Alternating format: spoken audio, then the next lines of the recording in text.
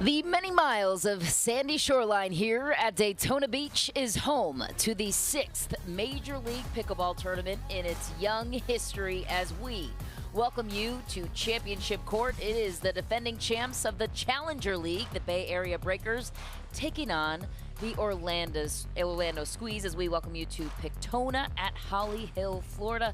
I'm Michelle McMahon alongside my partner in crime today, Adam Stone, longtime pro. He is a fan favorite in the interwebs of the podcast space. He is Adam Stone. Adam, welcome. What are you most looking forward to in this matchup between the Squeeze and the Bay Area Breakers? Well, I'll tell you what, Michelle, very excited to be here. MLP, there's nothing else like it. It's the best slogan out there because it's so true. And we have two teams, as you mentioned, the defending champions, but both teams made it out of group play at MLP Mesa. So very capable, quality teams. And what I'm looking for here is really kind of the balance of these little less proven and the more veteran players. We have this on both squads.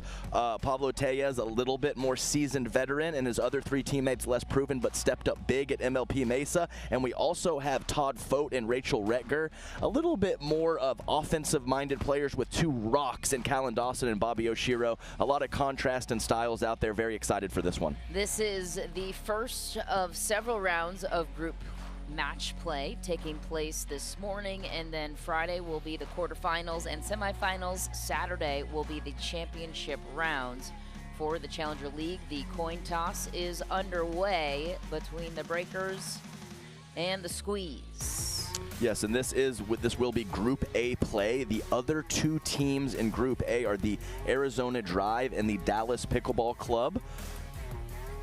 All four of those teams in Group A will be playing 3 matches on this Thursday.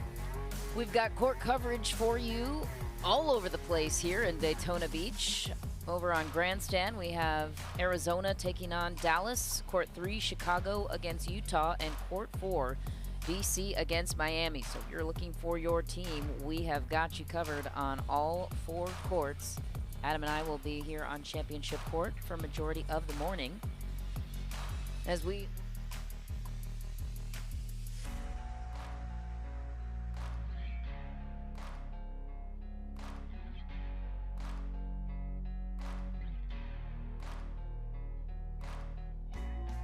dynamic duo. Rachel Summers, by the way, has a very fascinating story. She's in medical school, is also a member of the military, heading into that direction, which is very cool.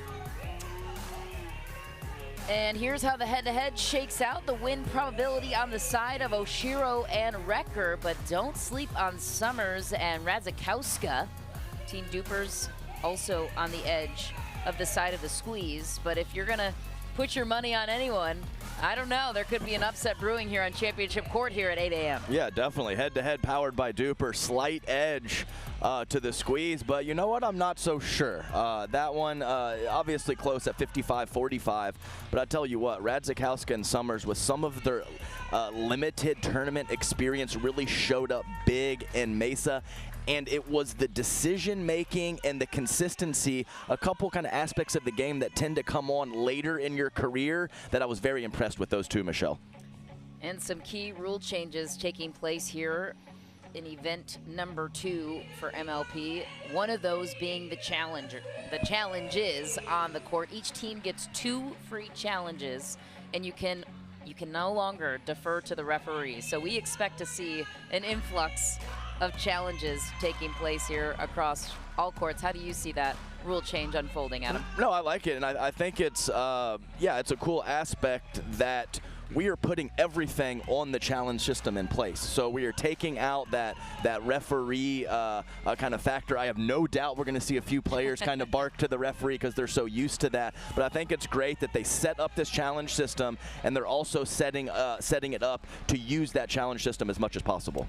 So they can go beyond the 2 free challenges that each team is given. If they are incorrect, they will then lose a point beyond the 2 free challenges, and we will guide you through those rules as it continues to have relevance here on Championship Court. Rachel Retger is bringing back the serve as we get underway. Another change is we will be playing all 4 games no matter what the outcome. So last event, if you were 3-0 in terms of your partnership of the women's doubles, men's doubles, and your first mixed doubles, matches done. This event.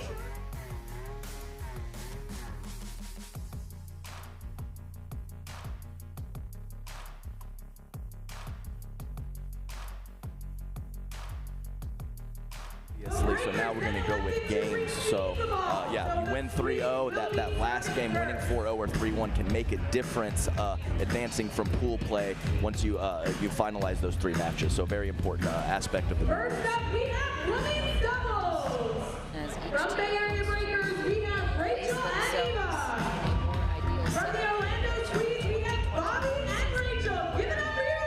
how they finish this year will determine where they land in 2024. So this is a big season for every single team, every ownership group, and Rachel Rector is ready to go here on Championship Court. Her partner, Bobby Oshiro, made some waves recently in the PPA.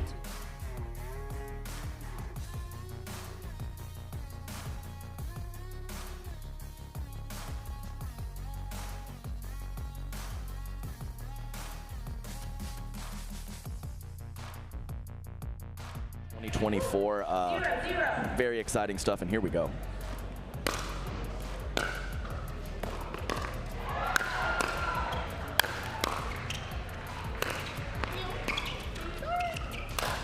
Radzikowska right away showing her power. Rachel Summers setting that up from the kitchen line. Yeah, she had a couple nice digs, but the sustained pressure from Radzikowska with a phenomenal inside-out angle to finish that point. Down the middle for Radzikowska again, and the Bay Area Breakers were a sneaky team in the first event, off to the races here. Yeah, sneaky is a well-said word for sure, because there wasn't a ton on paper to think that they tournament in Mesa, and they absolutely proved everyone wrong.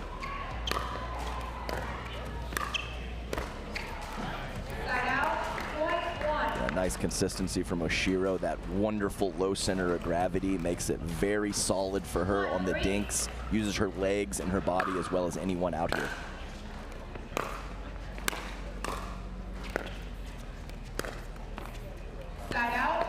Early errors on the side of the squeeze. Yeah, just settling in, not surprising. A couple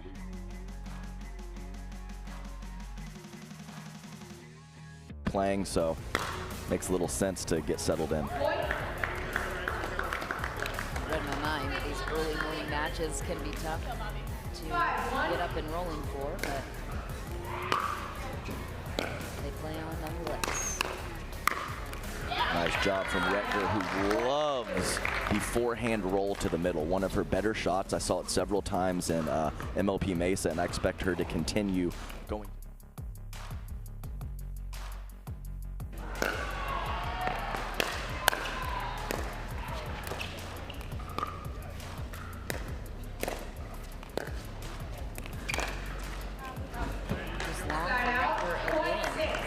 Yeah, same spot. Previous success on that point against Radzikowska at that time, sailing it long, not giving her opponent an opportunity to even touch that ball and not let it go out.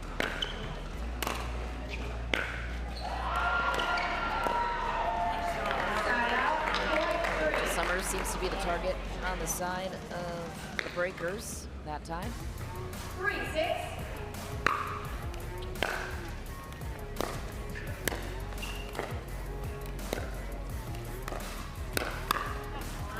Yeah, great spot from Rachel Summers with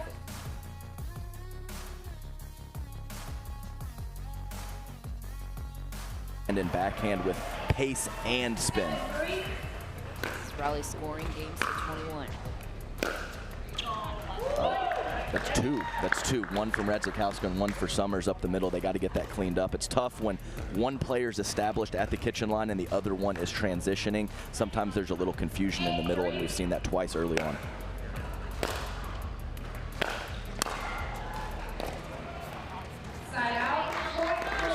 Radzikowska, who, by the way, is a Polish national champion in the under-16.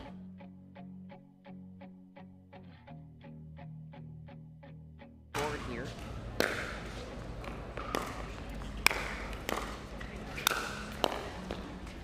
Oh, good try from Redger. I would have been impressed with one division. She's got 3. 9-4.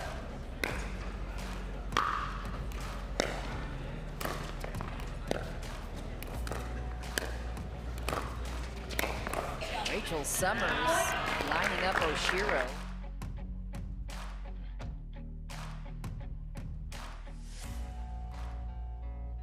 There. She caught Oshiro on the right shoulder previously, that time on the left shoulder. Very hard for Oshiro to read that ball.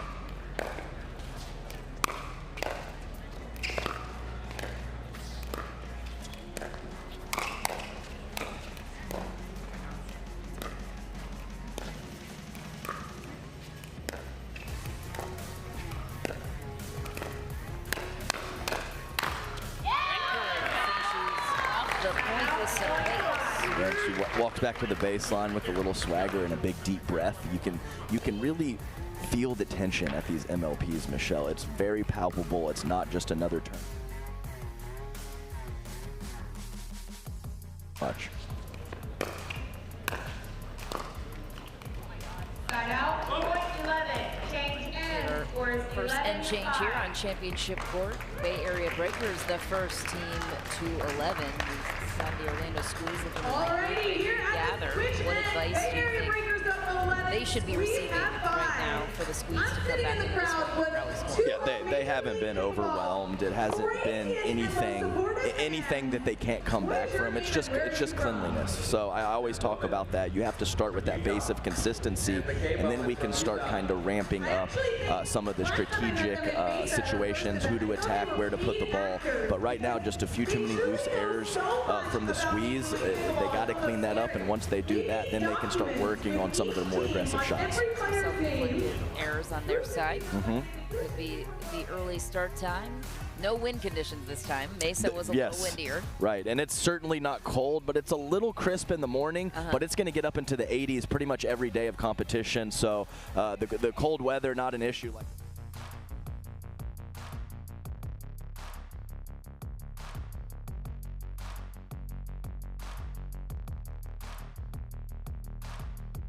I said, so.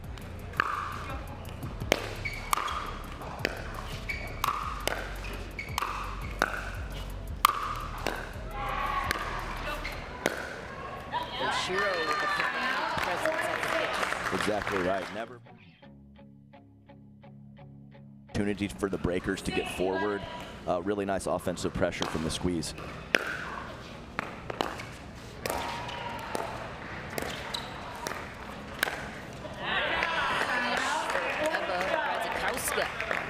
Yeah, using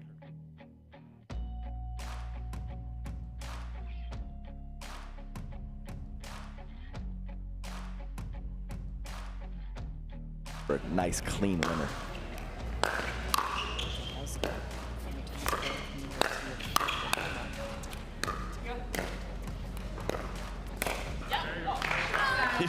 She threw her hand right to her head. She knew that was a poor decision. Lost her balance, reaching for that ball. Just should have played a soft shot and waited for a better opportunity. Happens to the best of us, Rachel.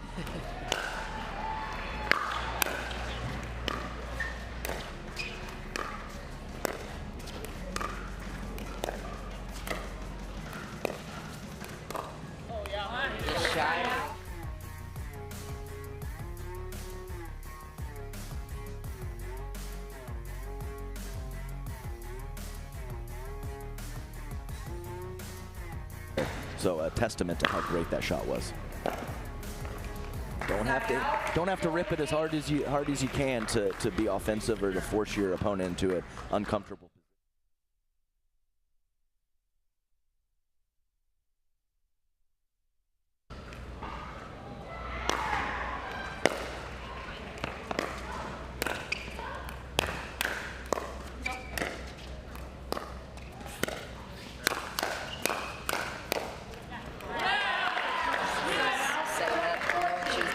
Back on that backhand, then what happened? Well, you're exactly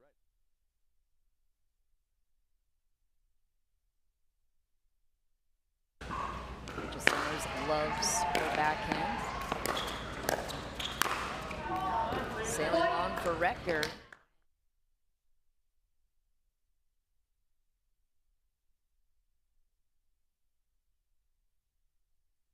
All game long.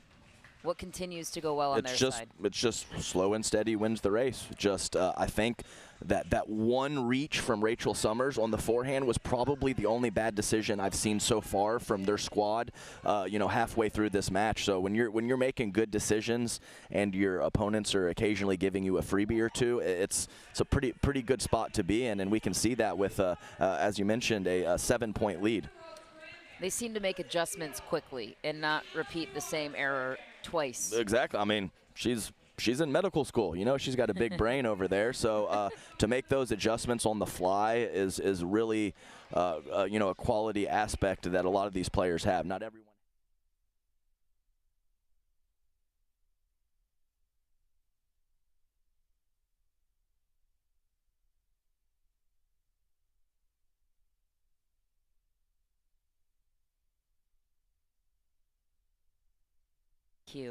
I think she wants to be a helicopter medic. I mean, that's as extreme as it gets right there. I was lucky enough to see her at a next gen series, some of the younger players in the game, and I was very impressed. She didn't have a lot of competition that particular weekend, so obviously some good talent and full display on the big stage previously in Mesa and now right here in Daytona Beach. Two-time singles. All right, ladies, time in 15-8. University of Mary Washington.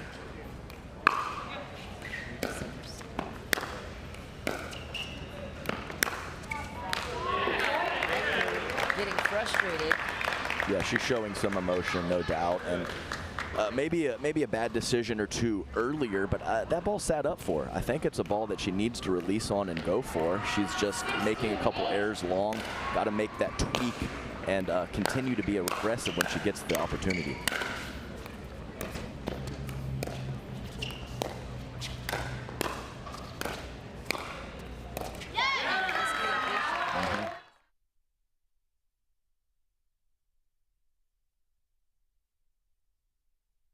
To be aggressive and stepping over. Tough for Summers to handle that, but that's part of the deal. Whose ball is that? It's a good question. See, and that's the thing. It's kind of partner dependent, because some left side players kind of hang out on their side. Some really kind of hawk the middle, looking to pick shots. But you can't blame Radzikowska.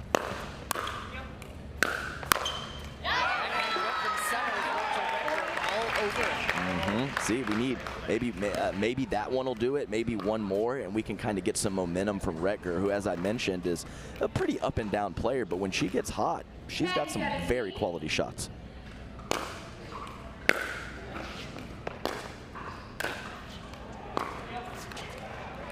Not that time.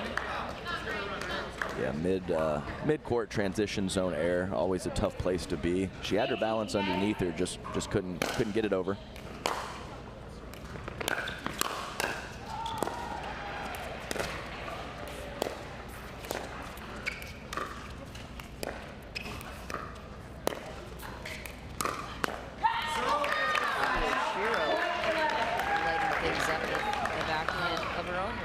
Very nice. Nice hold. No place for Summers to read that ball. Great shot from Oshiro. Yeah, we've seen it on both sides now. Very early in the match, we saw it on the forehand side, and that time the backhand. I mean, nobody's getting that ball. The angle is almost perfect.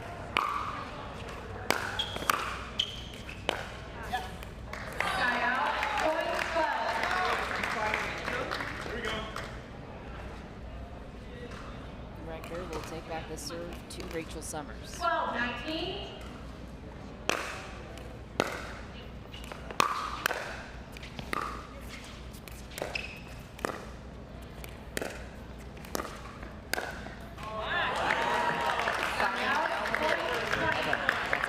Yeah, a couple times now that Retger has not hit a perfect dink, but not left it too high, and Radzikowska was able to create offense off of kind of neutral ball. So having that length and committing to go for some of those offensive shots is a great skill set of hers, and well done.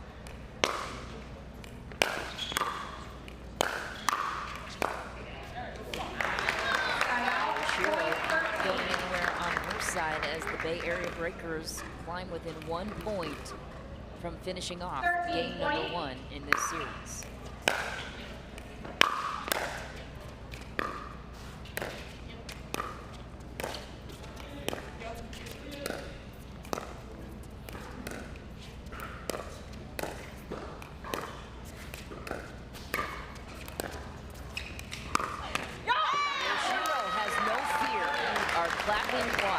Because she changed her spot again. So she caught the cross court to the left side of Summers previously. Summers is leaning that way, and instead of going back to the well, Oshiro changes it up, and phenomenal shot by her. 2 great balls on the backhand. And we saw a lot of teams in Mesa get stuck on 20, Michelle. So we'll see if that situation creeps into Daytona as well. We are in the freeze, and it won't count. So just a reminder, the Bay Area Breakers are stuck on 20 until they can win on their serve.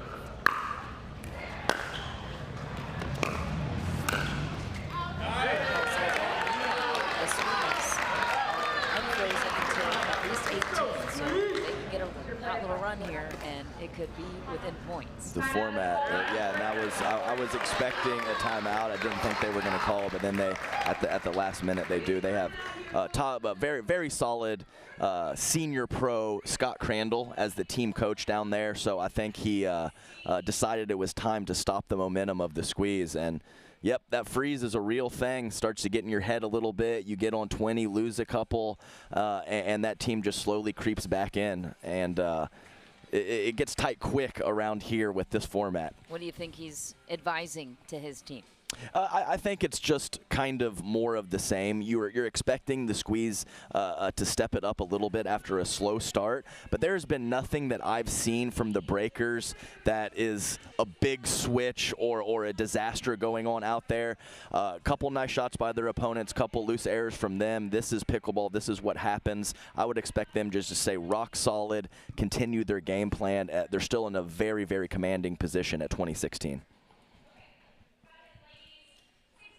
Rachel Recker on serve, Summers with a return.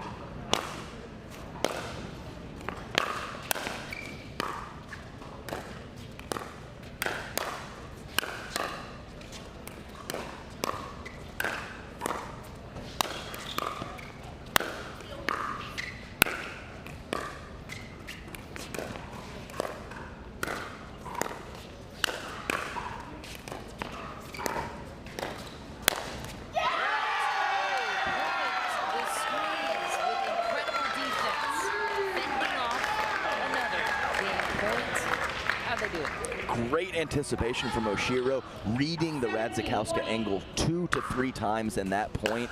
Great adjustment from her with her court positioning. Rachel Summers shuts the door on any hope for that point, so game point returns to her side. That's right, back over. Breakers can 20-17.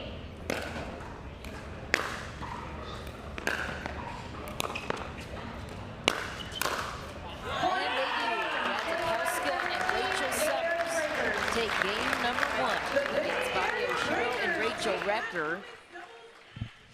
Bay Area Breakers made things close at the end, but ultimately never wavered. 21-17 the finish here as we await the men's doubles matchup. What impressed you the most about the Breakers' performance? Well, it was just so solid. I can't even really call it spectacular because it wasn't necessarily needed in that match.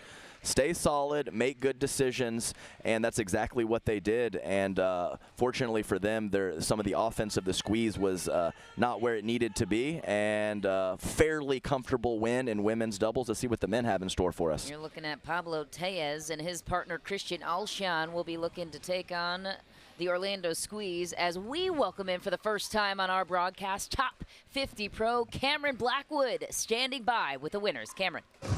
of a great win for you guys. Super strong coming out of the gate here. Last MLP's MVP, the Bay Area Breakers were the champions there. How much confidence does that give you, and what was the discussion with your team before stepping out on court this morning? Definitely a lot of confidence. You know, we've done it before. We know each other now. We know what to expect. We know what we're getting ourselves into. You know, as always with our coach, you know, he's brilliant, so he gives us good strategy. And then it comes down to, you know, stepping on the court and executing. There you have it. And Rachel, totally different weather here in Mesa, higher elevation, very cold here. We're down at sea level, have a lot of humidity. How does that affect play? The ball definitely moves a little bit slower, but we're from, you know, this climate, so I think it suits us a little bit better than Arizona did. There you have it. Bay Area Breakers go up 1-0. We're headed into men's doubles. Back up to you. Match point. It's all up to me. Nothing can get in my way. And when they ask, what are you gonna do next? I'll say, I'm going.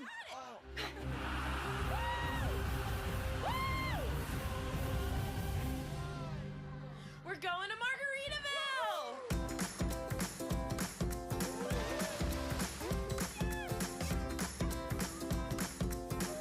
You can go to Margaritaville too. Visit MargaritavilleResorts.com. Oh my good Lord, what a feeling. All of this joy I've been stealing. We all need someone that can make us believe.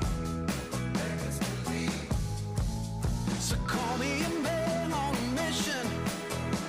I'm guilty by my own admission. Locked up but I break free. No change could ever take me. Can't stop, won't stop, don't stop now.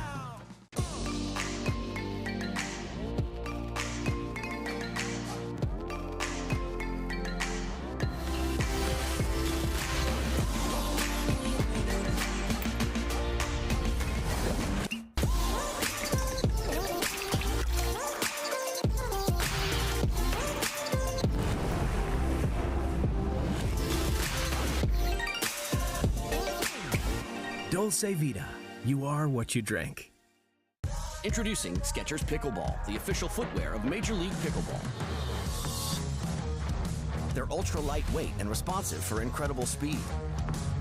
They have Goodyear rubber outsoles with a specialized pickleball design for increased side-to-side stability and agility. Plus, they feature shock-absorbing foam and Skechers' famous relaxed fit design for incredible comfort game after game. Conquer the court in comfort. Skechers Pickleball, the official footwear of Major League Pickleball. We're back on championship court, awaiting the men's doubles matchup between the Bay Area Breakers and the Orlando Squeeze.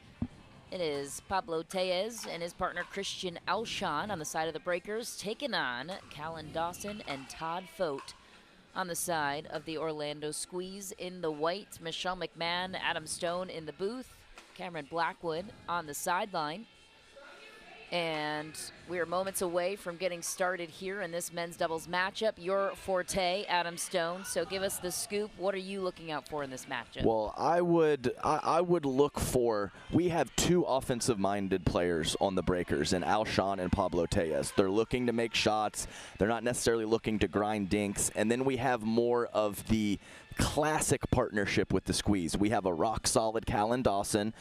Rock-solid Callan Dawson doesn't miss a lot and definitely doesn't have as much firepower. And Todd Fote, who has definitely impressed me earlier in Mesa with some of his offensive skills. Here's how the head-to-head numbers shake out. Alshon and Tellez with a 56% win probability, although Summers and her partner Radzikowska had a lower probability to win, and we saw how that shook out. Obviously, very close in numbers here. According to the numbers, the Bay Area Breakers Game 2. front runner. Time in. Vote 0-0. put an end to that thought as he brings back the serve.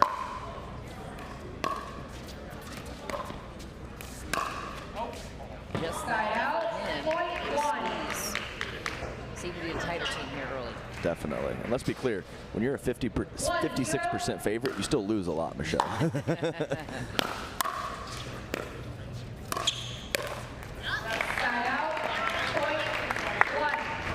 Tellez is having some conversation with the That's how it was last match. lead referee here on championship court, Courtney Johnson. what they're discussing.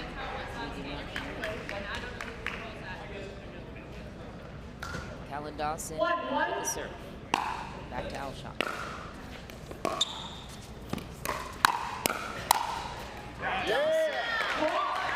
Right away. Holding his power down the middle. Yeah, great two-shot combination on counters from Callan, veteran of the game. Just long that time. Yes, he does. So no racket sport background, which is crazy considering both of his parents are phenomenal tennis players. He was a baseball guy. Parents are professional football players as well.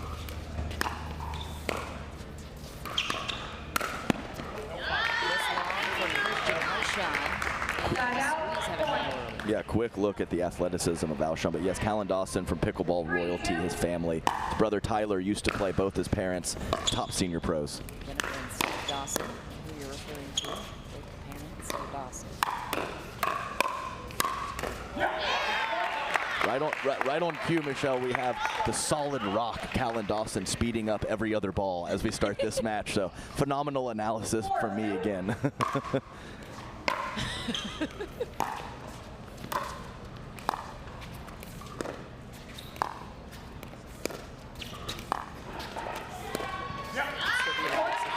Yeah, that's right. And I'll tell you, yes, that's true. And I'll tell you what, Alshon has some slippery offensive shots, but in a flat-out cross-court dink battle, I will take the veteran Callan Dawson in that situation every day.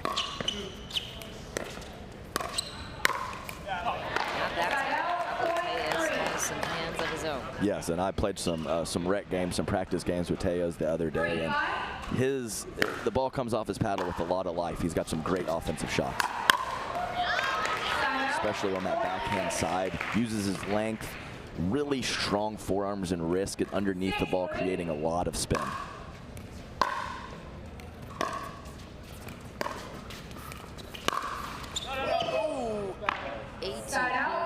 Just a bit long that time for Todd Fote, but a nice attempt. That's right, and whenever you miss it long, you did have the angle, so you know that you didn't make a bad decision, just poor execution.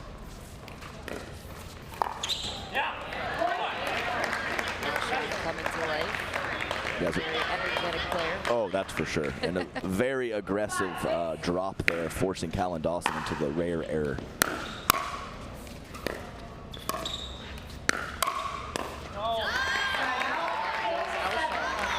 The Bay Area Breakers, by the way, lead the way in the standings for the Challenger League as they won Mesa, looking to repeat a championship here in Daytona Beach.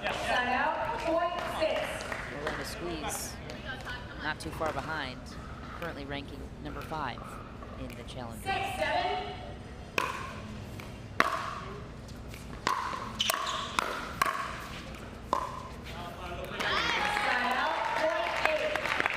Yeah, I wouldn't say I was surprised, but I was thinking that Fote was going to start off on the left.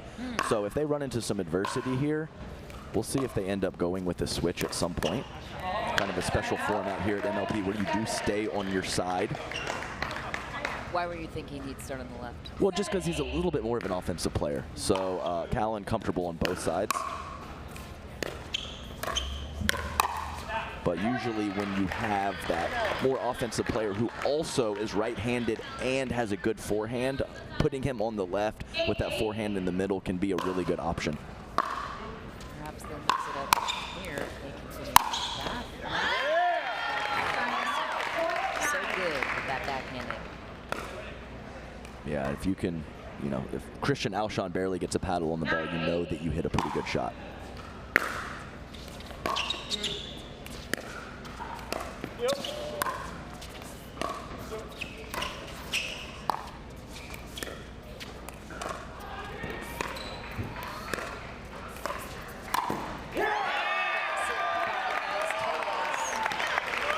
Right in the right shoulder. I think that ball might have sailed to the moon, but it doesn't matter as it clips Tejas before it lands.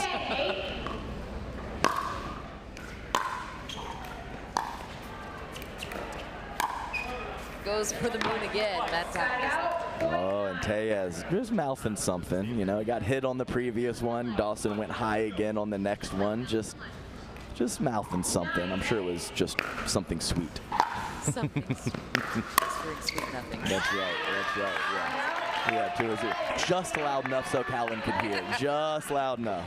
What a guy. What a gentleman. Anyways, the Orlando squeeze the first to 11, so we will have the end change. The Bay Area Breakers trailing. This is how the league standing system works. We mentioned the Bay Area Breakers on top. Here are how the event points are calculated. The first place team earns 12 event points. The second place team earns 11 event points. So this is why the Bay Area Breakers find themselves atop the standings, taking home the championship in Mesa. And it's the promotion and relegation system. One of the first times we've seen it here in a major sport in America, which is cool. What do you like about the current system for Major League Pickleball? No, I think it's great, and of course, as we mentioned, this being year one, will be a little more settled in 2024. But it's great. Both all the ownerships they're going to have 3 premier level teams, 3 challenger level teams of the 6 events this year. So I really like the point system set up, and I'm excited to see kind of where it settles and which teams creep up into that premier level for next year. It's just exciting stuff, and we mentioned it earlier. Every point, every game matters, and you can see it with the players' reactions and see it on their face. So I would expect the Breakers to play a little more aggressively to start the second half of this game. They've been fairly passive early on, and I would expect them to ramp up the aggression against the squeeze.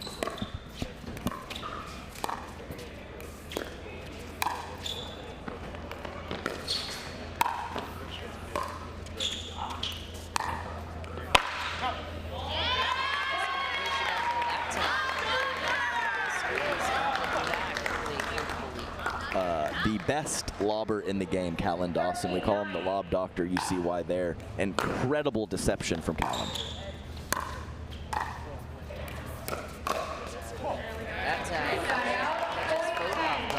Yeah, I played Callan in the tournament. My partner was Deckelbar. He's 6'3". He's a very large Israeli, and Callan lobbed him about 14 times. So if you can lob Deckelbar 14 times, you got a good lob. That's a fearless lobber if I've ever seen.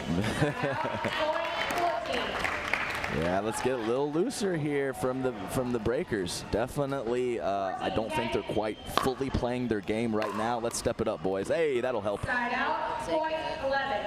Fortuitous bounce off the net. Always good strategy. The dribbler. 11-14.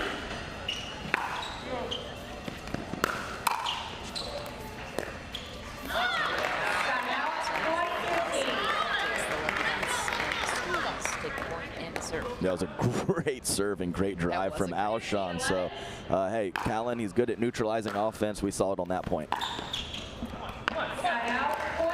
Just lost his balance on that drop attempt. You could see kind of a slight stumble after the point of contact.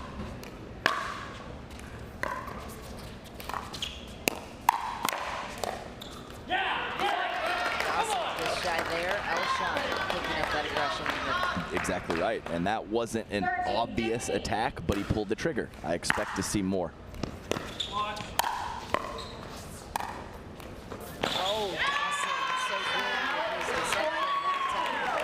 I would not sure that's a sustainable long-term strategy to drop shot Christian Alshon, but executed to perfection from Callan on that particular backhand.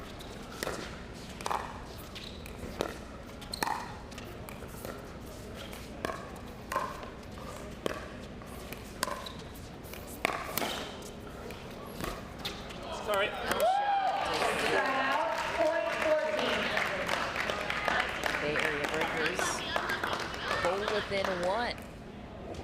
14-16.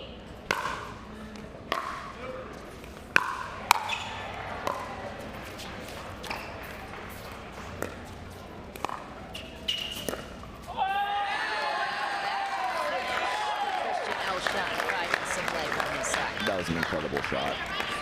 I do think that he might try to avoid extended cross-court dink rallies, and that is absolutely one way to do it, is fire a missile up the middle with great topspin.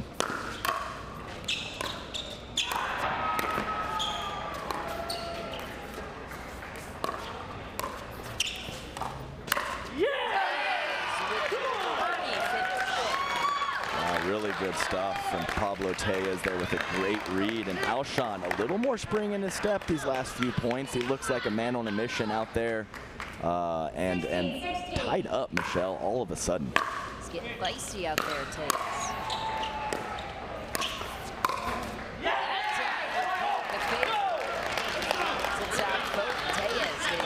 That's right, and there is no backswing whatsoever. Strong wrists and forearms, like I said, he just whips through. Nothing for Fote to read, catches him in the shoulder.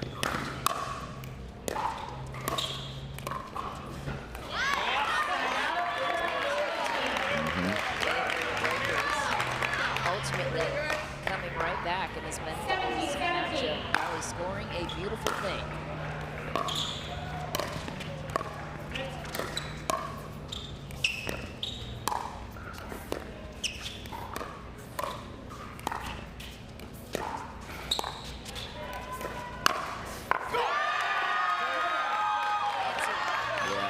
Shaking his head. He slipped one through the middle. He figured he'd change up his spot and try the line on Todd Fote, and Fote ready with a very quality forehand counter, and 1 point lead for the squeeze.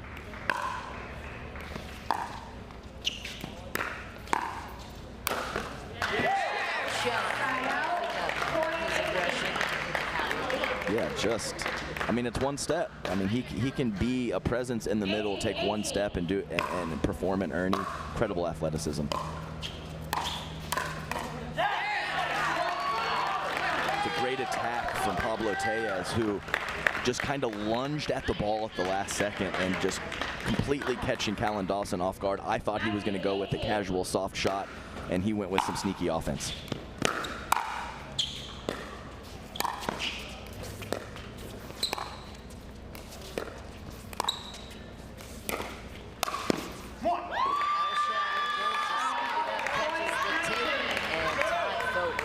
That's right, and if Fote's hands hold up and he's ready with his counterattacks, I like the cross-court pattern with Dawson versus Alshon for the squeeze in that dink rally, as long as Fote can handle the aggression when it comes.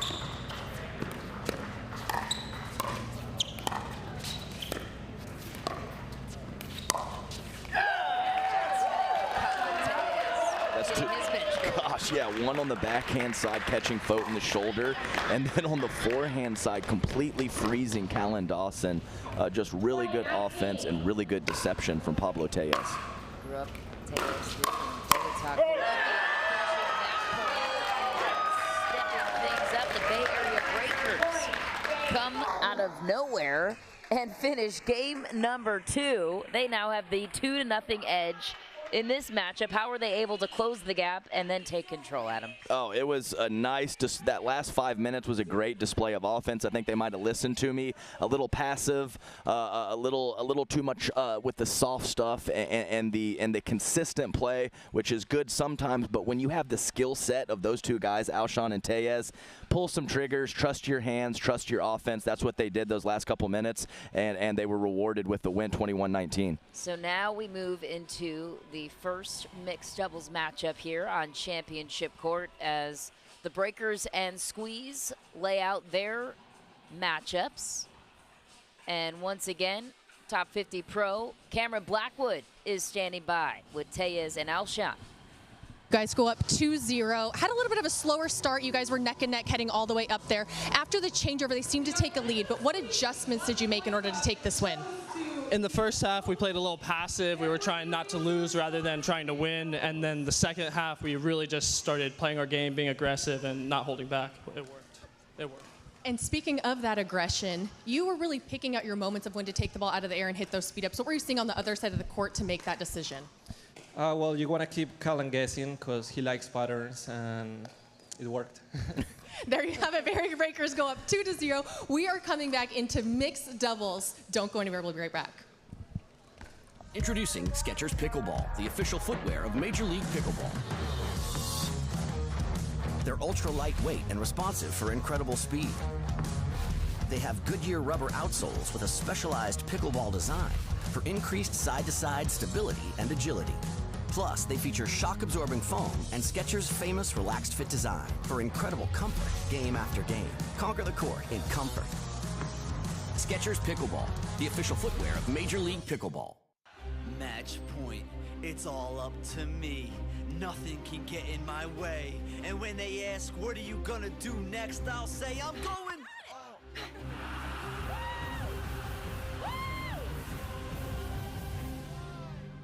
We're going to Margaritaville!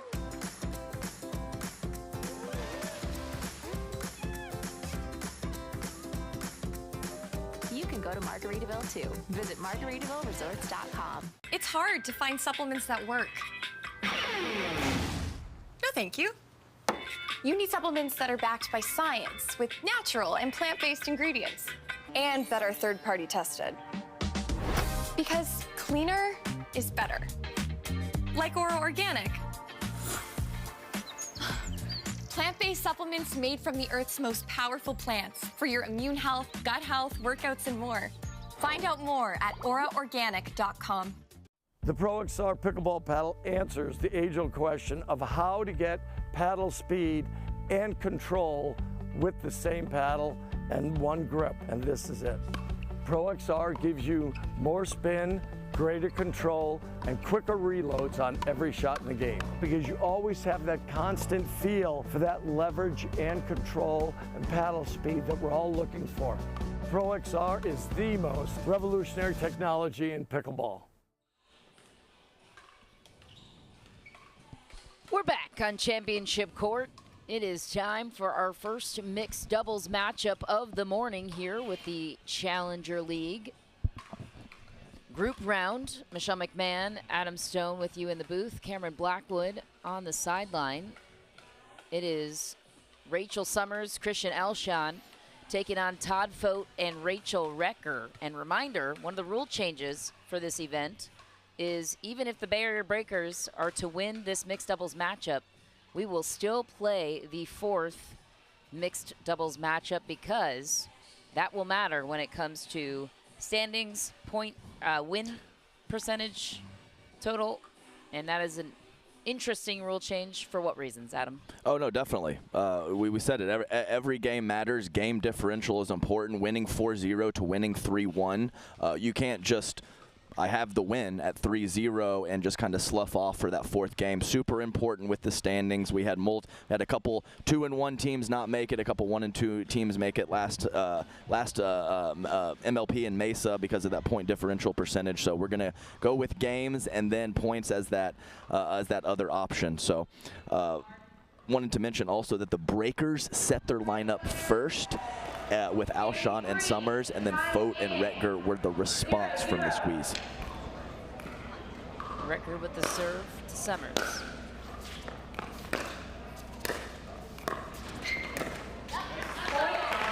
In what ways does that maybe change things when you know you're automatically going to play that fourth game and it matters in terms of matchups and games won for tie-breaking purposes?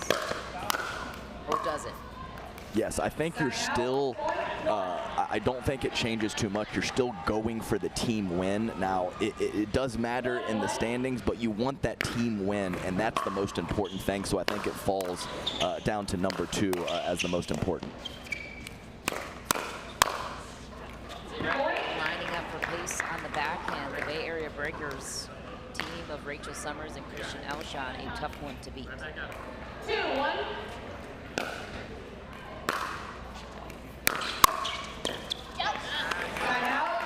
Todd Fote, the Vancouver, British Columbia native originally. 2-2.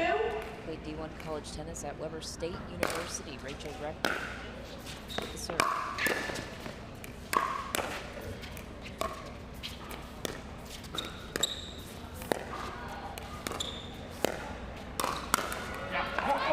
Speeds it up at the forehand. Yes, it worked that time. We'll say that much, and that's going to be my main point of emphasis in this match is when Retger decides to speed up and go soft.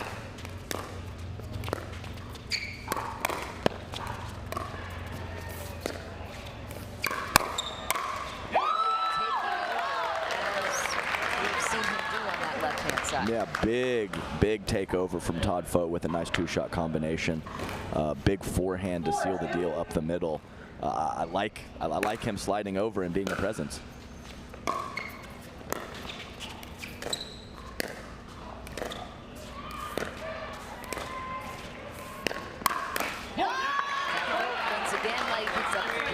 Yeah, and it's going to be a little bit of an issue for these two ladies who really like those forehand middle attacks.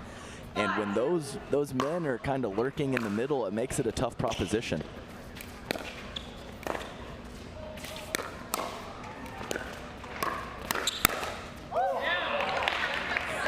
Two catch and releases. The flinger where you kind of catch it on your paddle and fling it. The first one went in for Fote, not that last one. Always tough to defend when your opponent flings the ball, comes off with a lot of extra pace. Yeah, so we'll see. Can the ladies make an adjustment and mix up their spots and go line and keep these guys honest? Or are they going to continue to attack up the middle at the male forehand? Very tough to do.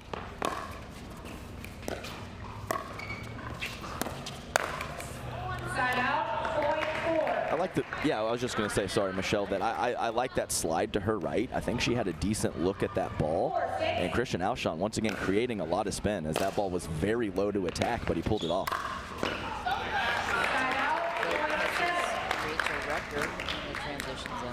Yeah, it was always a nice spot to go with the non-dominant foot when you're in the transition zone. So right-handed player, go with that left foot. Very tough shot for them.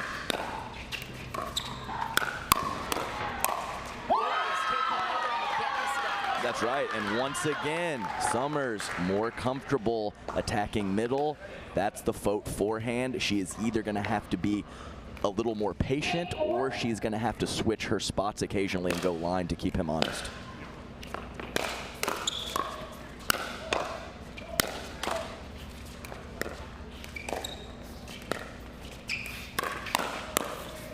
Alshon coming away that time, the former captain of the University of Chicago tennis team. He's the national champion there. 5-8.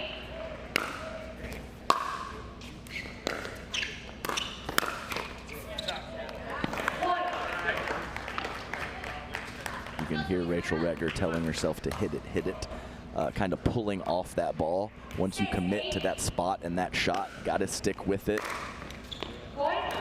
And again, Retger a little loose on the return air.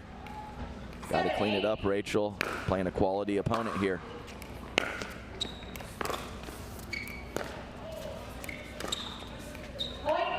Miss for Retger. The breakers tying things up. Everything on the line right now for the Orlando Squeeze. They must win this game to stay alive in this series.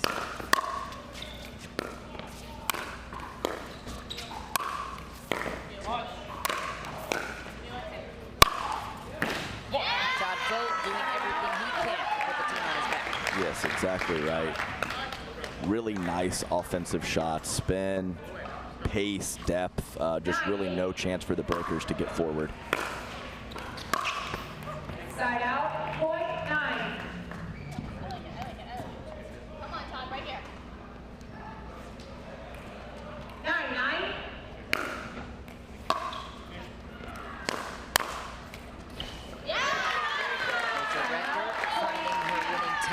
Yeah, Alshon checking with Rachel Summers to make sure that ball was in, and I think it caught the very outside of the line.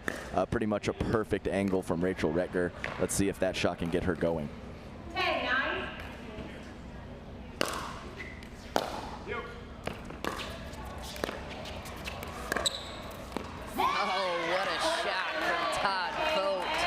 He just kind of held it. You could see Summers maybe thinking he was going to attack middle, leaning a little bit to that two-handed backhand counter attack. He pushes it a very, very nice angle to handcuff her and force the air. Great change of pace from Todd Fote. So Todd Fote and Rachel Retger, the first team to 11, as we take a mini break with the end change here. And so we've seen a couple of times the Squeeze get into trouble with Rachel Retger being isolated. The Bay Area Breakers clearly targeting her. What does she need to continue to do to get the squeeze on the winning side of Well, it's the balance, as I mentioned, of the decision making with the soft stuff and when to speed up, and of course, just having her very athletic partner step in front of her and take a little pressure off of her can be a nice option as well.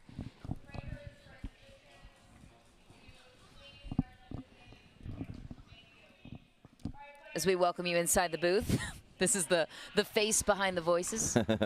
Michelle McMahon, Adam Stone with you all morning long as we're enjoying some quality pickleball here at the challenger level.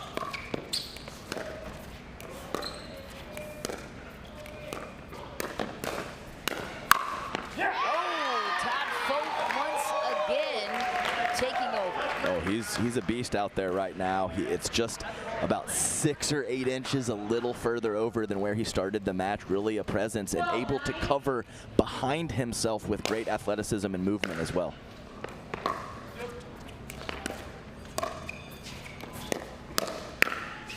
Oh, right when I said that. Well, it's a situation that I get into. I can put the pressure, Michelle, but I just, I don't have the wingspan or some of the movement of these players, so I have trouble kind of covering my back.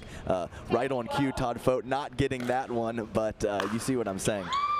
Smart play by Alshon, too, to find that opening as he will kick back the serve. 11-12. Breakers climb within 1. They just never go away.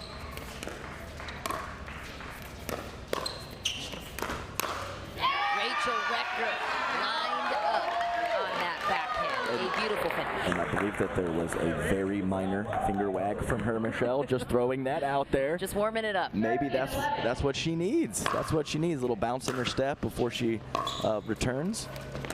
Finger wagger swagger, that's what we will call it. Yep, and that's a tough break there, nothing you can do. Just trickling over with an angle as well. 12-13.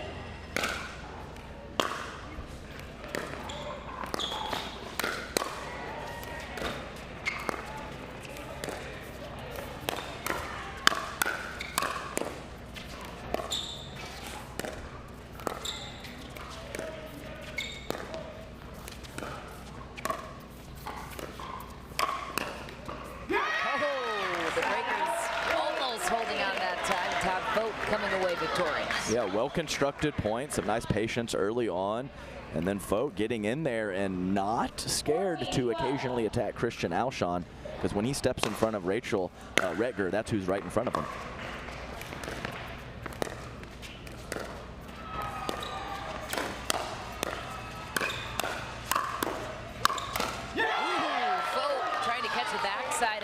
And going right at him again. Absolutely. That forehand is on fire. He's even sprinkling in a few big two-handed backhand counters as well. Great pressure, great offense from Fote. They're going to need just a little bit more.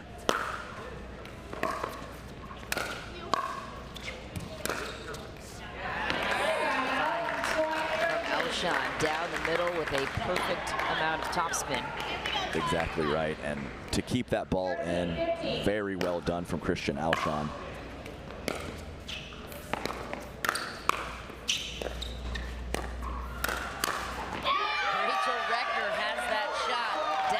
She does, and the thing is Summers earlier when she was attacking, it was at the Fote forehand, so now she's pulling that ball a little bit more cross-court, trying to force it to Retger, but Retger's there with the two-hander these last handful of shots, so nice adjustment from the squeeze. That time Alshon catches Retger on the forehand. Yeah, kind of protecting Summers, who was transitioning forward. A nice athletic play from him, stepping to his right and doing some nice damage with the forehand.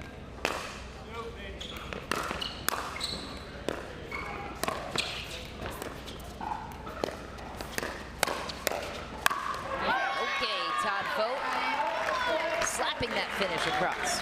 Yeah, just the coverage too, and some of these two-handed backhands, as I mentioned, sacrificing some reach, but on the full stretch, Todd Fote creating quite a bit of power with his arms fully extended.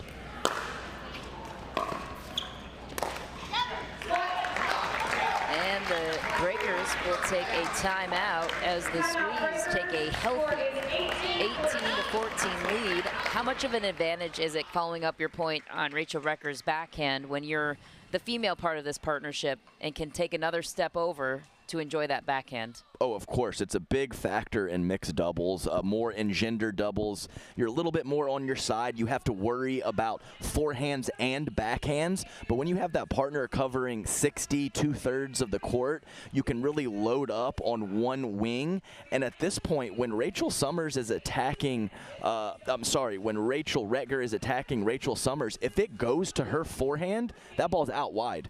There's not a way that Summers can be aggressive and Retger can hit that on the forehand without it going out. So she's loading backhand and she's releasing on that ball very nicely right now. So just a very common pattern that happens in mixed doubles, and the Squeeze are playing it to perfection right now in this match.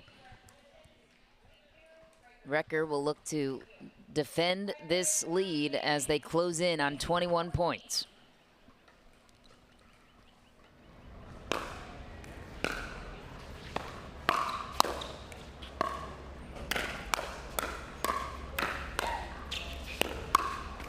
Oh, the hands of Todd Fote and the squeak from Rachel Retger on the backhand. Right. I'm not sure exactly. I think squeak was perfect. That's exactly, she was like, "Arr." Sometimes you're just trying to do anything to get a paddle on the ball, and she did. Almost got caught on that backhand from Elshon, but great defense on both sides. It was. 15, 19.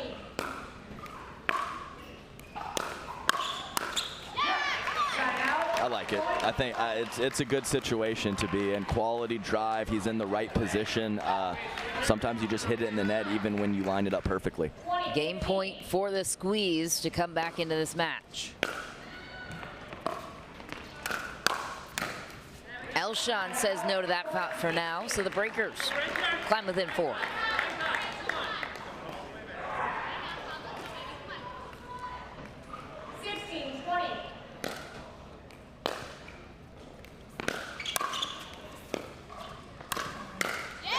The Squeeze will take back the serve. They are in the free zone. They can only win on their serve here on championship court.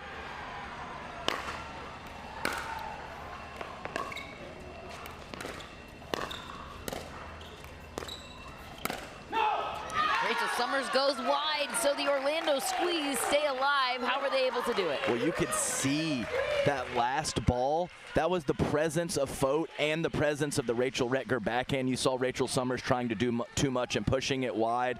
Love that pattern from the Squeeze with Fote in the middle and Retger lining up that backhand. And man, what a great last 5 or 6 minutes to seal the deal for the Squeeze. So now it will be Bobby O'Shero and Kellen Dawson taking on Tellez and Radzikowska. How was Rachel Retger and her partner Todd Fote able to do it? Cameron Blackwood standing by with the winners. A must win for you guys here in this matchup this morning. You were able to counter with their team calling out first. Why did you choose this team? I don't play so good against lefties in mixed doubles, so whoever the right side player was, that's what we wanted. And Rachel, it seemed like you had a very different aggressive tone coming out in this match versus the previous two. What was the strategy heading in?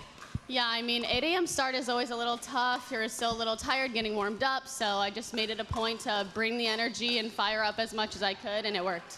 There you have it. Squeeze now have 1 point on the board against the 2. We're going to be right back with our second mixed doubles. Don't go anywhere. Hard to find supplements that work. No, thank you. You need supplements that are backed by science with natural and plant-based ingredients and that are third-party tested. Because cleaner is better. Like Ora Organic. Plant-based supplements made from the Earth's most powerful plants for your immune health, gut health, workouts, and more. Find out more at oraorganic.com.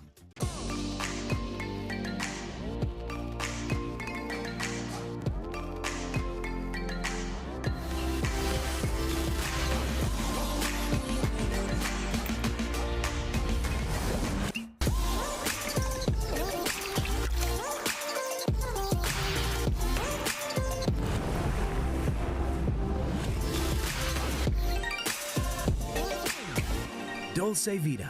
You are what you drink. Oh my good Lord, what a feeling. All of this joy I've been stealing. We all need someone that can make us believe. So call me a man on a mission. I'm guilty by my own admission. Locked up but I break free. No chains could ever take me. Can't stop, won't stop, don't stop now. At From With Pickleball, we believe in the power of our sport to unite a community. We have introduced hundreds of people to pickleball by funding a 10-court public facility in our hometown with leagues and lessons to make everyone feel valued. We take that same approach to our business with personalized customer service and same-day shipping from our huge inventory. When you order from With Pickleball, you're supporting a small business and a diverse community of pickleball fanatics. We have the gear you need and the service you can trust. Back on championship court, don't look now, but the Orlando Squeeze still alive against the defending champs from MLP Mesa. So we have our second mixed doubles matchup coming your way here on championship court. It is the first match of the day. These teams were here at 7 a.m. and maybe even sooner. Callan Dawson, Bobby Oshiro will look to tie up the series against Radzikowska and Pablo Tellez. So in the interview with Cameron Blackwood, we heard Todd Fote acknowledge he doesn't like playing against lefties. So whatever matchup they were going to put out. Right, he wants to be head up with the lady, not the male, playing on the left side with the lefty on the right side. So why is Callan Dawson a better matchup here against the lefty Pablo Tellez? Well, like I said, he's a veteran, probably more comfortable being in that situation. And this is an interesting matchup too, because you have Pablo Tellez, a more offensive player. He can transition from gender to mixed kind of seamlessly, kind of a similar type of game, maybe taking a little bit more court. Callan Dawson, even though he sped up quite a bit in that men's match, he's more of a solid player, so it's a slightly tougher transition to be the offensive player in mixed. Let's see what he has in store for us. Bobby Oshiro with the serve to Tellez.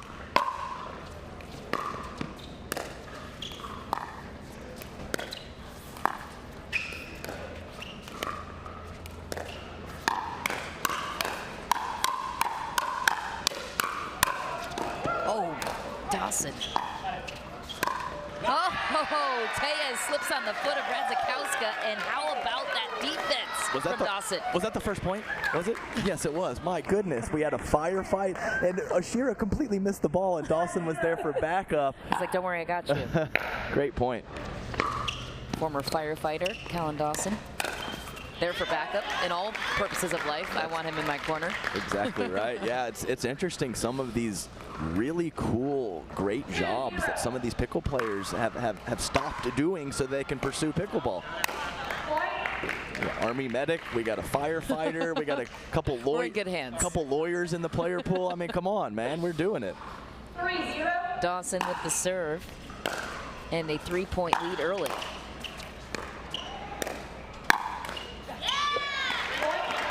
How about Callan Dawson and Bobby Oshiro playing the aggressor in game number 4? If they do win, we will go to a Dream Breaker, everyone's favorite singles format.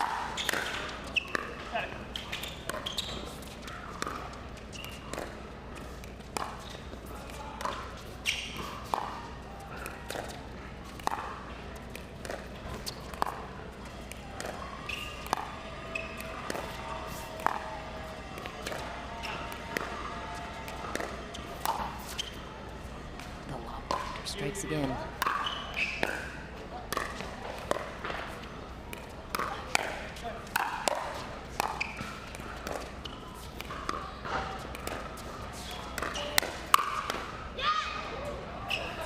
Oh, Bobby Oshiro getting crafty. It's somebody in the crowd yelling, and then they realize, oh my goodness, that might go in. But very, very patient, well-constructed point from all 4 players. 5-0.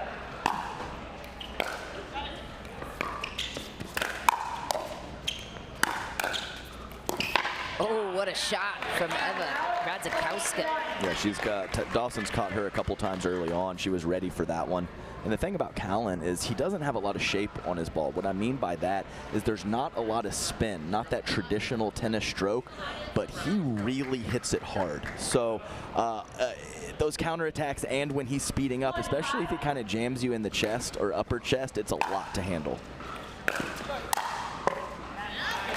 Jamming up Tejas that time was Callan Dawson. Yeah, and that ace of spades paddle, a lot of pop. So tough to control. If anyone can do it, it's Callan Dawson. But there's a lot of life in that paddle and a lot of power.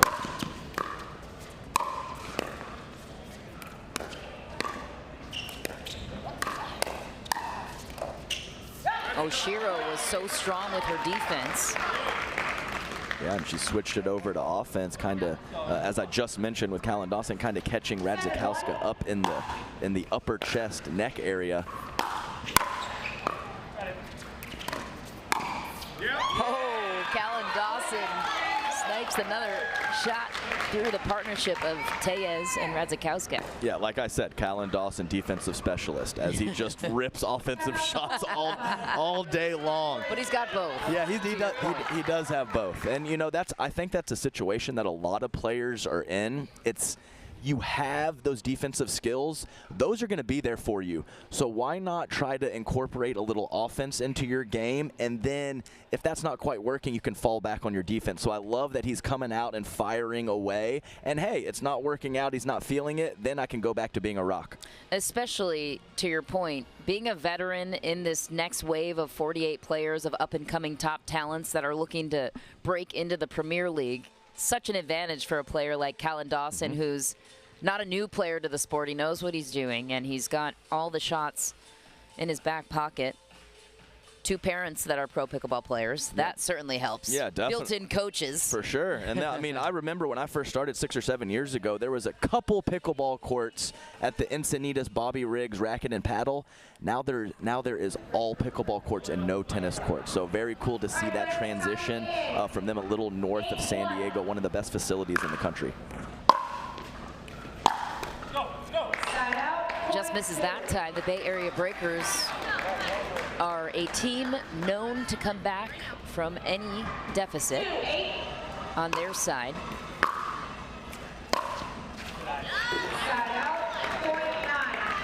Very nice alley there from Bobby Oshiro, just pulling the paddle back, letting that drive sail along. Nice court awareness from Bobby.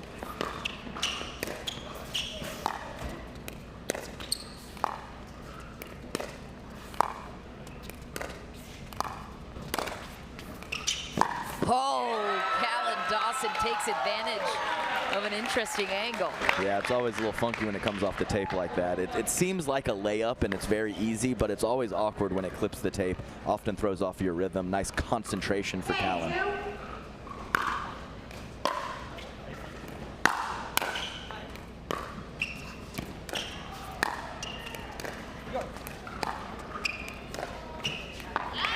Just shy that time for Radzikowska, and so the Orlando Squeeze, the first team to 11. We will change sides, and this is the biggest lead that the Squeeze have had in any of their games in this match series. Here's the context of what the significance of today and the remainder of MLP 2023 means. The Bay Area Breakers took down every team in MLP Mesa, which means they're at the top of the standings. So this is a big matchup for the Orlando Squeeze. Even if they can get, well, the win that they got in the third game, but if they could get a win over the Bay Area Breakers, that would help them tremendously here in the challenger standings. Yes, big time. And you can see the match wins lined up, then the games, and then you have the point differential there. So you can see it all right there on our graphic, and you're exactly right. To first match of the tournament to get a W over the defending champions would be absolutely huge, not only to get that win, but moving forward in the tournament. 429 points won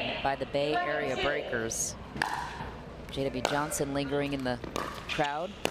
So is Adam Stone's parents. There's Mom and Papa Stone. They're somewhere. And the Breakers, we have got to find a way to get Pablo Tejas more involved. A lot of balls hit by Radzikowska. I know she's more comfortable with the cross-court dinks, but rally scoring, they've got time to do it, but Got to get it in gear quick.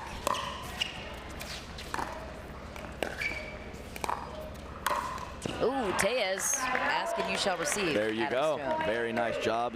Tellez stepping to his left with the offense. But Radzikowska, like I said, loves to dink cross court. But if she can mix that pattern up and possibly go straight ahead to Oshiro, that could open up a few opportunities for Pablo. Should have introduced you as the prophet here in the booth. Pickleball prophet. I'll take it. You can call me whatever you want.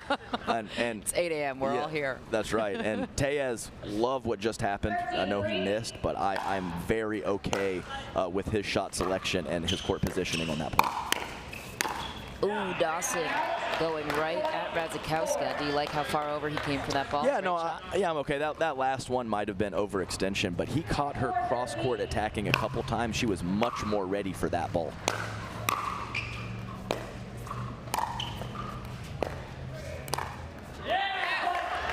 Another error for Callan Dawson, a rare sight to see, but Radzikowska will take advantage with the serve back to Dawson.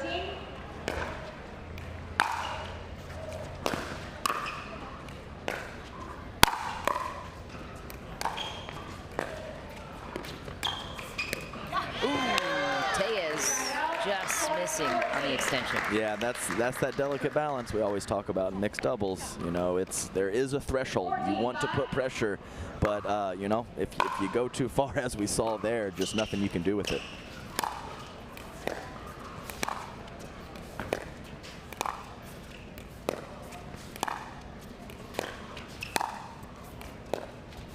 A battle between Dawson and Radzikowska. And you can see she tried to change the pattern and go middle, and she wasn't terribly comfortable. Often these players with really strong tennis backgrounds would much prefer to cross-court dink than up the line dink. Why is that? It's just a natural pattern and a natural stroke coming from tennis. You have a lot more court to work with. It's a shorter court up the line, and I've seen it many, many times. And not that they're not very good at cross-court dinking, but this is a chess game. If you get in a certain pattern, you got to find a way to get out of it, and vice versa. So very important. How about that shot from Bobby Oshiro, sneaking one down the middle? Yep, she froze her opponent in front of her, Radzikowska, who was loaded up on that backhand side, and Bobby Oshiro putting that ball in the perfect spot.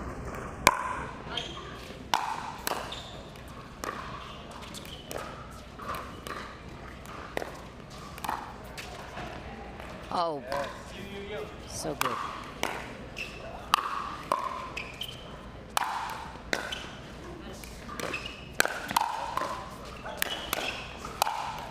Dawson started the point and finished it. Yes, so good. And I'll tell you what, lob, man. There's a couple other quality lobbers. I feel like my lob's decent, but I really like to hit it out of the air. The control that Callan has off of the short hop, off of the bounce, is world class. And the precision and accuracy that comes along with it. I mean, it's just so delicate and just so well disguised. It is literally zero, no different than his dink. You cannot read that ball.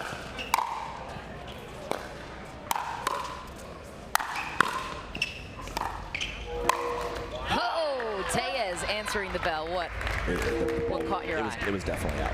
Oh, really? Yeah, it was definitely out. Which one? The ball that Tellez hit. It's not even a question in my mind. The ball before He's going Pablo. for style points. Yeah, so that's a tough break there for the squeeze. They do have a commanding lead. Hopefully that one doesn't come back to bite them.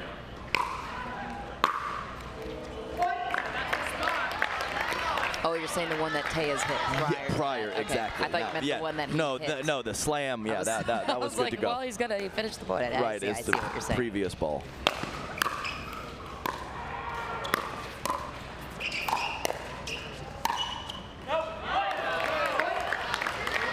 And man, mini run here. Okay, things can get dangerous with Rowley scoring.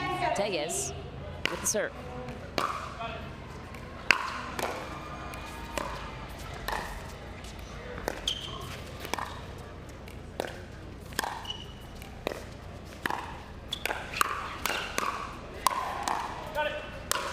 Oh, that angle from Pablo Tellez. guys. Don't look now, but the Bay Area Breakers finding some momentum here on championship court. That's right, and just a slight hip check from Tejas right there on Radzikowska as they both went up for the overhead. You know, he's got that big lefty forehand, so she kind of cowered down and let him do his thing, and I think that was the right choice.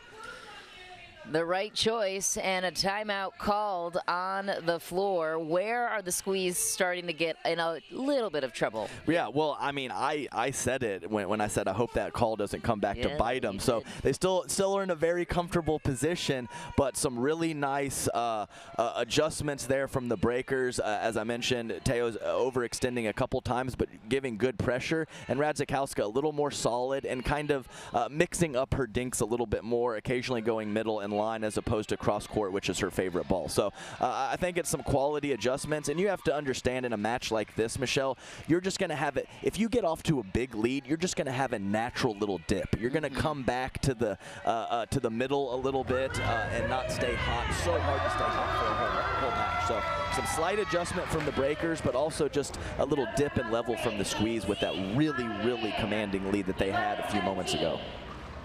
Radzikowska with the serve to Dawson.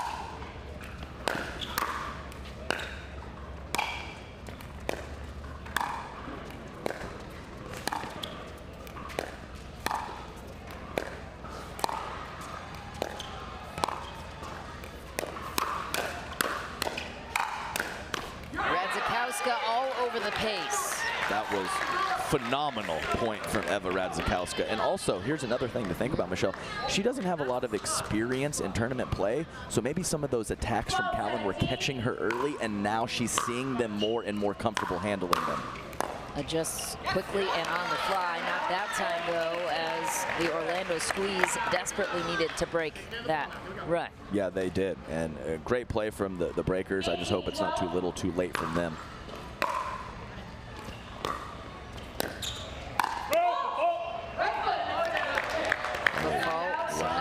Timely one, yes, is for sure. Well, you couldn't have said it better, because he had a great ball jamming up Radzikowska, but that toe just on the line.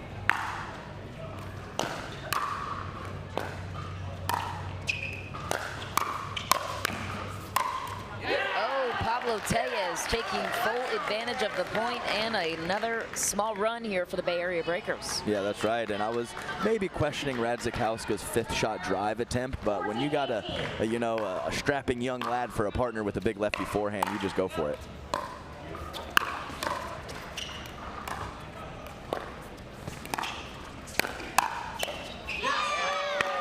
Dawson coming through at a crucial moment of the game, 2 points away from tying the series. Yes, just a little too much pace, because I think Tejas kind of got what he wanted. He knows that counter's good. When Eva Radzikowska attacks cross court, it's most likely to come back to him, so just a little late on the counter.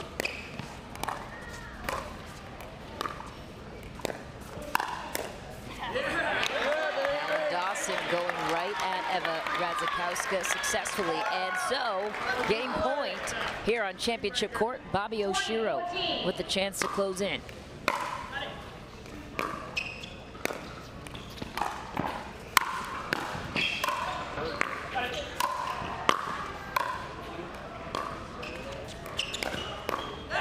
Oh, Radzikowska goes right back at Oshiro. It works. Yes, very quality point from the breakers. And you saw Radzikowska 2 points ago kind of flopping from forehand to backhand, figuring out how she can handle the Callan Dawson cross-court attack.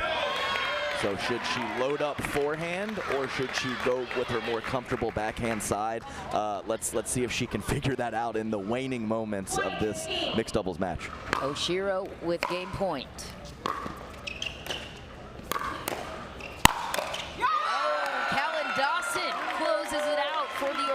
Squeeze, and we have our first dream breaker of the morning. How were the Orlando Squeeze not only able to hold court in this game, but also come back in this series, Adam. Oh, it was an awesome job in those mixed doubles match. They did a great job of kind of isolating Radzikowska and not allowing Pablo Tellez to get as involved as he wanted to, and just some really quality cross-court attacks from Callan Dawson. Radzikowska couldn't quite figure it out in time. How will these teams match up when it comes to singles? We will find out in just a moment, but first, time to check in with the winners, Bobby Oshiro and Callan Dawson with Cameron Blackwood. Earlier, we heard Todd say he really didn't want to go up against a left-hander because it creates a different strategy. How did you tailor your strategy in order to have such a dominating performance against that team? Well, I mean, playing against that lefty, you know, you have him across the court from you, so I just tried to do my best to keep some dinks cross court. Pablo has some amazing hands, so really had to be patient and pull the trigger on the right shot. And Bobby, it seemed like the Orlando Squeeze came out a completely different team here in mixed doubles versus the first two gender doubles. What was the discussion with your team before heading in? I think just after women's doubles, you know, talking about that we still have the momentum going into men's and then going into mix, you know, just being able to be there for each other, supporting each other, and bring the energy. There you have it. The Squeeze are taking this match into our Dream Breaker. First one of the day. Back up to you, Michelle. Cameron, thanks so much. So the Bay Area Breakers had to lay out their mixed doubles team first. So now they get their pick when it comes to who their matchups are in singles. That was crucial for the Orlando Squeeze to be able to pick who they matched up against in terms of Fote not matching up against Tellez. He did not want to play a lefty. Right. That worked out for them. So now, how does it work out in the favor of the Squeeze when it comes to the singles matchup? Yeah, you always want to react. I mean, you want as much information as possible, and when you're setting your lineup, you know, you're just kind of focused on you, but when you get to respond, that's a huge deal. You can pick your matchups. Maybe you could possibly, if they have a great singles player, maybe you could sacrifice one of your weaker players, or you go, you know, iron versus iron and just match up your studs together. So the Dream Breakers, as you mentioned, are a cool aspect of the sport, and I can't wait for our first one. So you have experience as general manager of one of the premier level teams. So if you're managing the team of the Orlando Squeeze, how are you advising them to lay out their singles when you know what's coming on the side of the Bay Area Breakers? Right, so I would expect it to be, see, this is an interesting situation because we have a couple ladies who are pretty competent in singles, and we have Callan Dawson who almost never plays singles. I mentioned no racket sport background, tennis for him. Doubles, pickleball way different than tennis, and singles a little more closely related. So I would go Todd Fote number 1, Callan Dawson number 2, Bobby Oshiro number 3, and Rachel Retger number 4. I guess it's possible that they slip in one of those girls ahead of Callan Dawson, but I don't think that they will. And that's to get momentum going on your side early. Yeah, that's right. And I kind of think of it a little bit as it's kind of like a baseball batting order. So there's a situation, if you're going third or fourth, that your 1 and 2 player come up and you don't. So you really, you want to cater it to the matchups, but you really want to get your best players as early in the lineup as possible because, you know, you bat number 6 in baseball, you might not get up in the 9th inning where those earlier guys are going to. So you want to put talent first, but there is definitely going to be some specific matchups that you would possibly sacrifice that, Michelle. So for the Squeeze, they will put their strongest batting order out first, per your analogy, and the Bay Area Breakers will be able to counter, and it might look in opposite fashion for them depending on who the Squeeze put out first. Yes, and on paper, this is very much the Breakers' advantage when on paper. All 4 players are very quality singles opponents, and I would expect them to go with the lineup of Christian Alshon, Pablo Tellez, Eva Radzikowska, and then Rachel Summers. But really, all 4 players are more than competent on the singles court, and we have with the Squeeze some mixing and matching, some players that play consistently and some players that do not. So when you're playing 4 points at a time, Michelle, anything can happen. We saw several teams in the MLP Mesa who were favored on paper not have the success they were hoping for. So this is going to be an exciting one. So we have the matchups, not the orders quite yet. Cameron Blackwood giving us those. Pablo Tellez will match up against Callan Dawson.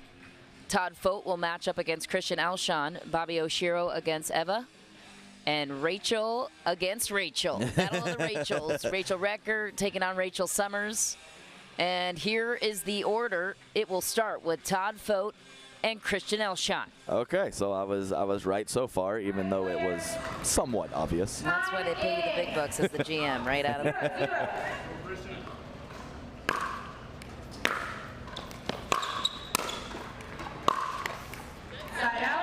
Early error for Fote. Christian Elshon, this is one of his specialties, is singles with a strong tennis background and his experience in the PPA Tour recently.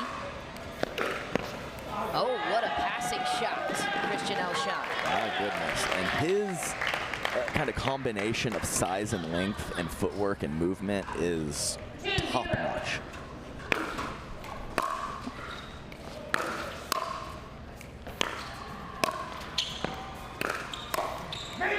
Todd Fote just a miss, and that is a huge 3-0 advantage for the Bay Area Breakers. Two phenomenal cross-court backhands from Christian Elshon, really getting himself in great position with that quality footwork, as I mentioned.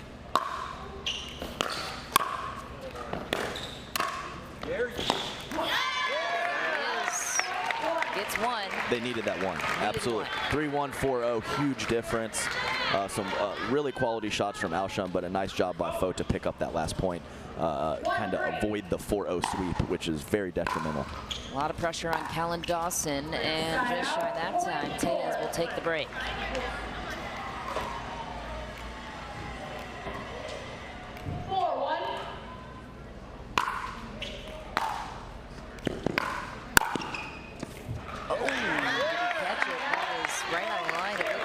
It was, and a great job from Callan Dawson after an incredible serve from Pablo Tejas, pinning Dawson all the way back, catching the line, and Dawson got forward and hit a nice crisp volley.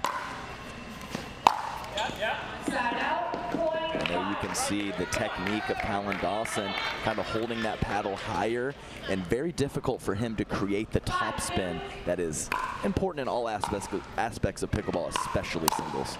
Callan Dawson the forehand volley opening, and so we move to the women's rounds of singles. It doesn't always match up like this, but Eva Radzikowska and Bobby Oshiro will square off for 4 points. 3-5.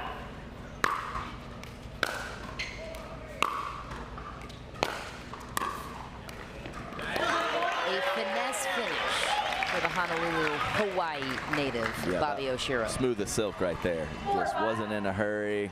Very nice on the drop volley. Oshiro tying things up. That's huge. Yeah, I mean, I just love these matchups. We have someone in their mid-40s. We have a younger, one tall, one short. You know, got all these contrasts and styles. It's so cool to see. Just wide for Oshiro. He formerly played college tennis at Boise State University. Radzikowska with the serve.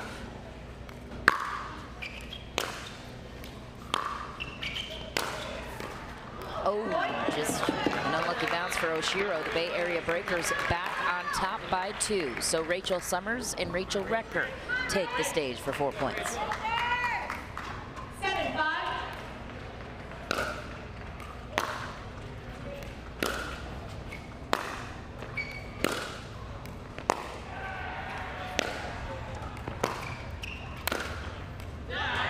Just wide for Summers. We might have a challenge. Yeah, Summers very confident. Breakers are challenging the outcall by squeeze. The score as it stands with So, reminder, both teams have 2 free challenges. We have yet to see a challenge after profiling that as a potential uptick. And so the Bay Area Breakers challenging the call of Rachel Recker and the Orlando Squeeze. Yeah, it was a very close call, but often when you see a player whose ball was called out as confident as Summers, she walked straight to Courtney Johnson, the head referee, held her hand up. She was very interested in challenging that call right from the get-go. So I not sure, obviously not sure if it'll get overturned, but I think there's probably a decent chance that it does. Same thing in doubles. When you see both players call it in or out, it's usually the right call. If there's a little, dissension or a little controversy, one says in, one says out, that's a different situation. But when both players are confident like Rachel was, Ooh. Let's see, we got the replay. I feel like I see a little bit of green in between, but Yeah, that is as close. I don't think that's going to get overturned, actually. I don't think so either. And thanks to our 360 camera views here on Championship Court. It does look like there's just a sliver of green in between. Just a sliver. That's all it takes, though. Major League Pickleball and the creator of the Dreambreaker, Steve. And you might as well challenge it. You have 2 free ones to do it. And then you can continue. You don't have them taken away beyond that point. You can continue to challenge. Just the repercussion is if you're wrong beyond the 2 free ones, you lose them. Correct, and it's going to be interesting to see the teams kind of their strategy around the challenges and everything. When these rules are changing, it might seem obvious, but there's probably like a little mini loophole somewhere. So these players are so talented. Any little edge that you get with the rules or things you can manipulate, all the GMs and coaches and owners and players are going to be looking for those opportunities.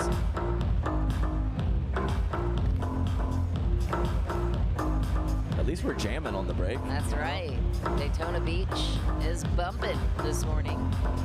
Well, I have to say, here a couple weeks ago for the PPA, and it was Bike Week. Oh. It was Biker Week, so it's a little calmer in Daytona Beach, and I'm not too upset about it. Johnson confirmed that the call is out, and so Rachel Recker stays honest with the call. The Bay Area Breakers lose that free challenge. They're down to now 1 free challenge on their side. All right, ladies, top 8. Rachel Recker back to serve, climbing within 1. And a miss for the Bay Area Breakers. That's one of the maybe downsides of the challenge, is you lose a little bit of momentum perhaps. Throws you off if you are wrong. Could give you momentum if you're correct.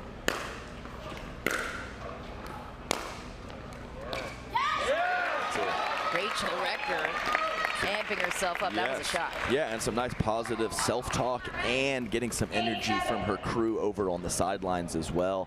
Always helps.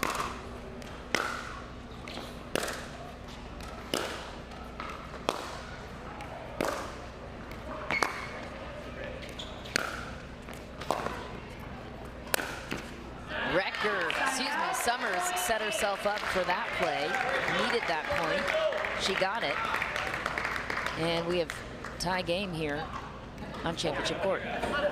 Rachel Recker was ready for another round. Then she saw Alshon, was like, maybe not. Maybe not. Right. 8-8. Alshon with a serve to Folt as they go for their round of 4 points. Alshon makes it look easy. I mean, I always say it whenever I commentate one of his matches. It just feels like we're the same person, Michelle. You know, just I can see it. Body type, movement, just easy power. You know, it's the same guy out there. I almost got you guys confused this morning. I'm like, wait a second, Christian, aren't you supposed to be in the booth? No, I'm Christian Alshon, not Adam Still. But you can see it. I mean, you said it perfectly. It just looks so easy. That was not easy. I mean, he was on the left side of the court. He explodes to the right, jumps up, and just slams the ball. That's not easy stuff to do, even if he makes it look so. And that's what good singles players do in this sport.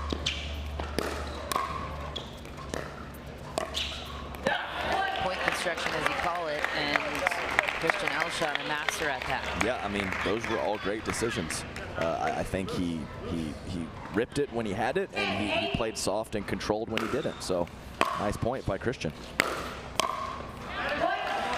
Alshon cleaning house on his round of singles. The Bay Area Breakers, the first team to 11. We are switching sides. The Orlando Squeeze probably knew Alshon would be the toughest singles opponent in this group. Mm-hmm.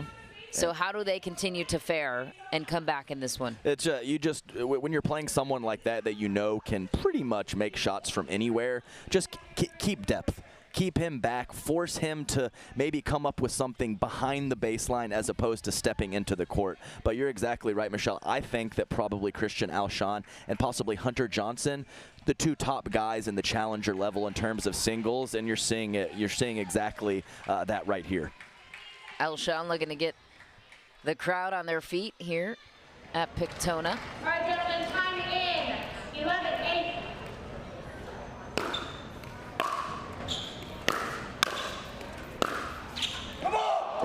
just long. Fote says it, and we are looking at some speculation from Christian Alshon. I mean, looking to defer to Courtney Johnson, but you have to challenge it or in leave 10, it. In 10 seconds. And they got 2 free ones. I think that's a great, free. the great aspect of the rules, the 10 seconds. Yeah, baby. No time to linger. How about that passing shot? Pablo Tellez with an easy backhand line shot. Well, I thought he was going cross court. I did too. Yeah, I guess that's why I'm in the booth. But you look like Christian Alshon. Yes. Oh, another cross-court passing shot that time, showing his versatility. Forehand to backhand. Callan Dawson looks puzzled. Yeah, I mean, you can see the deception. Callan Dawson, a phenomenal athlete and mover, not even close to either one of those shots. Another tough miss for Dawson. The Bay Area Breakers pulling away. 14-9.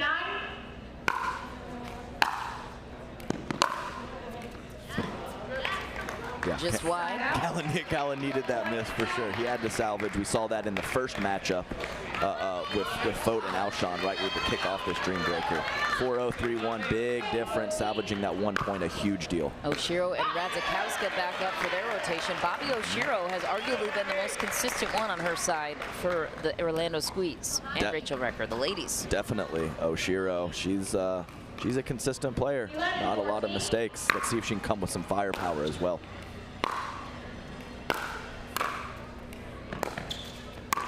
Oshiro crafting that point beautifully.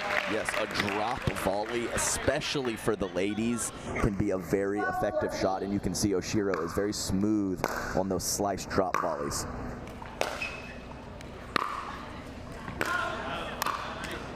Just long that time. Eva Radzikowska has a great tennis background in her own right, taking the 3-point lead on her side.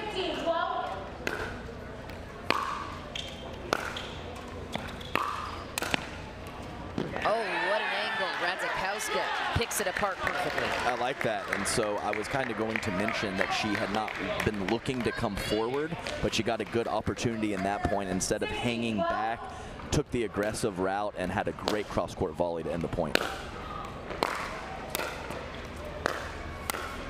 Rachel Summers didn't like the first round when she came out in singles against Recker. That time, taking care of business. The Breakers so good in this Dream Breaker format. One of the many reasons that they won the championship in Mesa. So many of these games come down to, or matches, excuse me, come down to the Dream Breaker format. It's so crucial, as you know, in the drafting process to draft players that have strong singles ability as well. Rachel Summers sneaking a drop shot in. Yeah, great dip and topspin as Rachel Recker got her feet set too early, and she paid the price. A little shuffle step would have helped her a lot there, but a lot of angle and spin from Summers causing that. The Squeeze still alive. Rally scoring games 21. We freeze on 20, whoever gets there first. So Todd Fote has this match on his back, and whoever else steps foot on the court on the side of the Squeeze. Not going to cut it with that kind of error, so the Bay Area Breakers take game and match point.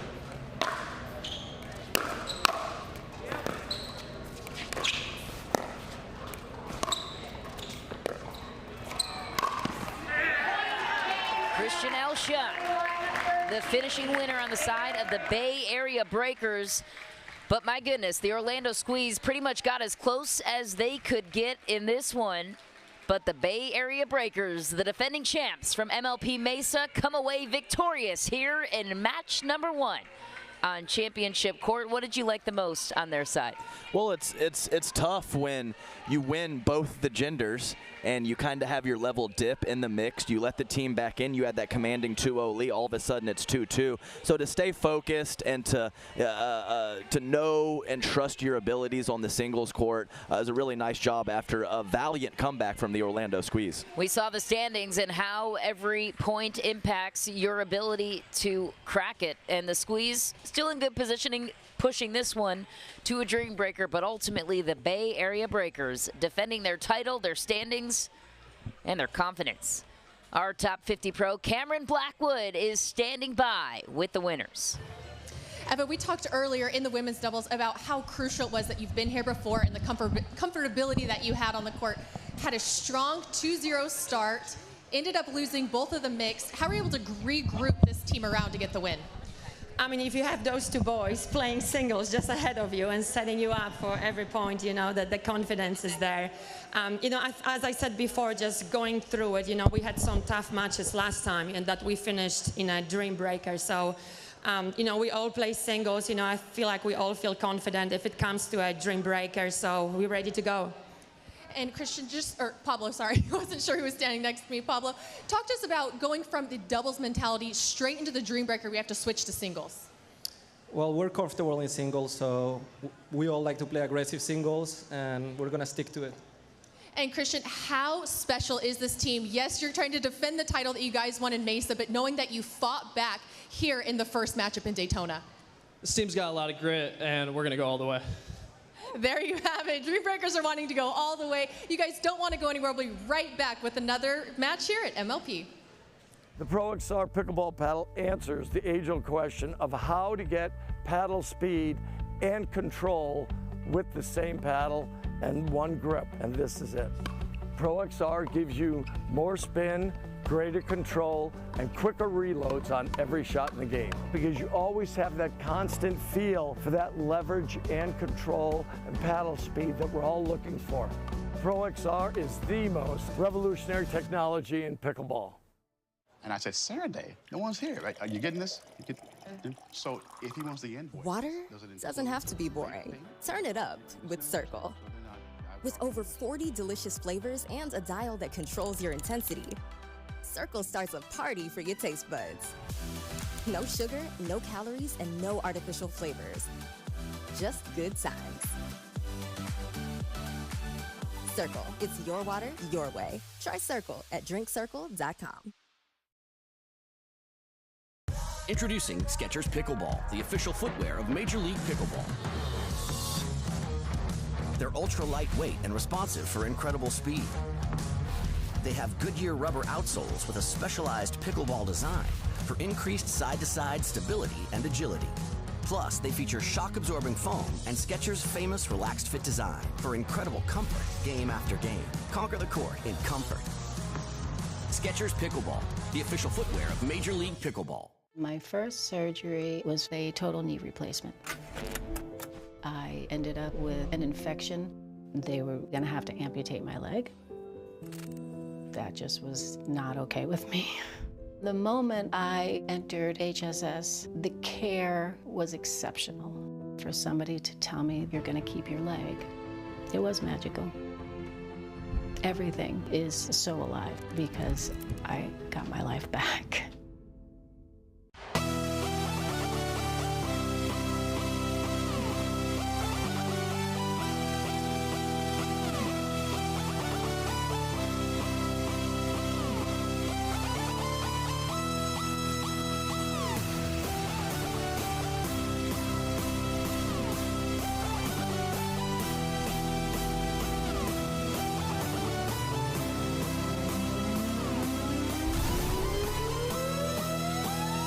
It's hard to find supplements that work.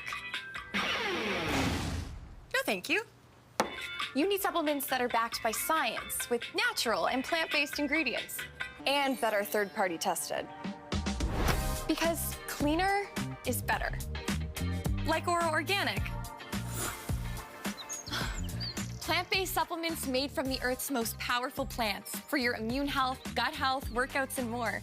Find out more at auraorganic.com. Match point. it's all up to me. Nothing can get in my way. And when they ask, what are you gonna do next? I'll say, I'm going.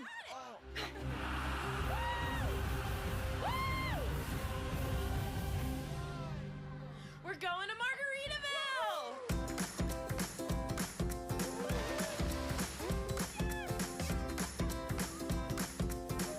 You can go to Margaritaville too. Visit MargaritavilleResorts.com. I'm a natural born hustler. Just like my mama said, hard times and they will be natural born hustler. When the world wants you to sink or swim, I ain't gonna Michelob Ultra, 2.6 carbs and 95 calories.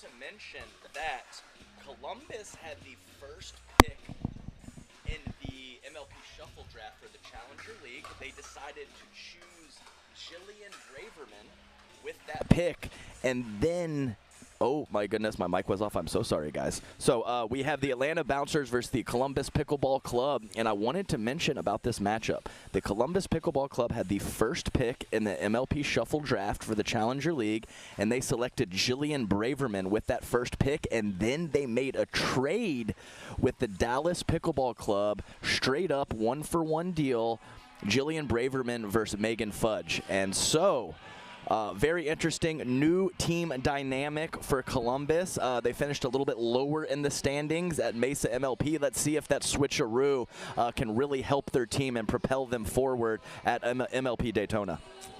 Yes, indeed. That was the voice of former top pro Adam Stone, current GM on the premier level, Daytona Beach, home to the second Major League Pickleball event of 2023. You're watching the Challenger level round 1 group play here on Championship Court at the beautiful facilities of Pictona at Holly Hill. As Adam just mentioned, Columbus Pickleball Club, the 12th place team in the Challenger standings. So this is a crucial event for them. Paul Olin, their coach on that side, and Megan Fudge, the biggest storyline there, as you mentioned. And over on the other side, it is the Atlanta Bouncers. Brooke Buckner, Hunter Johnson, Ben Newell, Christine Trifunovic. And should also mention an interesting storyline here. Hunter Johnson and Yates Johnson, the twins, going head-to-head in this battle. Michelle McMahon here in the booth, Adam Stone with you. Our top 50 female pro, Cameron Blackwood, will be joining us all morning long from the sideline, giving us her insight with the winning team on each side. And a moment ago, if you're just joining us, we saw the defending champs from MLP Mesa, Bay Area Breakers, took down the Orlando Squeeze. It came down to a three-breaker. Every single point matters more than ever in this event. Explain that to the viewers who are just joining us, Adam. More than ever. So we have, obviously, the number one, winning the total match. We have accumulating numbers for the matches. We have point differential. It all matters. We were only playing till 3. Obviously, you went 3 out of 4. You have sealed the match. MLP Mesa, we were stopping the match at that 3. We will be playing everything out at MLP Daytona. And, hey, more pickleball for everyone. We all enjoy that. We absolutely do, and we have you covered from 360. Cameras 360 here at Pictona. The other match taking place at 10 a.m. On the grandstand court is Brooklyn taking on Texas, and at 11 a.m., if you're looking for the Bay Area Breakers again, they will be on court 3 taking on Arizona, and on court 4 at the same time, 11 a.m. Eastern, will be Orlando and Dallas.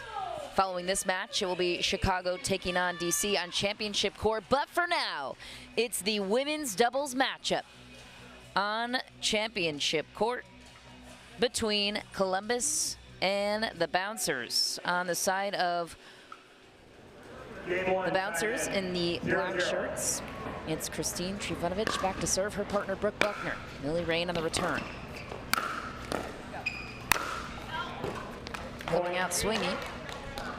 Early error there. Megan Fudge will be the receiver on the serve of Brooke Buckner. Columbus, the team in red.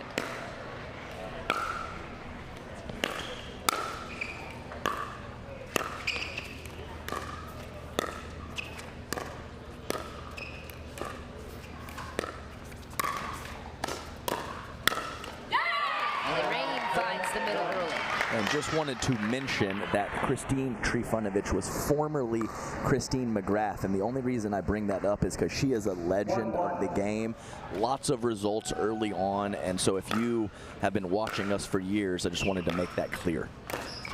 She also attended the military academy at West Point. Very interesting background.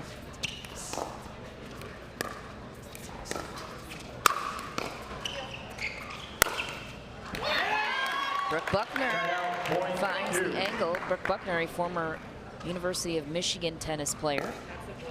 Actually attended Michigan the same time I did while I was playing volleyball there. Discovered that we were friends here at Major League Pickleball when we ran into each other. Michelle, we like fun facts. Fun facts. Thank you for sharing I was that. like, Brooke? She was like, Michelle? I'm like, you're doing Major League Pickleball too? Except for, there's a reason I'm behind the mic and not on the floor, sadly.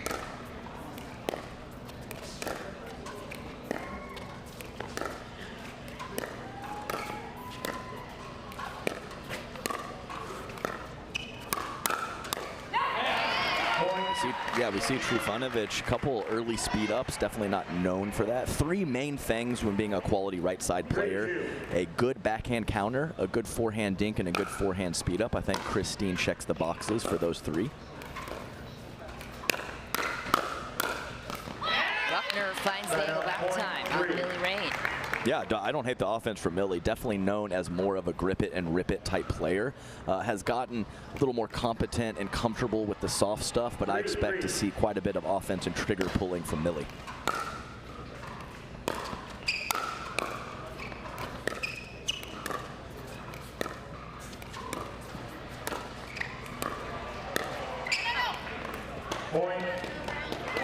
Ripping Millie Rain there, caught between an attack and a soft shot. She kind of went in between the two and sailed it wide.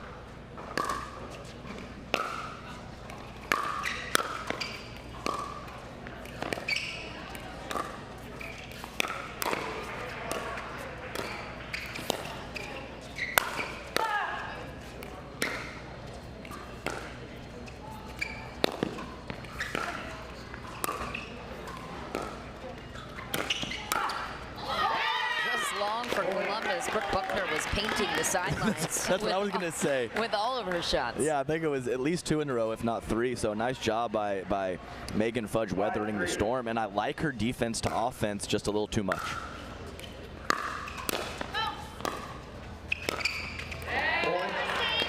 Just shy there for Rain. Columbus, by the way, with only 1 event point from Mesa, which is why they had the first pick in the shuffle draft. They need to climb back into the standings. Good opportunity here against the 4th ranked team in the Atlanta Bouncers.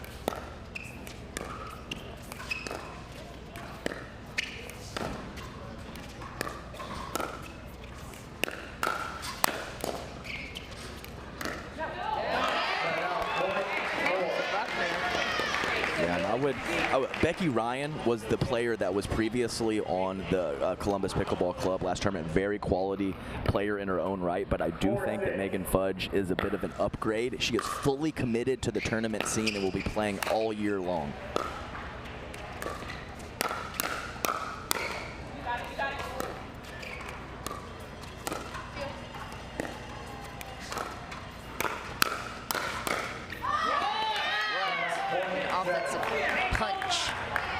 Buckner. And to your point about Megan Fudge, if you're curious about what went into that trade, our Inside Major League Pickleball podcast dives into that topic with the coach on the sideline, Paul Olin. So go on ahead and subscribe to that if you would like to get the scoop. Okay, the Atlanta Bouncers just too powerful, putting a lot of pressure on Columbus right now. Definitely true. Brooke Buckner kind of weathering the storm of a couple Millie Rain speed ups, and they have a nice early lead of 4 points. Christine Trifunovic serving at 8-4. 8-4.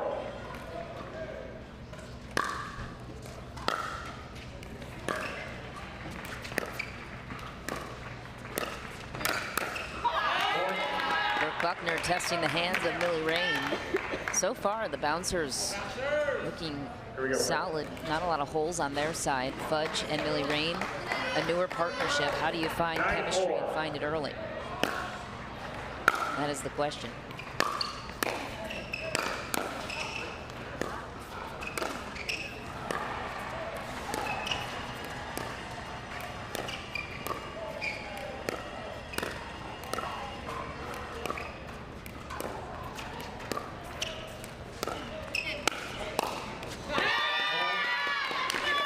Second time Fudge has gone to the lob, 0 for 2. But yes, the new partnership, Michelle.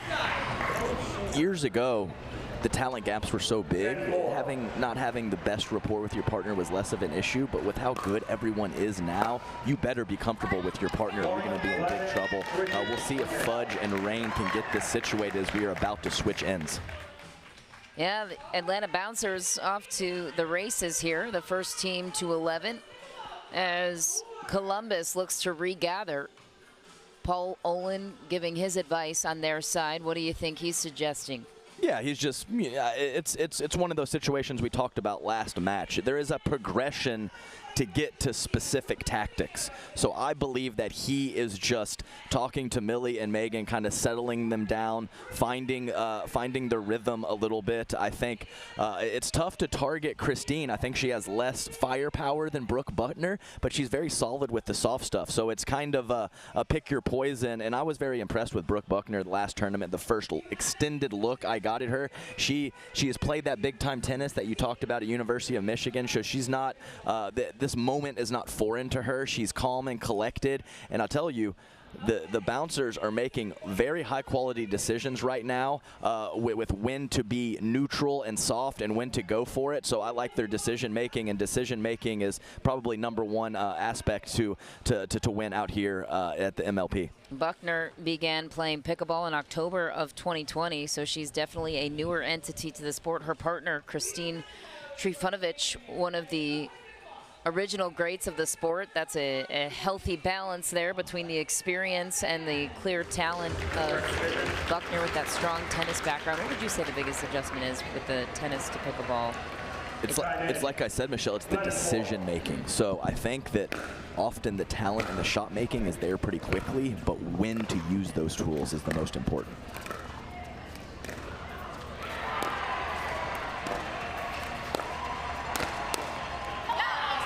Buckner making a good decision there, has gotten Millie Rain twice. Yes, and that was the two-handed roll dink out wide and then the one-hand attack straight ahead. Phenomenal combination from Brooke Buckner.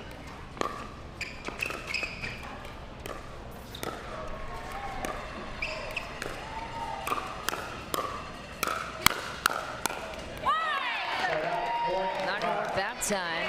Columbus gets a much-needed point. What do you think the most difficult decision to master is from the tennis transition to pickleball? What a shot. Yeah, so a lot of it is, in tennis, you want to give yourself more time, so your natural reaction is to kind of throw up some lobs and often step back and let that ball bounce.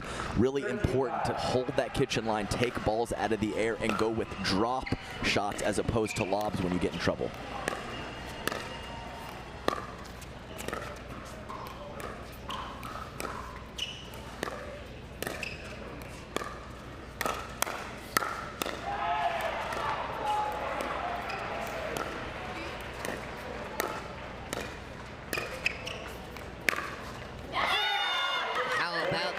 Wide open shot for Trifunovic, so smart and so precise. Yes, and they look to be targeting Trifunovic quite a bit, especially with the soft stuff dink rallies at the kitchen.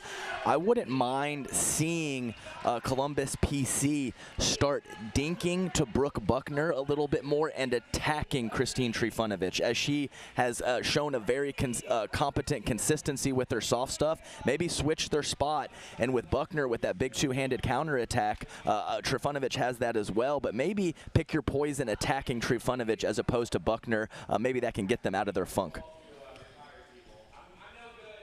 A lengthy discussion unfolding on the side of Columbus, who desperately needs every point they can get here at Daytona Beach, finishing last at MLP Mesa. The Atlanta Bouncers were so close to edging their way into the finals in Mesa. I think they played. They might have had one non-dream breaker, but I think every other one of their matches was a dream breaker. So pretty wild how occasionally a team only has one or two, and then some teams have a dream breaker for every match. Time in. 14-5.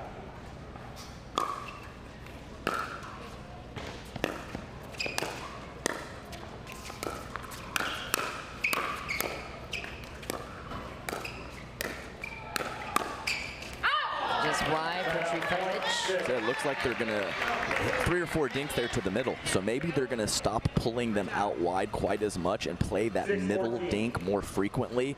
Possibly a tip they got from their quality senior pro coach, Paul Olin. Finish for Trifunovic against the newly acquired Megan Fudge for Columbus. Brooke Buckner take back the serve. Couple of former Big Ten athletes on the floor. Megan Fudge played at University of Illinois.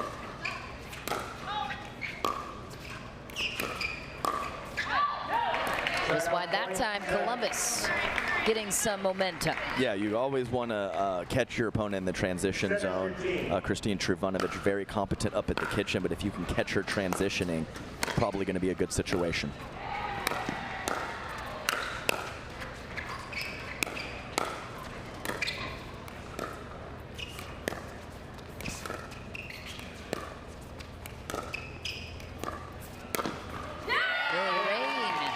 Finds the opening, goes for the half Ernie, she gets it. Yeah, and don't forget, we switch sides here. I forgot to mention that that Fudge has stepped over to the right side as she is definitely more comfortable on the left, but with that pretty significant deficit at the turn, they decided to make a switch. I like it. Fudge also comfortable with that backhand.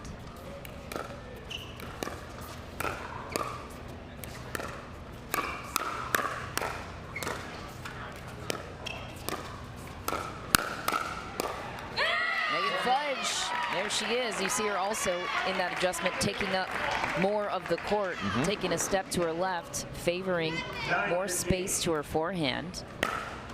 A different look for the bouncers.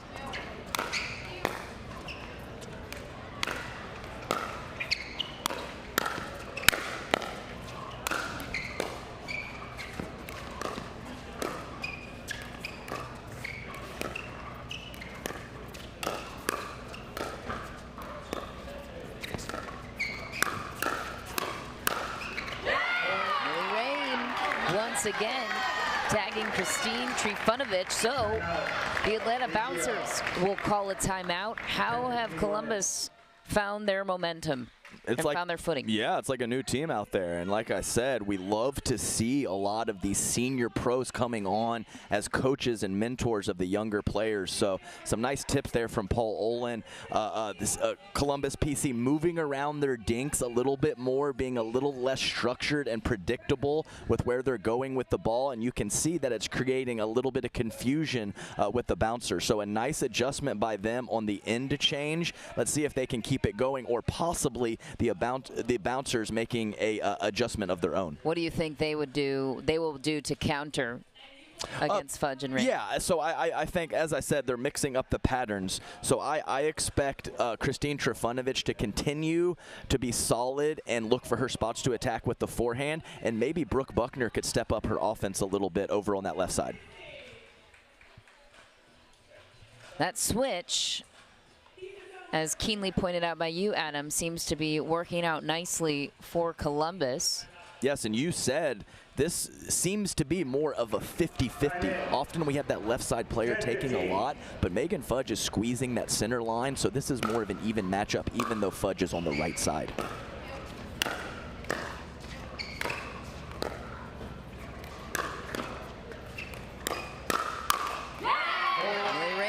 Toe-to-toe against Trifunovic, and that switch is proving to be crucial for Columbus. Want to know who made the executive decision on that? Maybe we'll get Cam to ask at some point if they win the match. Find out more first, Cam. We've got to know.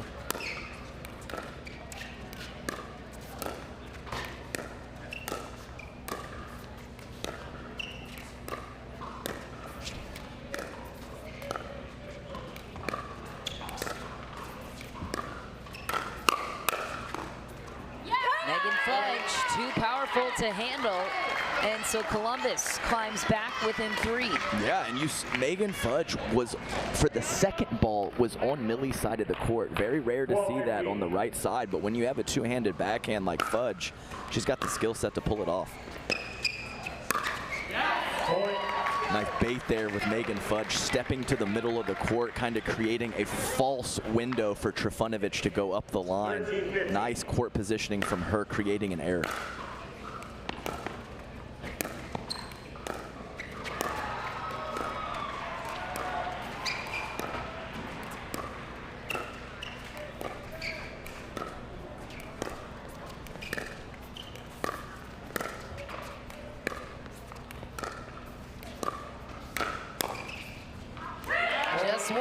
Don't look now, but Columbus is climbing back here on championship court, 1 point away from tying things up. Great adjustment. They are not pulling Christine Trifunovic out wide.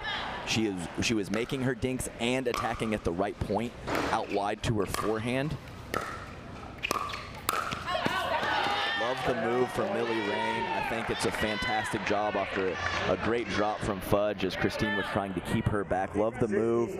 Didn't quite execute, but keep that aggression up, Columbus PC. I like it.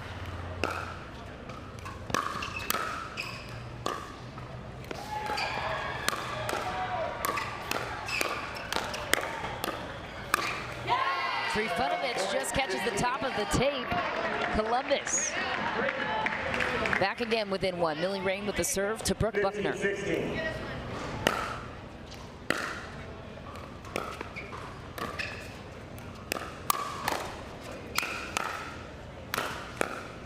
the power you were looking for from Brooke Buckner. Exactly right, and a nice job by Trifunovic loading forehand and smacking that counterattack, as she is much more likely to load up on the backhand side. So good adjustment from her. Plenty of power on that counterattack as well.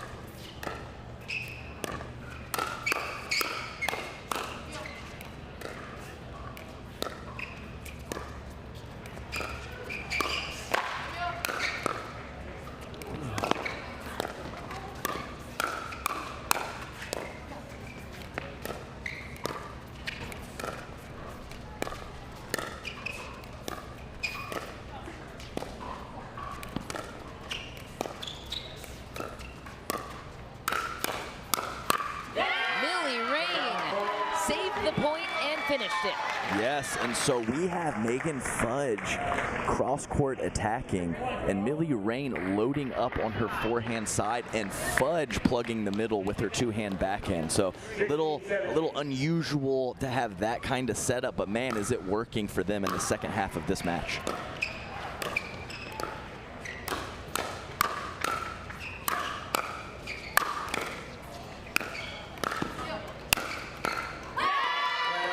Buckner keeping Fudge back at the baseline. Yes, great power there from Brooke Buckner. Some very nice strokes on the forehand side and good defense as well by Columbus PC. You see Megan Fudge probably getting as low as anybody out there, really using her legs nicely.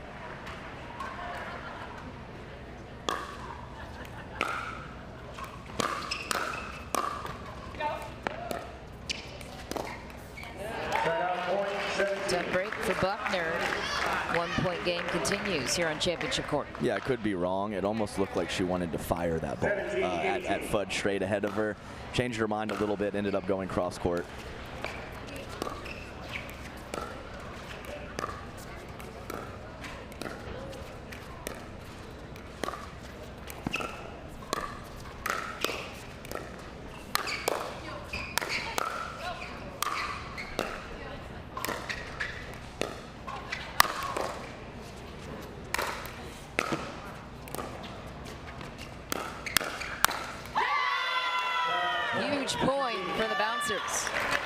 That was an absolutely crucial point, and Megan Fudge, not the easiest shot, but man. You're looking at a tennis Hall of Fame legend, Kim Clijsters, part of the ownership group for the Vegas Night Owls. One of the coolest parts about Major League Pickleball is the ownership group. She's a part of the premier level here in season 1 for the 2023 tour. As the bouncers earn game point on their side. Just as we switch back to the challenger level. Yeah, just a little too high.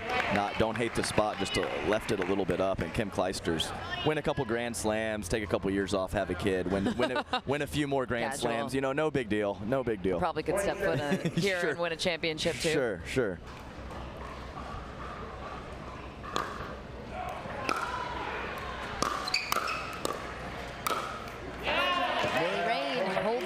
So both teams frozen on their respective scores, meaning they can only earn points from here on out on their serve. 18-20.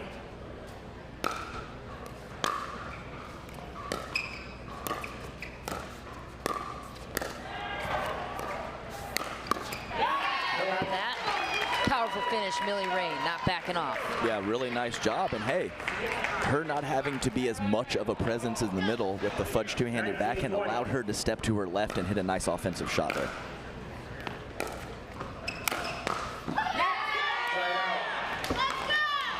Side out for the bouncers.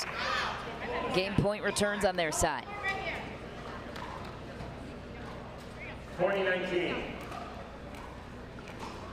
Trifunovic with a chance to finish. Game number 1. Buckner just feels like she gets robbed by the net, so Millie Rain will take it back to serve. Buckner on the return. Yeah, she had a little smile on her face too, like, really? I'm gonna miss that one in this moment.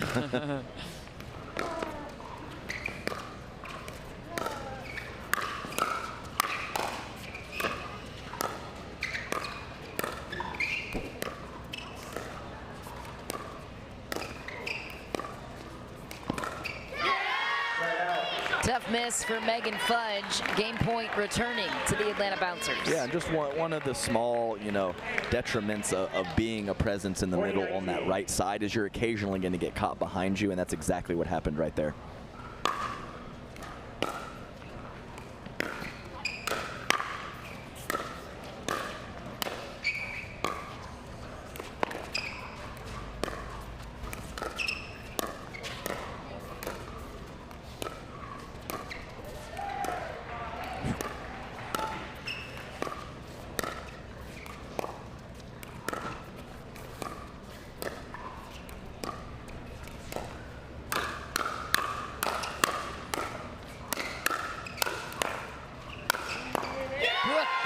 Too powerful to go away that time. The Atlanta Bouncers take home game number 1, but what a comeback for Columbus, who looked like they had no shot the first 10 points in. What'd you see in this one, Adam? Yeah, it was just a little too late on the comeback, but a nice adjustment by them to switch up their patterns, and it was a great match because the ladies at the beginning of the match were just kind of hitting their shots and seeing what happened, and then you could see the real strategery kind of unfold midway through, and obviously at the end, unfortunate for Columbus to dig too big of a hole. They just couldn't get out of it. So now we move on to the Battle of the Twins. It's men's doubles coming up next, but for now, the women's leaders standing by with our top 50 pro, Cameron Blackwood.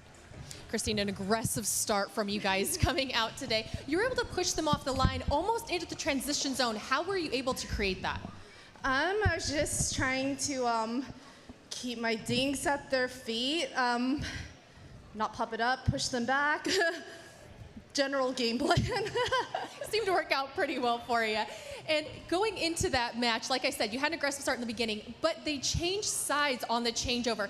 What adjustments did you have to make sure you came out on top?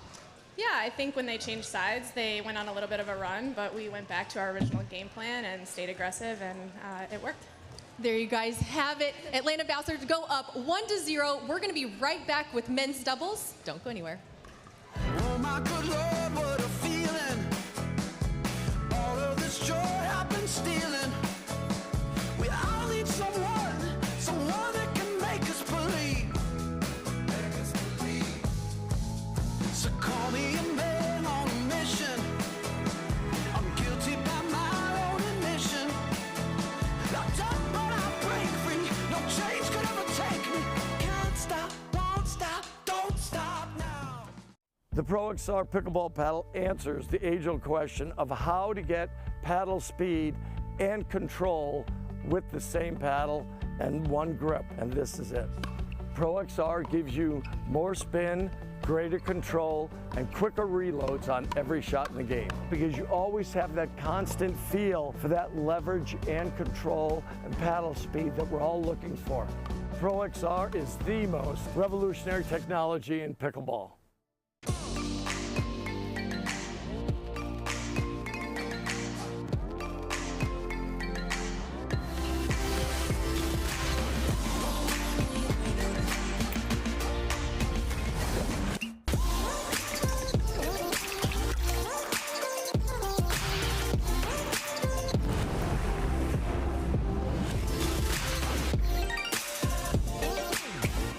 Dulce Vida. You are what you drink. Introducing Skechers Pickleball, the official footwear of Major League Pickleball. They're ultra lightweight and responsive for incredible speed. They have Goodyear rubber outsoles with a specialized pickleball design for increased side-to-side stability and agility. Plus, they feature shock-absorbing foam and Skechers' famous relaxed fit design for incredible comfort game after game. Conquer the court in comfort. Skechers Pickleball, the official footwear of Major League Pickleball. We're back on championship court. This is the challenger level group play. It is game number 2 in the series between the Columbus Pickleball Club and Atlanta Bouncers. Here's the head-to-head matchup. Yeah, you're not seeing double on the screen. That's Yates Johnson and his twin Hunter Johnson squaring off in this one. CJ Klinger, the partner of Yates, on the side of Columbus, and Ben Newell on the side of the Bouncers. Win probability slightly in favor of Johnson and Newell. But how do you see this one playing out strategically? Well, we got I mean, we love the brother matchup. So I think they are both very competent players, but I would give Hunter Johnson a slight edge in the doubles game right now. Let's see if Yates can step up.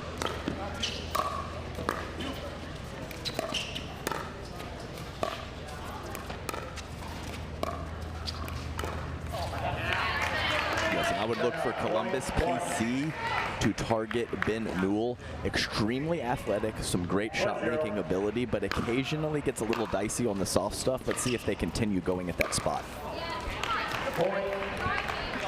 Bouncers are in the black t-shirts, Columbus in the red. You're looking at CJ Klinger, back to serve, one of the youngest players in Major League Pickleball. That was his partner Yates Johnson, who will now take the serve. Yeah, don't hate the leave necessarily, but man, the racket head speed or paddle head speed creating so much spin for Yates Johnson. The Johnson twins played doubles professionally for 4 years on the ATP Tour, earning a career high world ranking of 198 in doubles. Very impressive.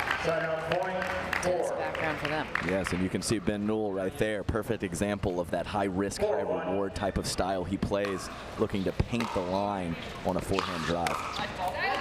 There's the early test of Newell as you projected. And Yates Johnson with 2 very nice drives. One right inside the baseline, one right at the feet. And some net assistance on that particular one, but Yates Johnson 3 for 3 early on with the drives. 6-1.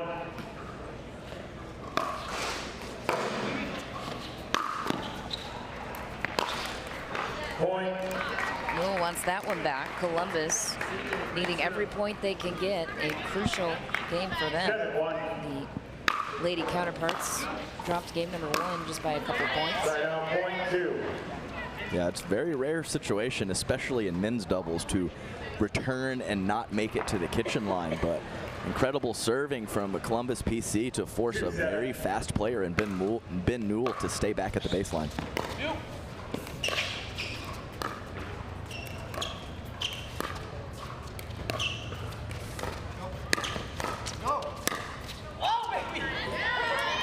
Yates going to test the backside of Newell. His brother Hunter will take back the serve for Atlanta.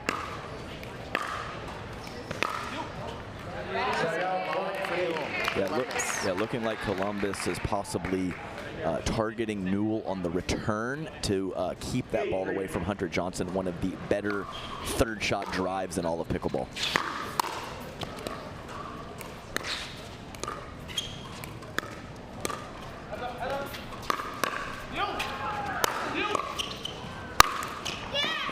Oh, the defense. Best point we've seen of the day. Columbus with rock solid defense, translating that to a point.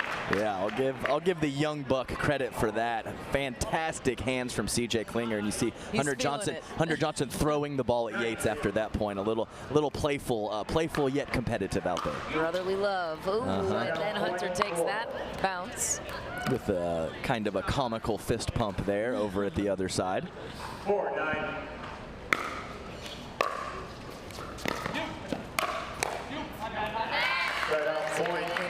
Finger jamming up Hunter Johnson. That's really good extension from CJ Klinger. Attacking the ball, not waiting on it, taking Hunter's time away.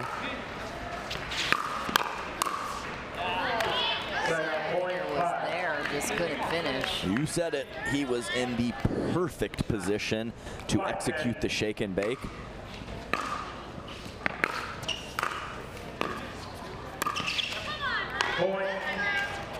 Yeah, some slight bait there. Newell breaking to the middle. I think it forced Yates Johnson to changing his spot. He was going to try to keep his brother back. He saw Newell coming to the middle and went for a very high-risk shot up the line.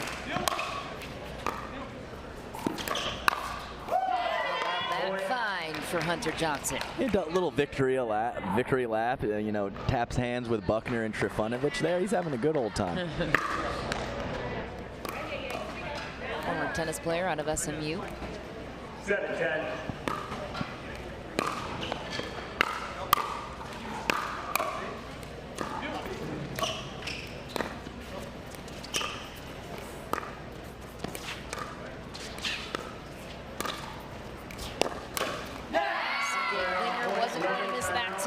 That juicy opportunity. Yes, very nice load from CJ Klinger. It was basically before Hunter Johnson even made contact with the ball. We had Yates sliding to the middle and CJ Klinger just disregarding his backhand side and loading up on the forehand. And you see what happens when you do that successfully. That ball comes off with a lot of power. So Columbus, the first team to 11. We will change ends. What other themes are you noticing in this matchup? Well, it was a slow start. Couple errors from Ben Newell earlier. It looks like he's settling in. So I expect this to be very, very tight in the second half of this match after those quick early errors. CJ Klinger, one of the youngest players on the Major League Pickleball Tour, 17 years old, has about 20 gold medals to his name. What separates him as a special upcoming talent? Yeah, the young bucks, I mean, we'll just say sometimes when you get a little older, life gets in the way. So these young bucks, they put in their time on the court. They practice. They want it. They're hungry. He has a great combination of size and kind of the soft hands. So I think that there is some quality physical tools at his disposal, and I expect to see his game grow in the next coming years. All right, there is an element of freedom for these youngsters. The good old days.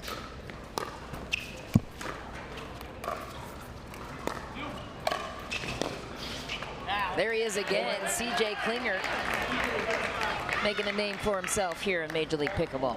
That's right. Keep targeting that backhand of Ben Newell. I believe Yates Johnson walked up to CJ Klinger and said all day to that spot. There it is again. Once, not twice. Not once, but twice. Well, for all my students back home, Yates Johnson has a special skill set to drive that ball from the midcourt. Let's not get carried away and do that back in your 4-0 games. Ooh, Yates Johnson just grabbing the sideline. He likes that one. I mean, you love to see it. A complete step back. Everyone knew that Hunter was going to fire that ball away cross court right at his brother. So that is just good stuff right there. Nice hands from Yates. Pro tennis background shining through. Missed that time on the paddle of Ben Newell. This is Group C of the Challenger level. We are still in round 1 of group play. We've got action for you on 4 courts this morning. Missed that time after hammering one home for Ben Newell. So Yates Johnson will take us back to serve to his brother Hunter.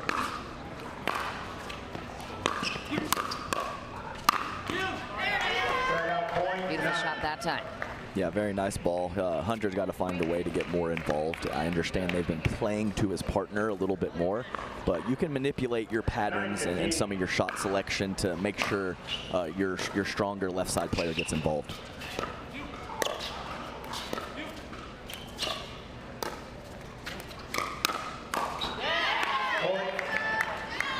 I would almost like to see Columbus just stay soft there. Ben Newell has some quality hands, and you kind of putting you in a situation where he can hit a great counterattack. Just stay soft over there and wait for a great opportunity as opposed to just an okay one. Ooh, what a find. CJ Klinger just grabs the golden corner. Yeah, that was a nice job. Ben Newell kind of in the transition zone. Klinger picking a great spot and hitting that target.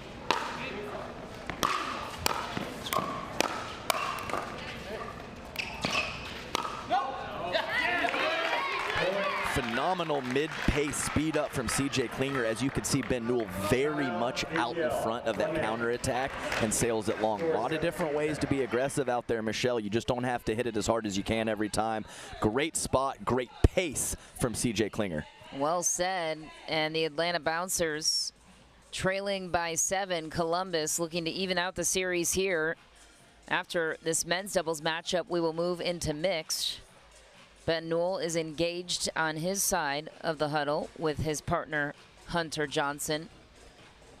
Millie Rain preparing for her event number 2 debut in mixed doubles. Yeah, you could even possibly have Ben Newell be a little more aggressive with some of the speed ups. I know that's tough to do when your opponents have 17 points, but just a little, you know, putting my thinking cap on, trying to figure out a way to get out of these patterns that are currently favoring Columbus Pickleball Club. Time in, 17-10.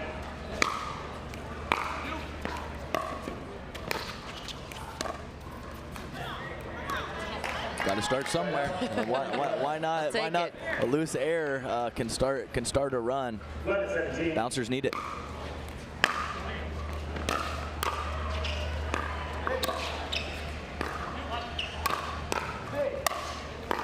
Oh, great play from Hunter. Fault is called on the side of Columbus. The classic response from Klinger too. Like, what? Is it me? What? On the step back, you always talk about that. Your leading foot can sneak forward on that. Yeah, it happens to me all the time.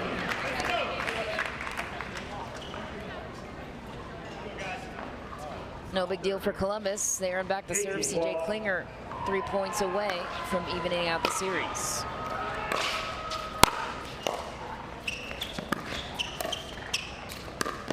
Oh, Hunter Johnson with the body back. Yeah, that was a beauty. Klinger just kind of checking to see if that was going to go in. It definitely was going to.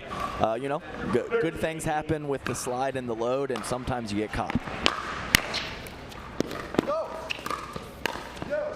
Yates Johnson putting it with style on that point. I think Ben Newell saved him. I think the ball before he put it away, I think was going to sail wide.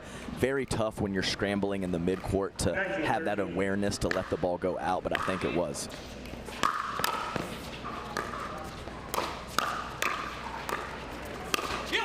Oh, tough bounce off the net.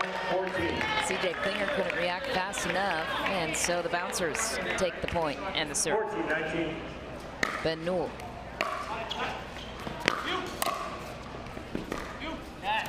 Yeah, you see Hunter taking more, not only at the kitchen line, but also a little bit more in the backcourt as well.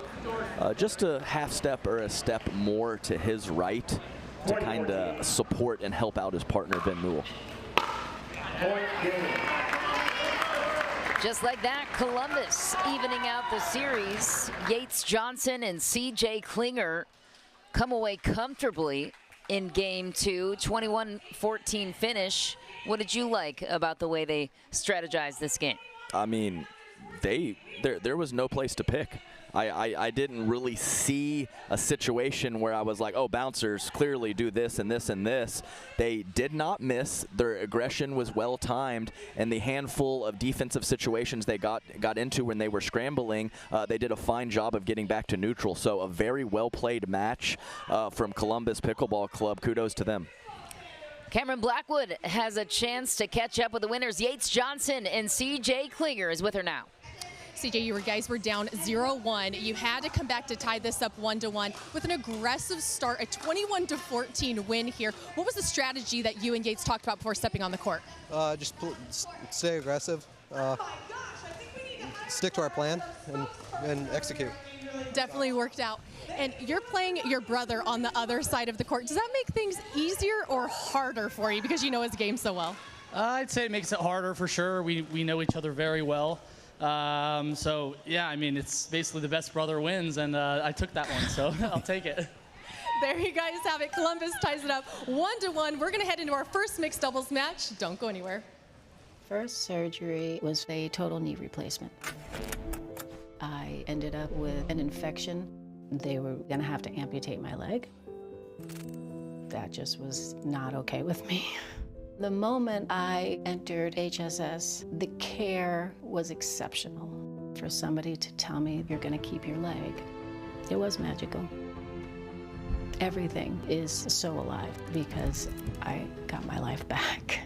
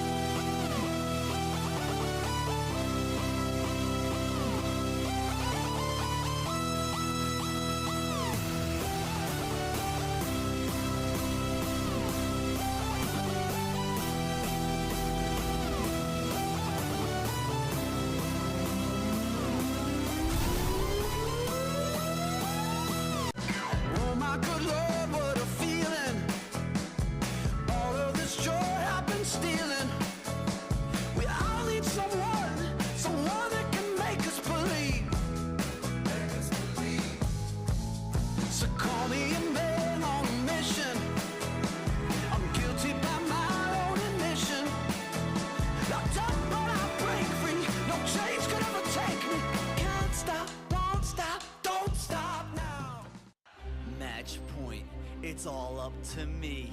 Nothing can get in my way. And when they ask, what are you gonna do next? I'll say, I'm going.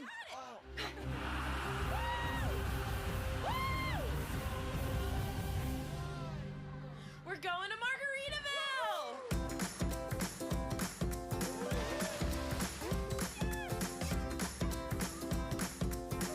You can go to Margaritaville too. Visit MargaritavilleResorts.com. Back on championship court, we have an even series once again between Columbus and Atlanta. We've seen this story before here this morning. We had a dream breaker. Wouldn't be surprised if this one also goes to a dream breaker, but we move on to the mixed doubles portion of this matchup. It's Columbus who put out Megan Fudge and Yates Johnson against Ben Newell and Brooke Buckner.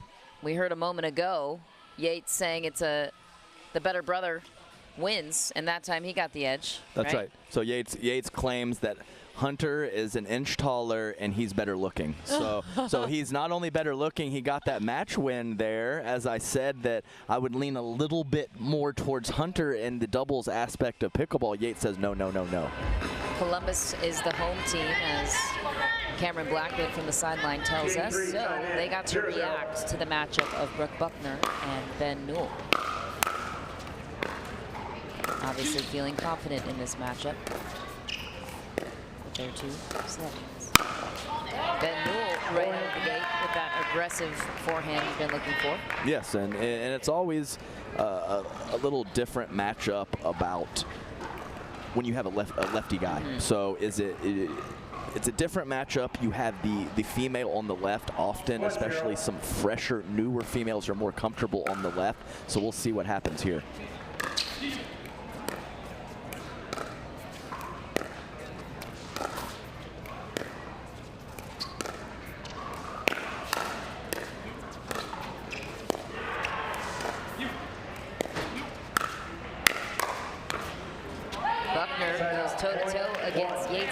Almost comes away with it, just too close. Yeah, he was a little fortunate on that counter attack. He didn't hit it perfectly clean, but got a paddle on the ball, and that ball got back to Brooke Buckner very quickly.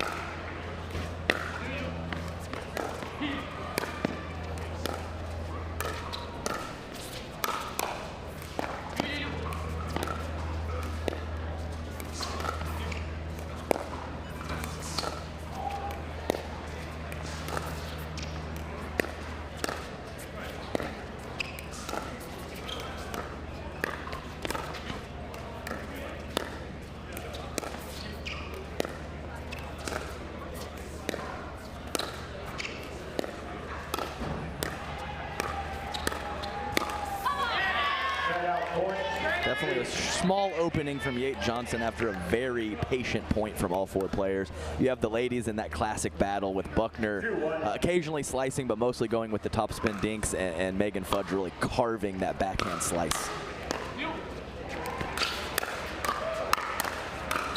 Newell taking over this net. Yeah, and I would actually say that Ben Newell is a little stronger in mixed than men's with some of his movement, athleticism, and he has some very good power once that ball goes shoulder or above.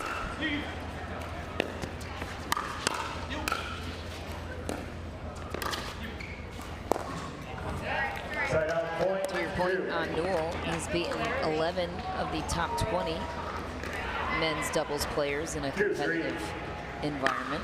This is his 3rd MLP event. Loves the format. There he is again. Well, I was just going to say, the very first event that he played, he filled in for me. That's right. So just a little small fun fact there. He did a great job for the Mad Drops in that particular tournament as well.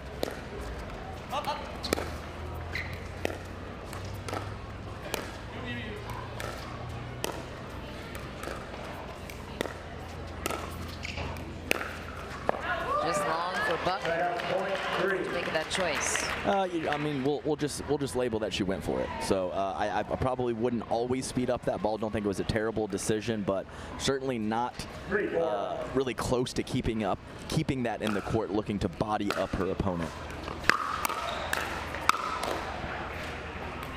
Yes. Good try. Good try. But we talked about this matchup with the lefty guy, but we have an relatively unusual situation where we have the righty playing the right with Yates Johnson and Megan Fudge. And what a finish for Yates Johnson. What goes into the strategy there? Well, one main thing is that Megan Fudge is more comfortable on the left. She also plays some mixed doubles with her husband, Ryler DeHart, a team member of the Chicago Slice, and he is left-handed, so he will be playing the right side in that matchup. Yeah, and it could be that she's more comfortable there, or maybe they just like it with the girls cross court from each other. So they know Newell is going to play the right, so they can kind of have free reign to counter attack or counter their strategy.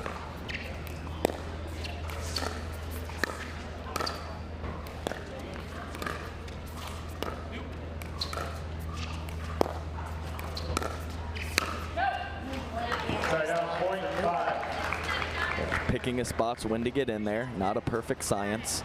Main issue with the right-hander being on the right is Newell has his forehand in the middle and Yates has his backhand in the middle. Definitely a different situation. That time was Yates Johnson. So Atlanta with a 3-point lead. Yeah, having that crisp eye of tracking the ball when you're playing a team that really likes to drive, so important, as many of those are going to sail out. Another error for Johnson. That's tough with that two-hander. Sacrificing a little reach if he's going to step over in front of Megan. I don't hate the play, but with two hands, it's a more difficult proposition. Footwork has to be on point. Great one-handed flip from Buckner. We saw it a couple times in women's doubles, and you know, works against the ladies, works against the guys too, as she jams up Yates Johnson.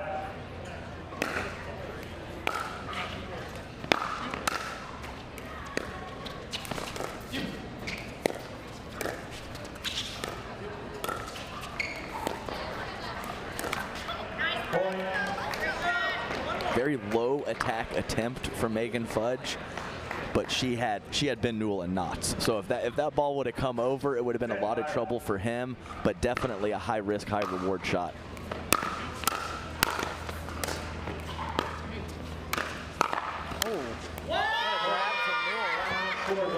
I mean, how did they win that point? I don't know. Unbelievable. Still processing. Yes. Green is still calibrating that one.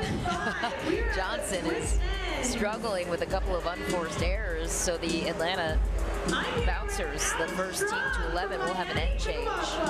J.W. Johnson, member of the Premier Level League, and his Mama Bear Julie in the crowd, one of the best parts about Major League Pickleball is the camaraderie amongst all pro players, the team aspect.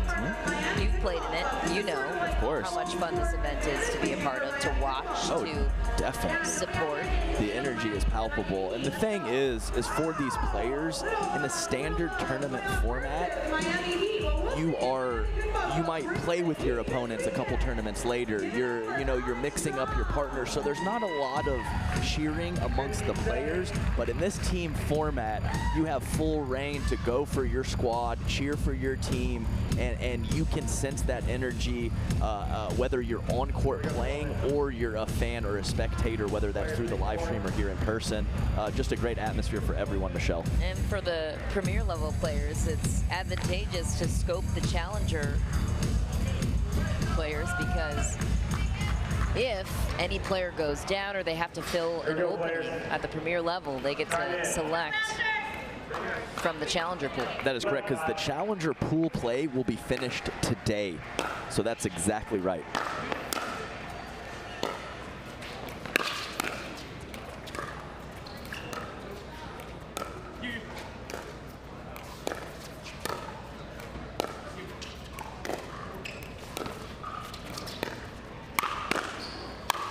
Johnson regathering himself at the break, cuts the lead to 5.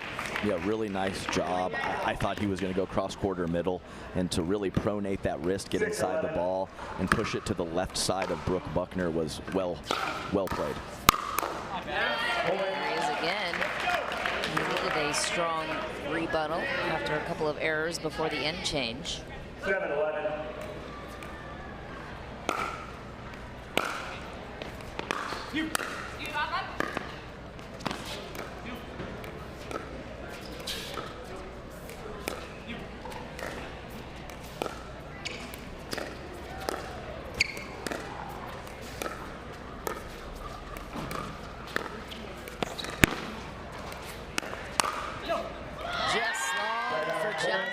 Punching his paddle. Yeah, I think he went with the two-handed counter there. Better choice. On the forehand, two-handed forehand, yeah. So I know Mary Brasha does that. A couple other players do that. Definitely awkward for me. I can't do it. Why would they do that?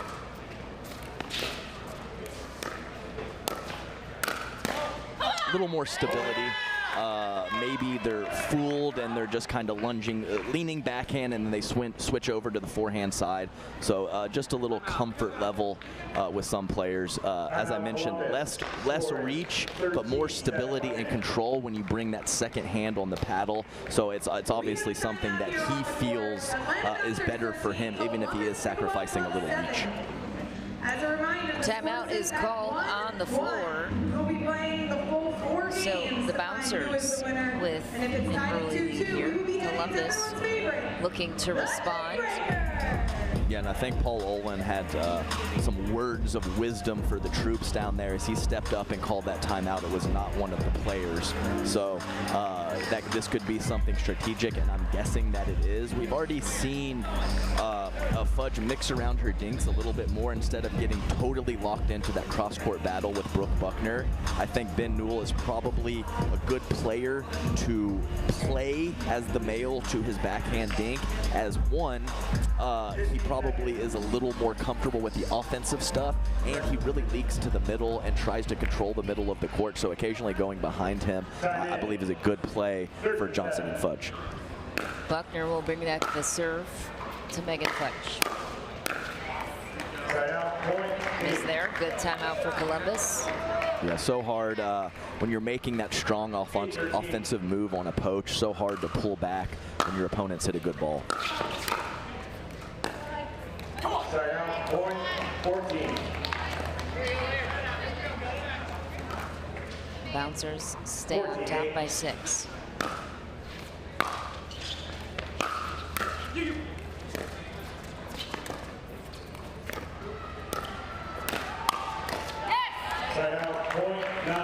Yeah, so Brooke Buckner there, slight hesitation on that attack, and instead of going straight up the line, she played the middle, giving her opponents a little bit more time, and she paid the price.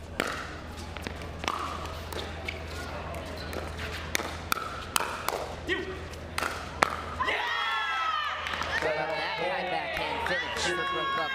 Yeah, and it was a nice setup from Ben Newell, who one of the issues with possibly targeting his backhand with the soft stuff, if you leave it a little high, he has a nice reach to poke that and start the offensive onslaught.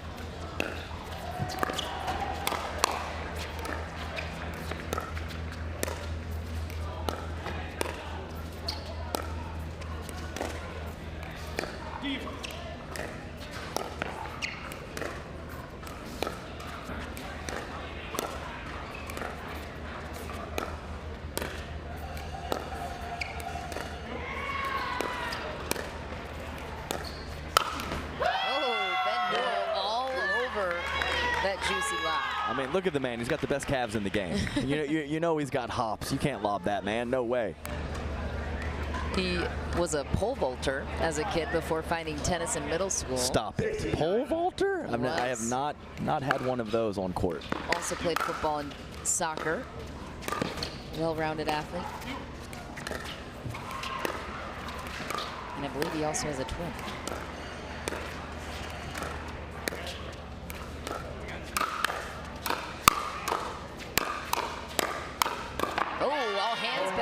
The kitchen, Newell has been dominant in this mixed doubles matchup. He's done great. So as I mentioned, a couple loose errors in the men's match, and I even talked about possibly strategically playing some balls to his backhand in this mixed. He's been up to the task. Right on cue. Commentator curse for my man over there, but they got a nice cushion to work with, don't they? Go ahead and yell that you're sorry over to Ben Newell. Yates Johnson with the serve. And a side change on their side for Columbus, as I mentioned, is an interesting change-up. Now with the guys going straight up against each other, what's changed since making that change? Yeah, so that switch. Okay? Let me process during this point. Changed? Like you said, you were calibrating earlier. I am right now. Yeah, so it's one of those situations where the situation's relatively dire. The gap is pretty big. Let's just change it up. So maybe they had something very specific in mind. I'm not necessarily seeing that. It's just, let's try something new.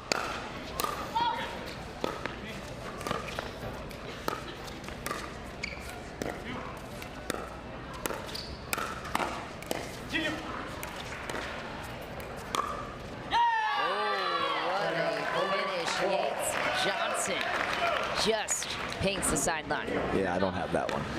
Some of these guys with the two. That was a beauty. Yeah, the two-handers up the line and their ability to go cross court and up the line to all the spots. Two-handed flick. Very impressive. Deceptive too. Megan Fudge goes toe-to-toe against Brooke Buckner.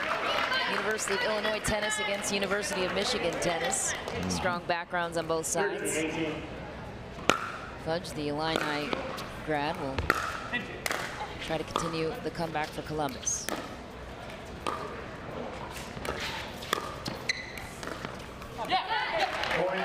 Yes, Ben Newell trying to catch Yates Johnson coming forward towards the middle of the court. He went behind him, but a beautiful job by Johnson kind of holding his ground and carving that backhand volley. Too much spin for Buckner to handle.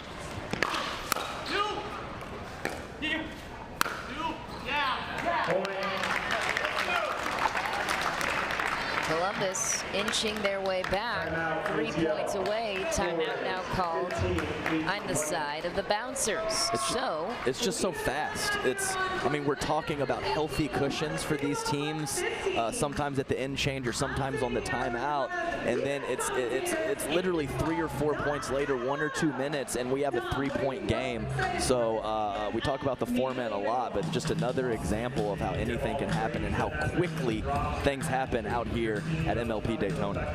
Rally scoring always makes things adventurous, especially when the margin of error is so slim and the level of play is so similar. That is very true, right? And these two teams proving that point.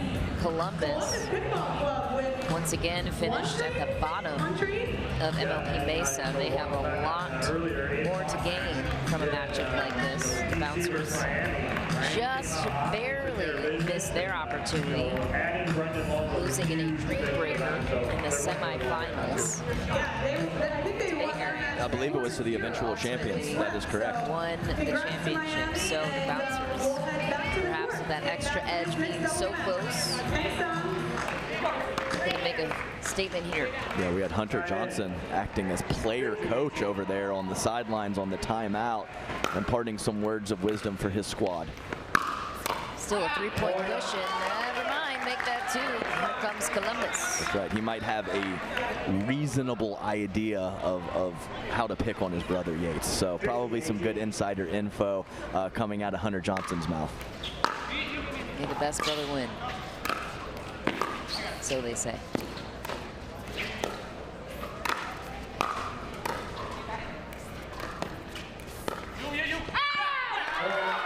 Another error for the Bouncers, and Columbus climbing within one. It's always nice when your opponents have you on a string and you're scrambling. You get yourself back to the kitchen line and then win the point. Very rewarding.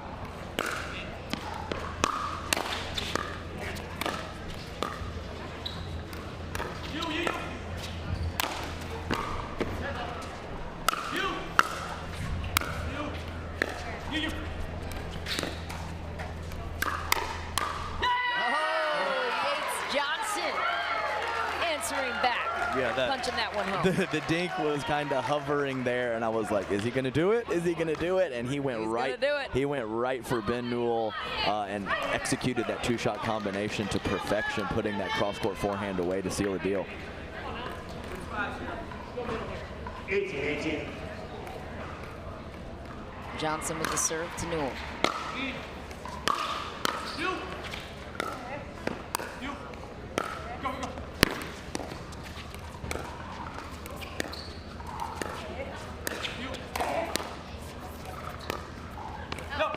Just wide for Johnson. The Bouncers holding their breath and hanging on for a point. Brooke Buckner with the serve. 19-18.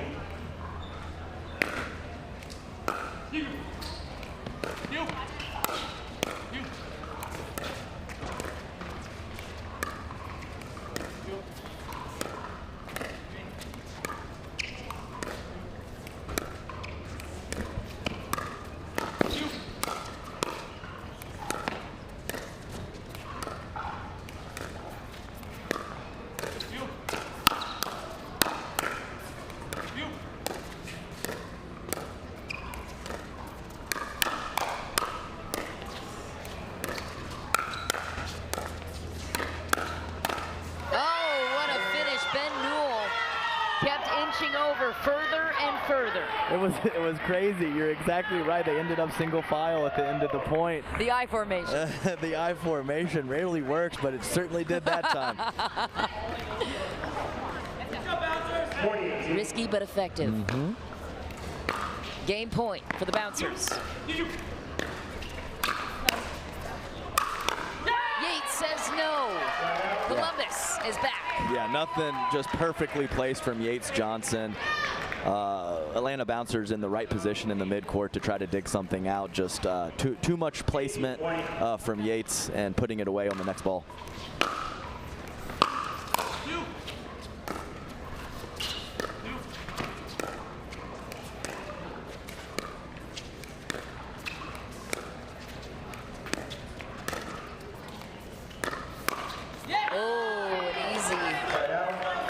Defending opportunity for Yates Johnson. Yeah, defending ATP is never easy, but probably one of the easier looks. Correct, Michelle. Absolutely right, though.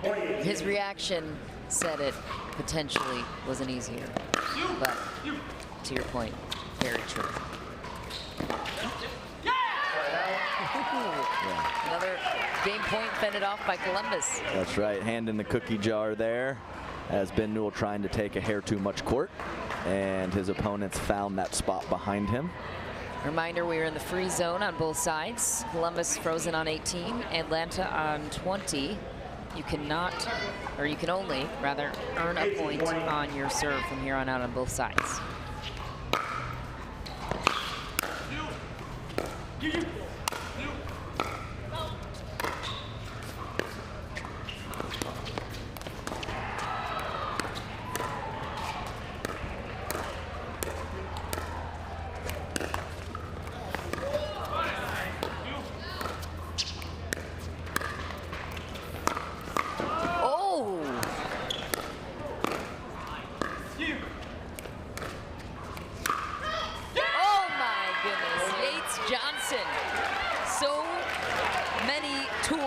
in his toolkit on that play. How the heck does he make that shot? How does that drop in? I was right in line with that shot up here in the booth. I was like, he's done. The window was so small to fit it in there. High degree of difficulty and great execution from Yates Johnson. Run it back one more time. How about that beauty of a finish? But what impressed me the most was that defense on the ATP. A much more difficult shot.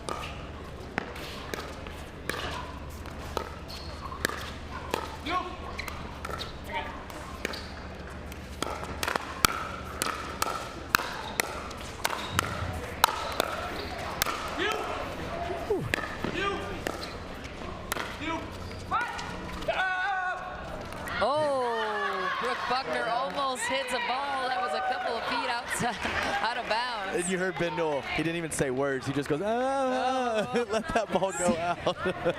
We've all been there before. And so, game point back on the side of the bouncers.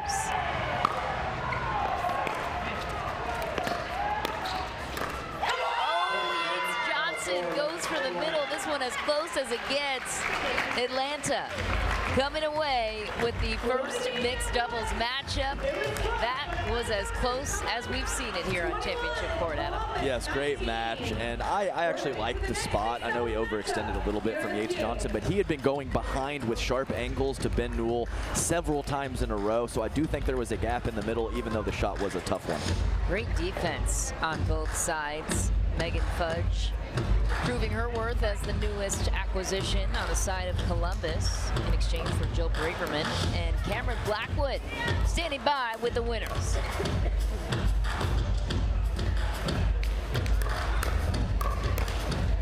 Surprised at the start that Yates also took the right side and had that change of strategy. Oh yeah, actually we were playing for it not to be on that side, so you know, we just played our game at that point, took it to where we knew the weakness was, and it worked out. A little nervous though, for sure. There you have it. And then talk to me about what the advantages are of having two forehands in the middle. Yeah, I mean, playing with Betty is pure joy. Not just scoring in the middle, I always kind of attack for it all, and we just wait there. There you have it. Landon goes up 2-1. We're going to come back with our next mixed doubles. Hard to find supplements that work. No, thank you. You need supplements that are backed by science with natural and plant-based ingredients and that are third-party tested. Because cleaner is better. Like Oro Organic. Plant-based supplements made from the Earth's most powerful plants for your immune health, gut health, workouts, and more. Find out more at oraorganic.com.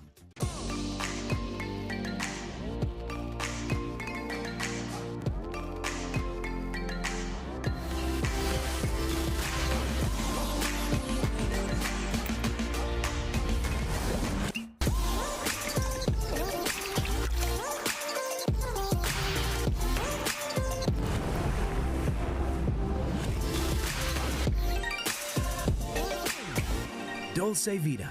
You are what you drink. Oh my good Lord, what a feeling. All of this joy I've been stealing. We all need someone that can make us believe. So call me a man on a mission.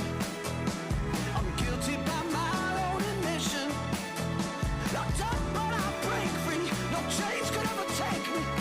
Stop, won't stop, don't stop now. At From With Pickleball, we believe in the power of our sport to unite a community. We have introduced hundreds of people to pickleball by funding a 10-court public facility in our hometown with leagues and lessons to make everyone feel valued. We take that same approach to our business. with personalized customer service and same-day shipping from our huge inventory. When you order from with Pickleball, you're supporting a small business and a diverse community of pickleball fanatics. We have the gear you need and the service you can trust. Like they're getting a little rowdy. They might have some drinks. They might have some. Oh wow! All right. So we are going to have a dance-off between you two. We are back on championship court. It is the second mixed doubles matchup between the Atlanta Bouncers and Columbus Pickleball Club.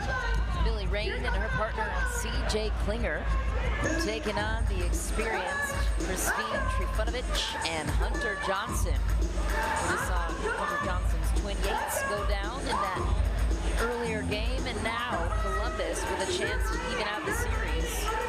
When it comes to this partnership between Johnson and Trifunovic, what are you looking for in there? Well, as I mentioned about a strong right side. Oh, we got the dance off. Wait a second. Oh, before you answer that, we've got a dance off. We've got a knee brace, and she's going strong. I want to come dance with you, Grandma. I'm coming. That's the best part about Major League Pickleball. Who cares about my analysis? That was fantastic. Caitlin Kerr doing a wonderful job being the lady amongst the people. Pickleball chick. Hyping up the crowd here in Daytona Beach. But I do think the Bouncers have a great matchup here. Trifunovic, as I mentioned, great cross-court dinker and a solid backhand counter. And the mobility of Hunter Johnson to cover a good portion of the court allows Christine free reign to do her thing.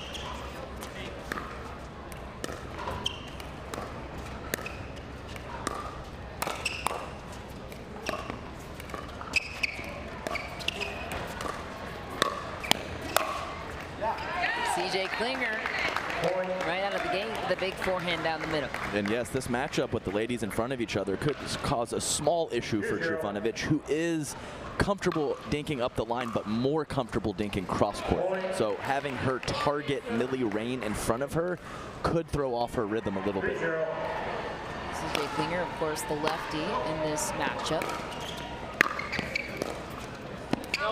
Ooh, just wide. The Bouncers get their first point of the game. And you see Hunter looking for the Burt early in the match, so he's looking to make moves. He knows he's got a rock right next to him, but he's looking for offense. Bouncers with a chance to win the match here on this game. Columbus could push a dream breaker. Yes, and the decision-making of Millie Rain is definitely going to be a big factor in this match as well. She has some nice offensive weapons at her disposal. I think occasionally she gets in trouble of when to use those weapons.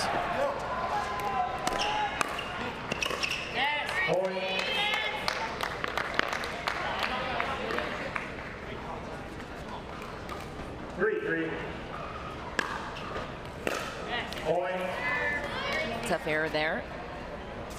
Yeah, and a good serve to win it, Hunter Johnson. I think a combination of both. Probably should have made it, but at the same time, when you hit a serve off the skids off the back line, doesn't make it easy. Nope, especially that backhand side.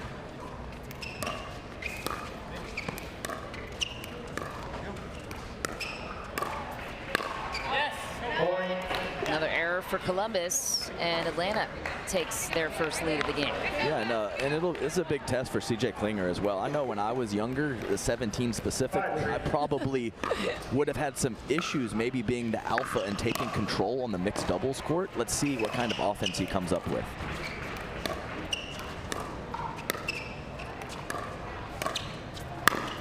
Ooh, that was a smart play by Klinger to find the backside of Hunter Johnson. Yeah. A little high, but effective. Yes, and that's exactly right. Going soft behind that left side nail, as long as you don't do it too much, a great, in general, strategy for mixed doubles. 4-5.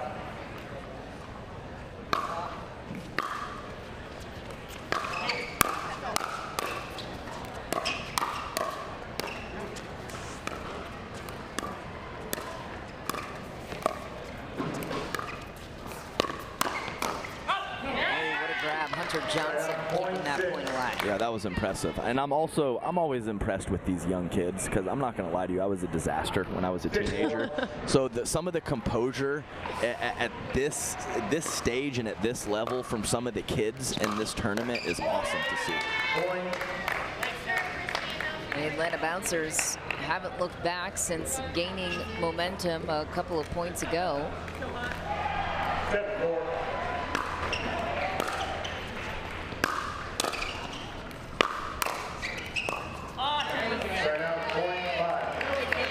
Nice weathering of the storm from Millie Rain after 2 strong drives from Hunter Johnson, who, like Ben Newell, I would probably say is slightly better in mixed than gender doubles as well. And why is that? Well, he has a great third shot drive, and his movement is spectacular, especially laterally at the kitchen line. So he can cover a lot of court and be offensive when he does. So that's why I would say I would lean a little bit more towards some of the more solid, more stationary players are better at gender doubles, myself included. I'm not the biggest guy or the best mover out there, so when I can hang out on my side, I do okay. But when I have to cover a lot of court, I run into trouble. Hunter does not have those issues.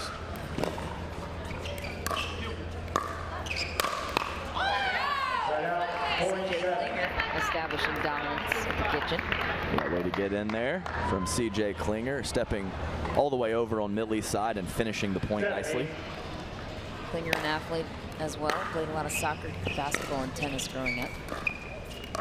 Still growing up, until 17. Tough miss from Millie Rain there. So Atlanta continues their 2-point lead. Yeah, and it's easier for CJ Klinger to load his forehand in men's doubles than mixed doubles. His male partner, just a bigger guy, can cover some more court than Millie can. So he's going to have to be careful when Hunter Johnson is attacking him straight up.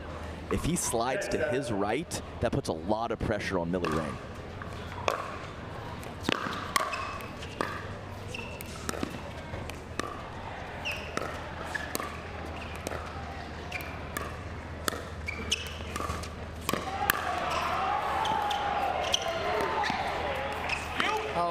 A shot, Hunter Johnson. Incredible dink. Out wide and caught the line. And had topspin on. Yes, right. So I think Millie had a reasonable look, but with that sharp of an angle from Hunter Johnson, her footwork was a little shaky. Didn't quite get her feet underneath her with her balance, and therefore that caused the error. So Atlanta, the first team to 11 points. We will be switching sides. So far, Hunter Johnson and Christine Trifunovic have been unwavering. What's causing so much stability on their side? Yeah, it's a total pattern. It is a clear-cut roll. I feel like possibly CJ Klinger and Millie Rain are trying to figure out exactly their court position and how much CJ should take. And it seems much more clear on the bouncer side where Christine's going to be and allowing Hunter Johnson to have that free reign. What would your advice be if you're Paul Olin talking to CJ Klinger and Millie Rain? Yeah, so I would probably right now look to amp up the aggression just a smidge, because I think these completely structured neutral rallies are a little more in favor of the bouncers right now. So possibly instead of letting the bouncers control and dictate the patterns, possibly pulling some triggers earlier and kind of getting them out of their structure would be a good option. Where are you attacking on their side? Mostly to Millie, unless CJ is overextending.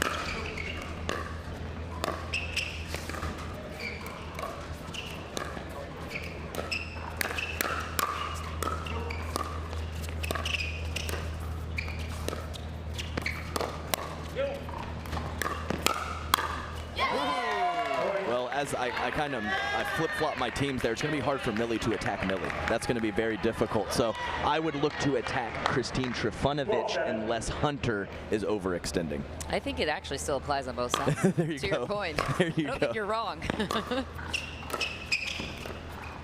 That's what we've seen the strategy unfold so far. Columbus just hanging on.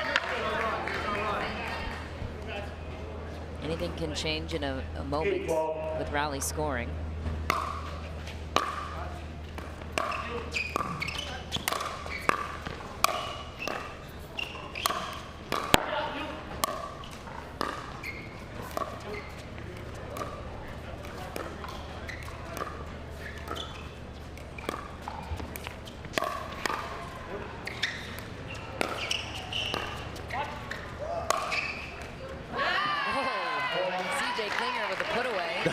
slow. That was a pretty very slow winner. But I love the start of that point. The bouncers neutralized it and were able to get forward. But Klinger, third shot drive, catching Trifunovic transitioning, and then several offensive shots after that. I like it. That was a great snag by Johnson to even keep that point alive. Yeah, and wanted to mention also that this is Group C play.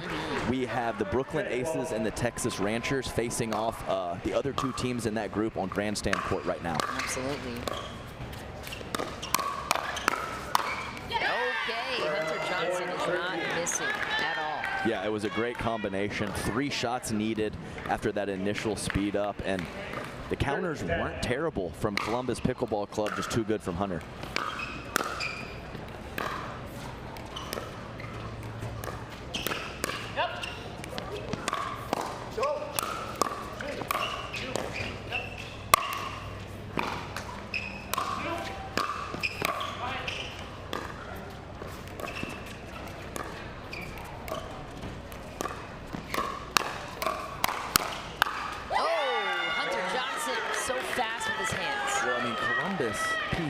They have a Ernie and an ATP in the point, and they still lose it. Unbelievable defense from the bouncers.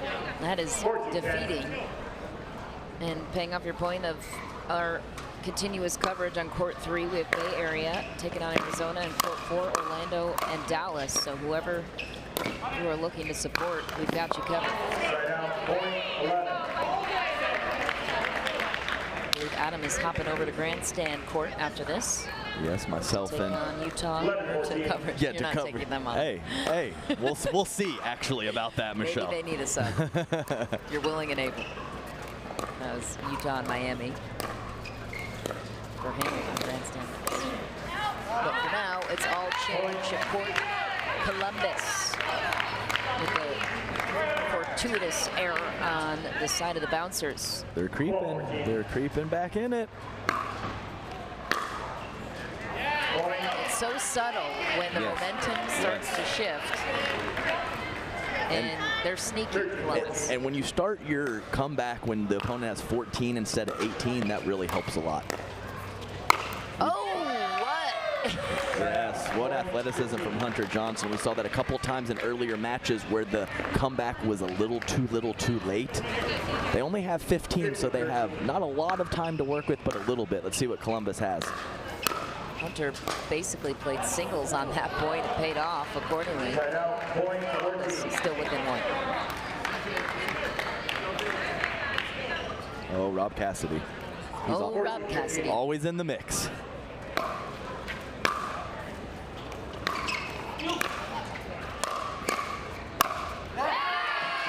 CJ Klinger finishing off the point down the middle. That was a great follow from Klinger after a nice initial speed up. He could have just let that ball travel to Millie, but he went and cut it off and put that ball away nicely.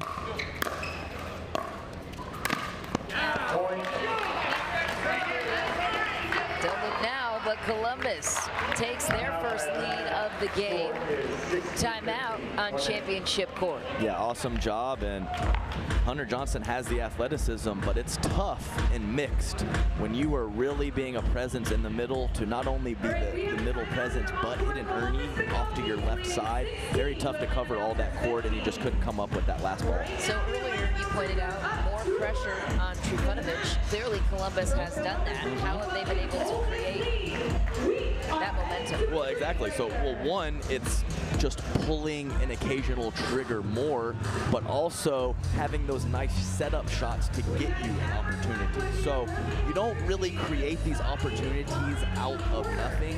They're kind of set up from some previous soft shots or some previous patterns that you get into. So I think they're doing a nice job of getting, whether it's Millie on the left or CJ from the middle of the court with his forehand to attack Christine Trifunovic, and it's paying some dividends here as after the end switch. So I like what I'm seeing. I expect to see more of the same.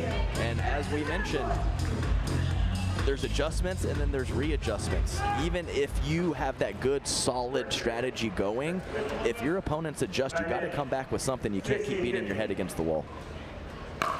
Very true. Columbus looking to build on their first lead.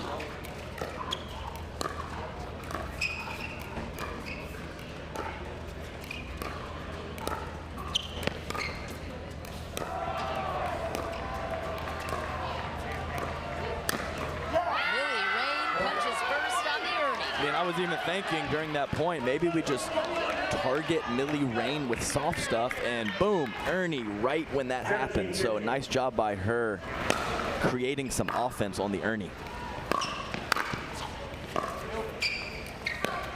Just wide for CJ Klinger. How early are you making that decision on an Ernie as a player? Oh, absolutely. So second, right? Well, the thing is, for me, someone who lacks athleticism, I have to kind of set that up and anticipate.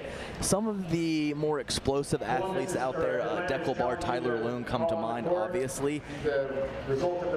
They can wait a little bit longer because they have that jump and that leaping ability. I don't have that. So from this vantage point, which wasn't fantastic, I thought that ball was for sure wide, but it looks like we're going to have a challenge, Michelle. Yeah, Columbus is challenging the call.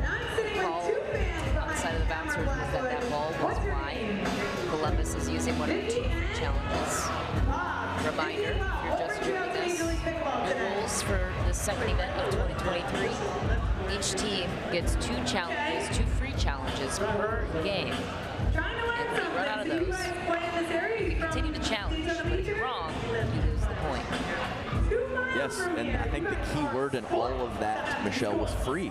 So I don't think that Columbus PC has an overwhelming thought that that ball was in, but it might be, so why not when you have the free challenge. This late in the game. Exactly. And you can no longer, building off that point, you can no longer defer to the referee whether that ball is in, out, takes the refs out of the line calls, and makes it more objective for the replay technology. Definitely, 17-16 as well. You said if it's 3-1, maybe they keep that challenge in the back pocket, but at 17-16, it's a free timeout. You might get the call that you're looking for. Why not? Megan Fudge talking strategy on the sideline with her counterparts CJ Klinger and Millie Rain. She has a lovely accent. She does. Originally from Germany. That is Megan Fudge.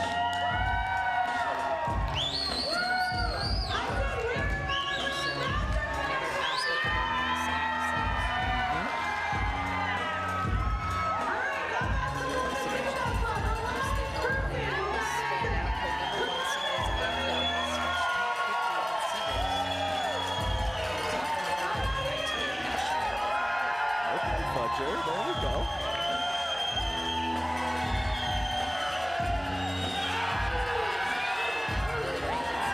And is the newest teammate on that side. So that's, as Adam talked about at the beginning of this matchup, the biggest news at the challenger level is that Jill Braverman was entering back into the pro circuit.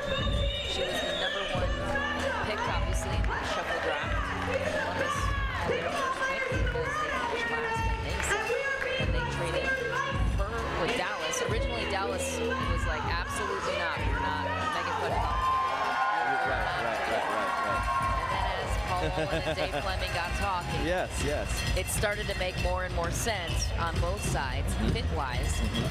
So Jill Braverman is now with Dallas, and if you're looking to catch her, she is on at 11 a.m., starting at 11 a.m. Court 4. That match is underway against the Orlando Squeeze. Bay Area run for their money this morning. And then she'll be on championship court, Dallas and Bay Area. Speaking of that matchup, will be a very interesting one to watch at 2 p.m. here on championship court. And if you're looking to follow Alex Jones, head on over to Grandstand. My legion of 7 fans is going to follow me over to Grandstand. Let's go. Your parents making up 2 of those 7. They're here. They're going to physically follow. Don't forget about Aunt Barb. So that's 3. That's 3 of the 7. That's 3 of the 7 there. Corinne Carr. Yes, one that's on the right. way. Is that 4 or 5? Yeah, there we go. So my 2 fans are going to follow me over. Child is cheering for Blue. Yes, and I think that the Fudge Braverman trade was very even. Their levels are similar, but they get there in a different way.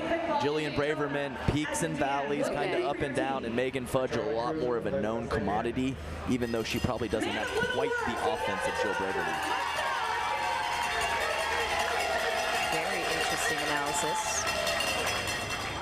And our action continuing. The call stands. The ball is out. The call stands. The ball is out of bounds, and so Columbus loses one of their free challenges. They still have 1 left to use in this game.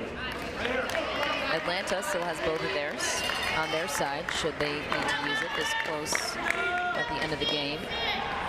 Trifunovic with the serve to CJ Klinger.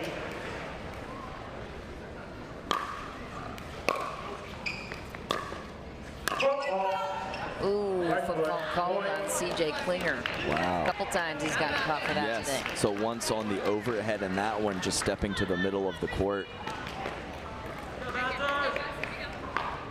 17.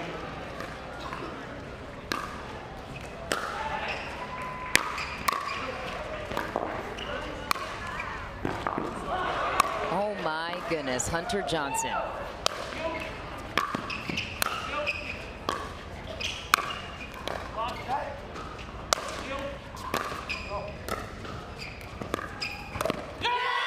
Hunter Johnson, the single-handed hero of the point. Well, let's listen to what they're saying here. They're gonna challenge the double bounce. Okay, Columbus is challenging the double bounce here in the rally. The score as the rally stands is 18-17. Referee timeout. Okay, referee timeout. Okay. So Hunter's questioning why didn't they challenge right away? Why did they let the point play out? I get excited on these controversies, but I'm trying to do a little better job of just letting what's happening out there happen without me talking, but I'm very excited. Very excited. Controversies are fun. It's good. It's good. It's good for the game. Yeah, it is. It is. So Let's amp up the controversy here. Number one, I can't believe that he got that ball, but I actually think he slid the paddle underneath, and it was not a double bounce. I thought he got it. Yeah, so that's in live action. Hard to tell. We'll see on the replay. But if I had to pick one, I think he got there. To the naked eye, it looked like he got there. But this is a crucial momentum swinging point. Either way this goes, worth the risk for Columbus. Yeah, that's right? And we talked about those timeouts late in the game, but all of a sudden they're in a situation where they have to use both. So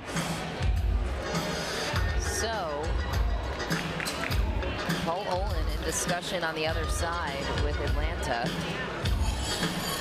And we see head referee Courtney Johnson stepping in. Yeah, I don't think we have a sound bite of that, so I'll try to relay what I'm seeing here. Yes. Paul Olin, a top senior pro, advising the Columbus Pickleball Club. I feel like that's a strong choice. Paul Olin, some great results, really even-keeled, smart guy. I have no doubt that's an advantage to have him on the bench for the Columbus PC. And it also, we've seen Columbus make some strategic changes all match long, and I'm willing to bet Paul Olin was a key part of those decisions. Right, and one of those switches, I saw Paul call the timeout. So it was not the players on court, it was Paul seeing something, calling the timeout, and then relaying that information to his squad. It's really nice to have an outside set of eyes. In the moment, no matter how good you are strategically or how smart you are, in the moment you can be blind to certain things. So to have a strong set of outside eyes looking in can really help Michelle. Objective, especially even if you're the two players on the sideline watching the game, it helps to get a bird's eye perspective where you're not as emotionally bought into the match. Totally true. So we are awaiting the verdict on the double bounce. Hunter Johnson is so incredibly athletic, so fast. You can tell his strong tennis background and his ability to chase down balls and earn points that are just seemingly impossible. I mean, I was ready to start talking. I thought the point was over. I was like, done. Great point and scramble. Good hustle from Hunter Johnson. Oh my goodness, he got it. And he got it. Never say never to the John Johnson. To the Johnson brothers. And then after he gets it, he does a 360 spin, gets back in position, and then strikes the next ball. So not just the get, it's the recovery as well. Just high-level stuff from Hunter.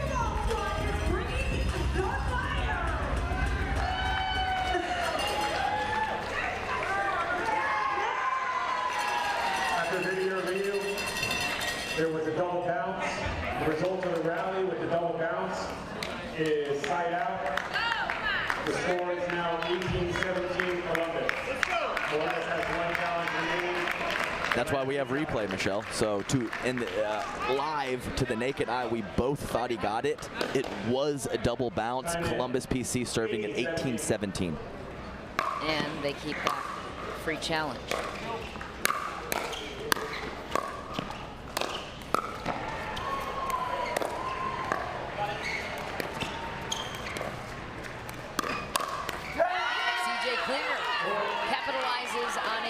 crucial momentum-winning point.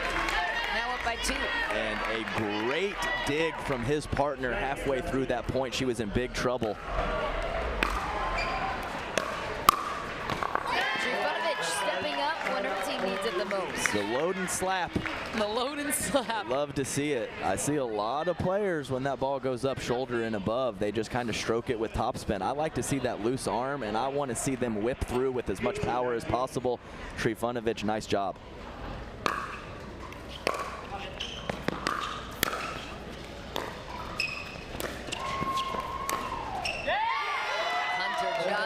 Finds the corner, ties it up at 19. That offense doesn't always have to be out of the air. If that ball lands in front of Hunter and it bounces up too high, you know he's going to fire away.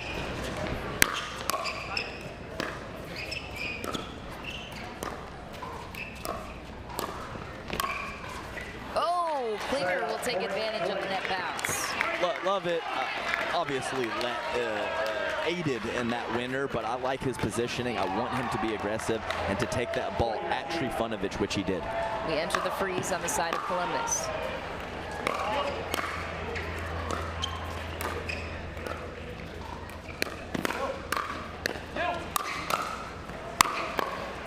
Hunter Johnson not going anywhere. Oh, I thought Klinger had it. Nice pressure, another nice high ball from Trifunovic, and then her partner taking over from that point and sealing the deal. Frozen on the side of Atlanta as well. We're in the frozen zone on both sides. Klinger with an incredible angle, earning the serve back. How did he hit that shot? That was so good, and he's had a little trouble putting the ball away, hitting through the court with the incredible defense from the bouncers. So to find that angle, keep the ball away from Hunter Johnson is very nice. Oh, Millie Rain wants that one back. Yeah. Keep going, Millie, keep going. That's the right shot in the right spot. Just a near miss, top of the tape. So tough to give up those shots when they're so close. Columbus gets the serve back and a chance to push a dream breaker. 2019.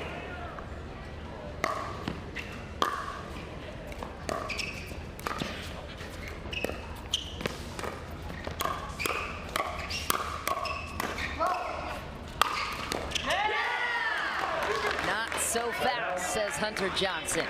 It looks like 2019 Trifunovic over there with the two-handed backhand counters. Two great counterattacks, and then Hunter Johnson.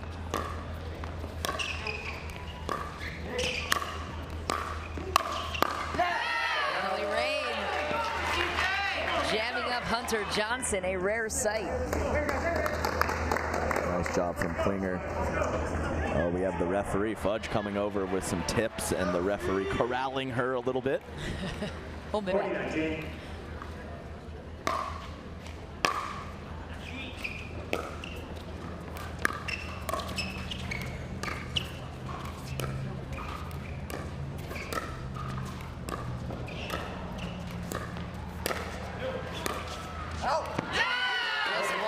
Trifunovic, so guess what? Columbus wins game number 4. We are going to our second dream breaker of the morning here on Championship Court. What did you see from Millie Rain and CJ Klinger? Oh, 2 for 2 on the dream breakers, and it was a really nice job of Millie cleaning up some loose errors she had in the first half of the game, and the young buck, CJ Klinger, making his presence known and stepping over a little bit more to his left to be a presence in the middle. You wanted aggression, you got it. That was a huge comeback win for Columbus, the team that finished last in Mesa, looking to make a name for themselves here in Daytona Beach. A huge win for them. Can they get it done in the dream breaker? Let's find out as we go courtside now to check in with the third member of our crew, Cameron Blackwood, standing by with the winners. CJ, a must win to take you guys into the dream breaker. We would like to know, what did Megan say on that last point in order for you guys to get that win? She said, let Millie take the third so I can come in and crash. Because her third's so good. It worked out really well. Now you're having to go to the dream breaker. Our second one up today. How are you changing your mindset from doubles now heading into singles? We have a really good singles lineup, and I have confidence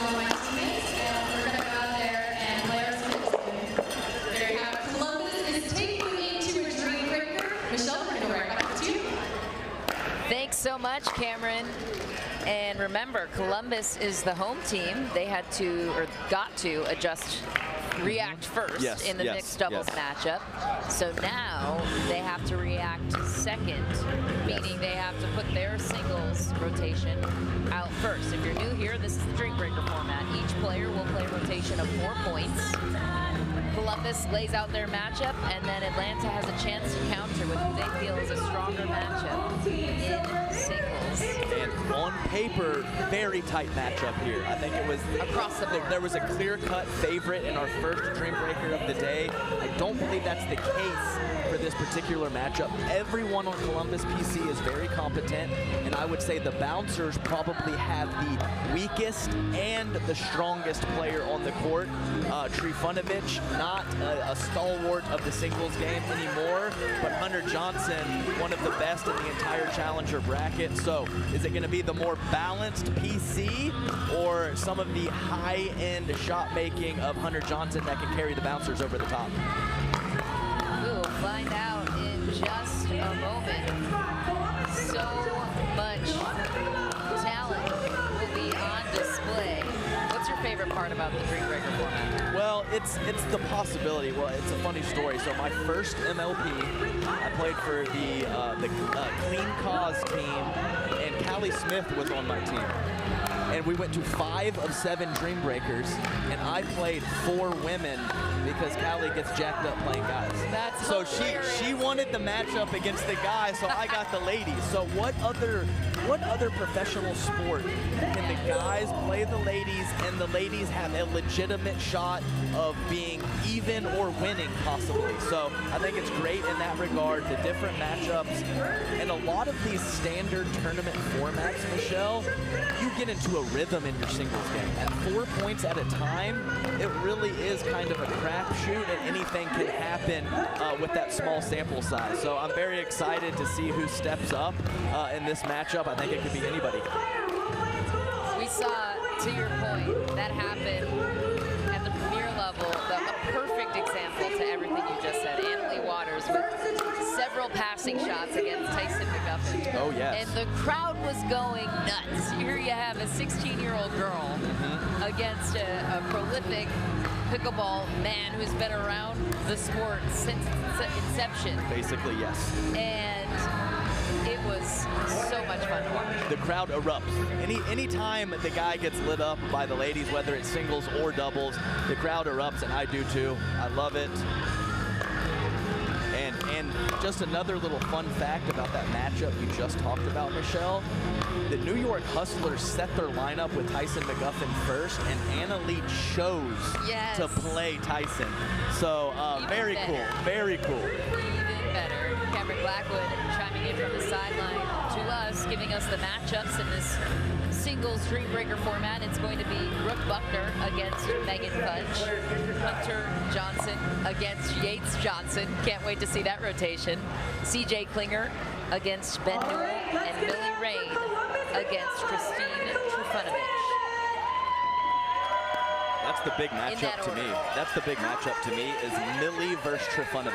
Can Trifunovic possibly get more points than Millie or break even, or can Millie really take it to her and get at least 3 out of 4 in each of their matchups? So you'd be looking for Trifunovic to get just 2. That would be a win for you. Yeah, and like I said, she's not bad at singles. She's had a lot of good singles results earlier in her career, but you know, into her mid-30s, I know how that goes, and sometimes you got to leave it on the doubles court and kind of bypass the singles. These young bucks are just too fast and too good.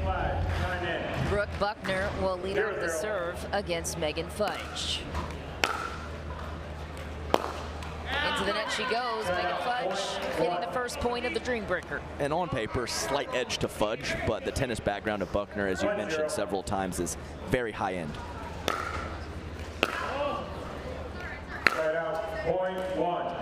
Brooke Buckner, as you mentioned, graduated from Michigan in 2015 as the program's all-time leader in singles, doubles, and combined wins. Oh, what a shot Megan Fudge just lofts it into the corner. Buckner thought that one was sailing long. Yeah, that was the perfect storm. Buckner tried to sneak in and then lets the ball go as it plops right in the corner for Fudge.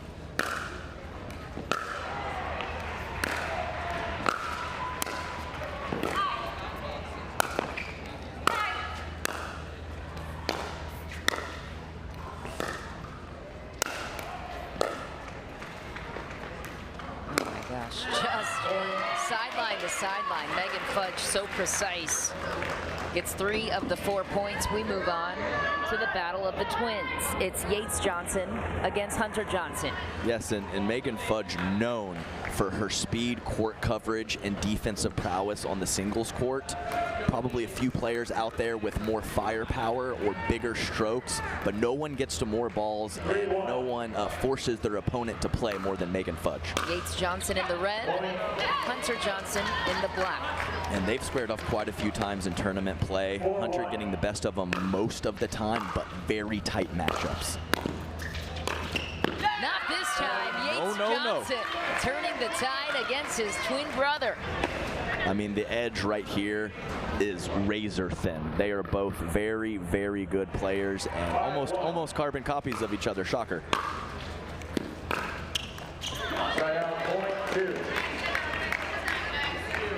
So Hunter Johnson trying to salvage the split with his brother, who Yates able to get those first 2 points. That is wide.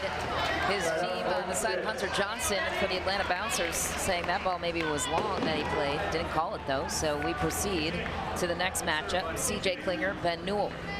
Lefty southpaw battle.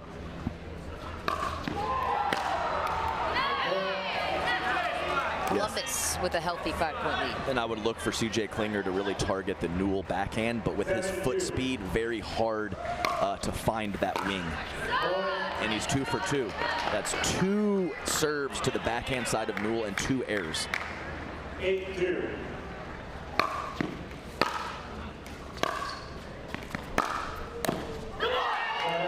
Ben Newell coming away with that point. Yeah, Klinger, I think, looking over to the sideline, thinking he should have gone with topspin there. He went with the drop of volley unsuccessfully.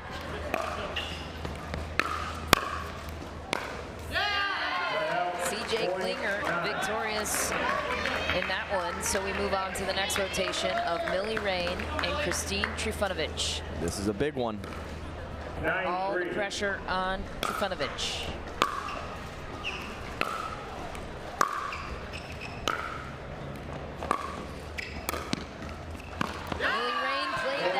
Perfectly. She did. Snuck in at the right time, stayed back, waited for a good ball to come forward, and she got one. I expect Trifunovic to stay back mostly. We'll see how much Millie Rain decides to come forward to the kitchen line.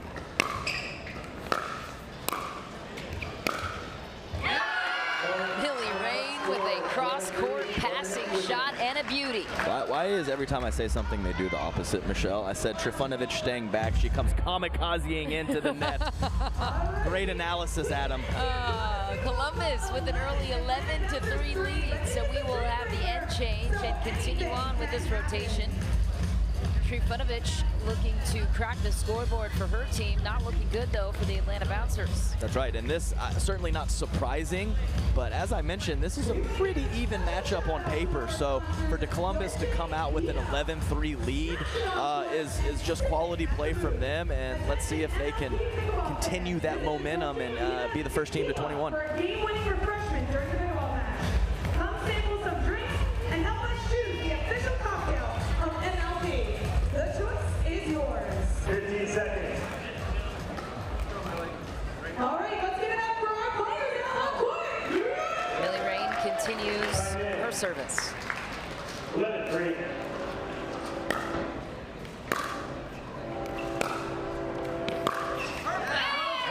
Another point for Millie Rain. That's huge. Yep, those early in the point shots from Trifunovic have got to be deep in the court. If Millie Rain is stepping into an approach shot coming forward to the kitchen, Trifunovic is going to be in trouble. There she is, Christine Trifunovic coming to life for her final point. We go back to rotation number 1, Megan Fudge and Brooke Buckner.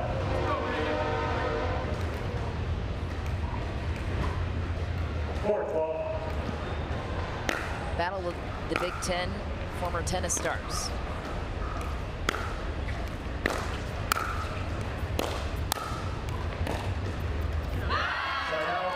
Megan Fudge amped up with her new team. We're going to have to find out if they ever played each other because they're close in age. They're both in I believe their early 30s, so there's a very reasonable chance they play tennis against each other.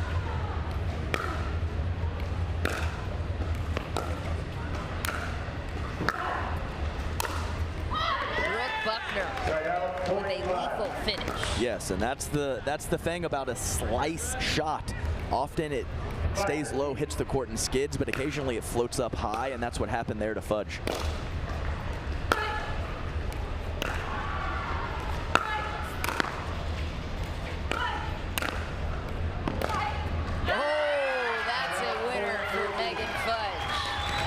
She's just so good at it. It's like she's behind in the point for almost the entirety of the point. She gets on the run and comes up with a huge angle passing shot. Such a great shot from Megan Fudge. Makes it look easy.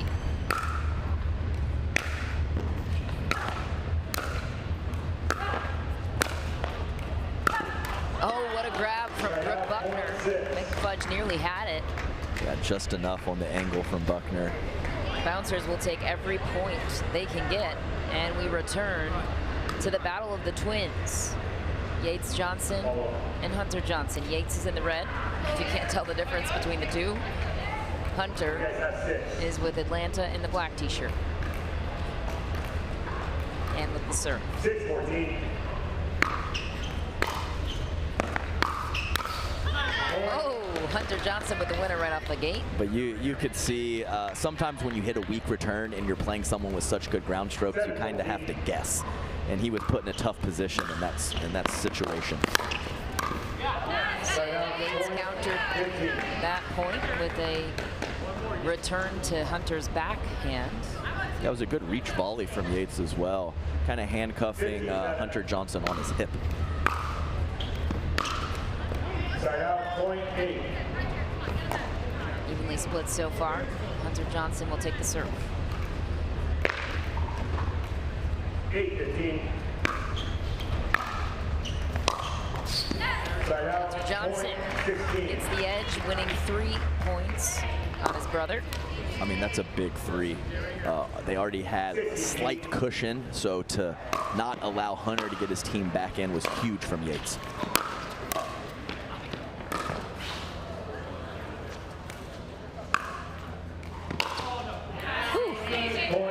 Klinger played it safe on that overhead. Yeah, and you can see he is even possibly taking some pace off the ball to make sure he gets it to the backhand of Ben Newell.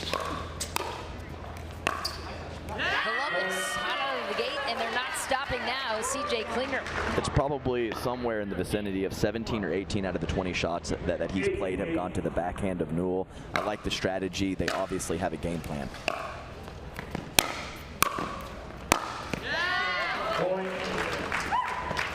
Another point for Columbus. 2 points out from closing in on their first match victory here in Daytona Beach.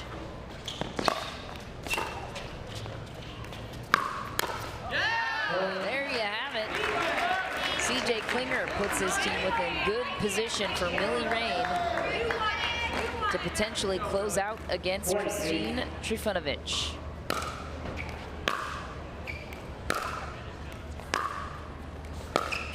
Oh, a passing shot, and Millie Rain closes out a match victory for Columbus Pickleball Club.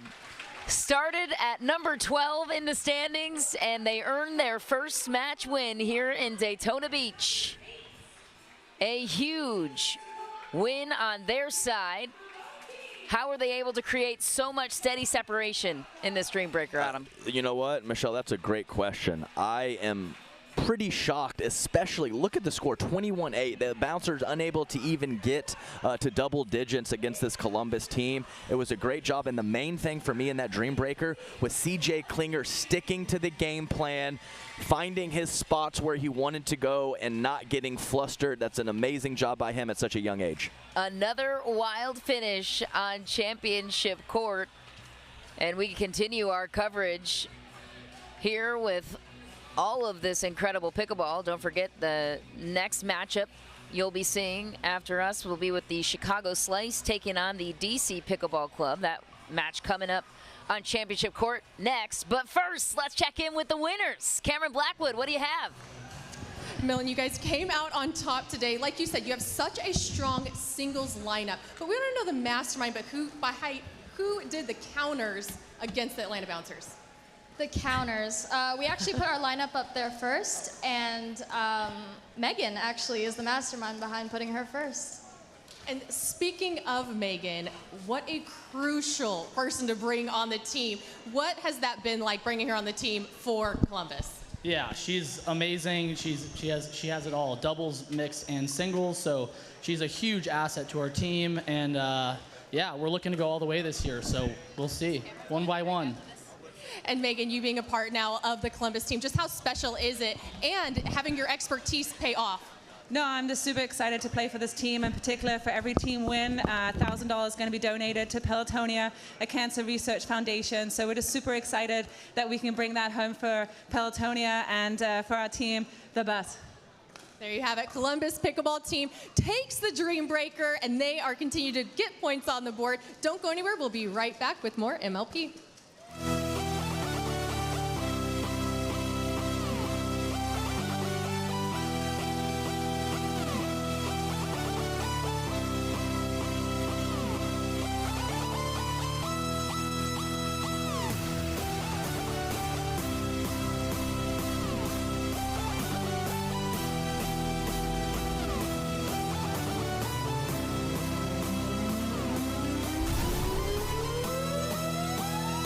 It's hard to find supplements that work. No, thank you. You need supplements that are backed by science with natural and plant-based ingredients and that are third-party tested. Because cleaner is better. Like Oro Organic. Plant-based supplements made from the Earth's most powerful plants for your immune health, gut health, workouts, and more. Find out more at oraorganic.com. Match point, it's all up to me. Nothing can get in my way. And when they ask, what are you gonna do next? I'll say, I'm going.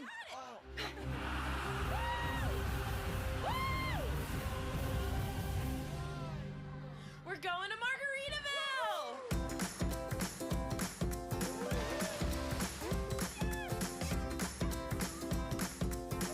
You can go to Margaritaville too. Visit MargaritavilleResorts.com. Cause I'm a natural born hustler. Just like my mama said, hard times and that good way, natural born hustler. When the world wants you to sink or swim, I'm gonna go. Michelob Ultra, 2.6 carbs and 95 calories.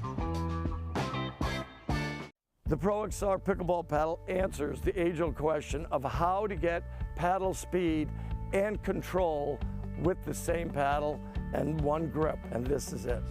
Pro XR gives you more spin, greater control, and quicker reloads on every shot in the game, because you always have that constant feel for that leverage and control and paddle speed that we're all looking for. Pro XR is the most revolutionary technology in pickleball. And I said, Saturday, no one's here. Right? Are you getting this? So if he wants the invoice. Water doesn't have to be boring. Turn it up with Cirkul. With over 40 delicious flavors and a dial that controls your intensity, Cirkul starts a party for your taste buds. No sugar, no calories, and no artificial flavors. Just good times. Cirkul, it's your water, your way. Try Cirkul at drinkcirkul.com. Introducing Skechers Pickleball, the official footwear of Major League Pickleball. They're ultra lightweight and responsive for incredible speed. They have Goodyear rubber outsoles with a specialized pickleball design for increased side-to-side stability and agility. Plus, they feature shock-absorbing foam and Skechers' famous relaxed fit design for incredible comfort game after game. Conquer the court in comfort. Skechers Pickleball, the official footwear of Major League Pickleball. My first surgery was a total knee replacement. I ended up with an infection. They were gonna have to amputate my leg. That just was not okay with me. The moment I entered HSS, the care was exceptional. For somebody to tell me you're gonna keep your leg, it was magical. Everything is so alive because I got my life back. Major League Pickleball by Margaritaville. We get set for another challenger level matchup. It's going to be the Chicago Slice versus the DC Pickleball team. Joining me now, I'm Cameron Irwin. I've got Dominic Catalano in the booth and Cameron Blackwood sitting courtside as well, doing a great job down on the sidelines, chatting with all of these fantastic professional pickleball players. You can see them warming up. All four ladies are getting set. Emily Ackerman will play alongside Susanna Barr. Ryler DeHart also part of that Chicago Slice team, as is Connor Garnett. On the opposing team, it's going to be the DC Pickleball team. Stefana Verne, Shelby Bates, Amanda Hendry, and Sam Query, who is currently sitting on the sidelines now as the women's doubles matchup gets us started. So Dom, tell us a little bit about this DC Pickleball team, because they had some switches here since Mesa, now into Daytona. They did. Amanda Hendry, the newcomer to the DC Pickleball team, she comes and takes the place of Monica Pelicelli, who they dropped after the first event in Mesa. So they pick up Amanda Hendry. Amanda Hendry, a local player from the east coast of Florida, out of Port St. Lucie, come onto the scene over the last year or so and really made a name for herself. Plays the left side, so Shelby Bates also knows her because Shelby Bates also lives over here out of Jupiter. So they have played together before and they are familiar with each other. Now, has it worked out? Not so much yet, as DC did drop their first match to the Miami Pickleball Club, and also Chicago dropped their first match against the Utah Black Diamonds. So Cam, if anything, you never want to say it's a must win, but I'm sorry, both of these teams, if you go down 0-2, you're in deep trouble to qualify for tomorrow. No, that's a great point. And you mentioned these two teams. They are both out of Group B at the challenger level. So in Group B, you have Chicago, DC, Miami, and Utah. And again, Emily Ackerman getting warmed up out of San Luis Obispo, California. She'll be playing alongside Susanna Barr. Now, what can these two do in terms of some damage? I look at Susanna Barr, I'm like, she's one of the most experienced out on the court, queen of consistency. But Emily Ackerman, tell me a little bit more about her. Well, Emily, just a fireball of a player, 23 years old. She's so young, so energetic, and I think the combination of Ackerman and Barr together, Barr kind of complements Ackerman in the sense that she's going to keep everything in play and let Emily Ackerman be athletic and do what she does best, and that's play aggressively. So I like the combination. They had a lot of success in Mesa, and they did win their women's doubles match earlier today. So they took care of business. For the Chicago team, it is the guys. They are the X factor. Sometimes when those guys, DeHart and Garnett, are on, they're on. They weren't so much this morning. They dropped their men's match, and it kind of put them behind the 8 ball early. But again, the Ackerman and Barr team, I like it. Consistency and power, both out of both those players. Well, I also have to give a big happy birthday to Connor Garnett, who you mentioned. Today is his actual birthday, so hit him up on social media and let him know how much you enjoy his play and style of play. We'll get into, of course, more of the details as to his scouting report once we get to the men's matchup. So if you're just joining us on the Major League Pickleball Tour by Margaritaville, we will play a women's doubles match, then we move on to the men's match. After that, we will proceed with 2 mixed competitions.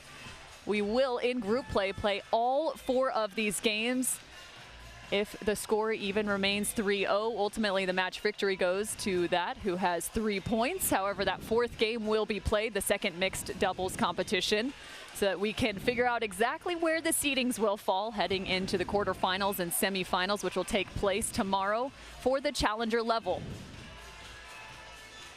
So expecting a lot of emotion out of both of these teams early on because, like we mentioned, Cam, it is a must-win for both of these teams. If you want to have a shot to play tomorrow, you need to come out on top. So, you know, you're looking forward and you're looking at this matchup and you're like, okay, it's only the second match. We do have another match, but this is the only match in town right now for both Chicago and DC.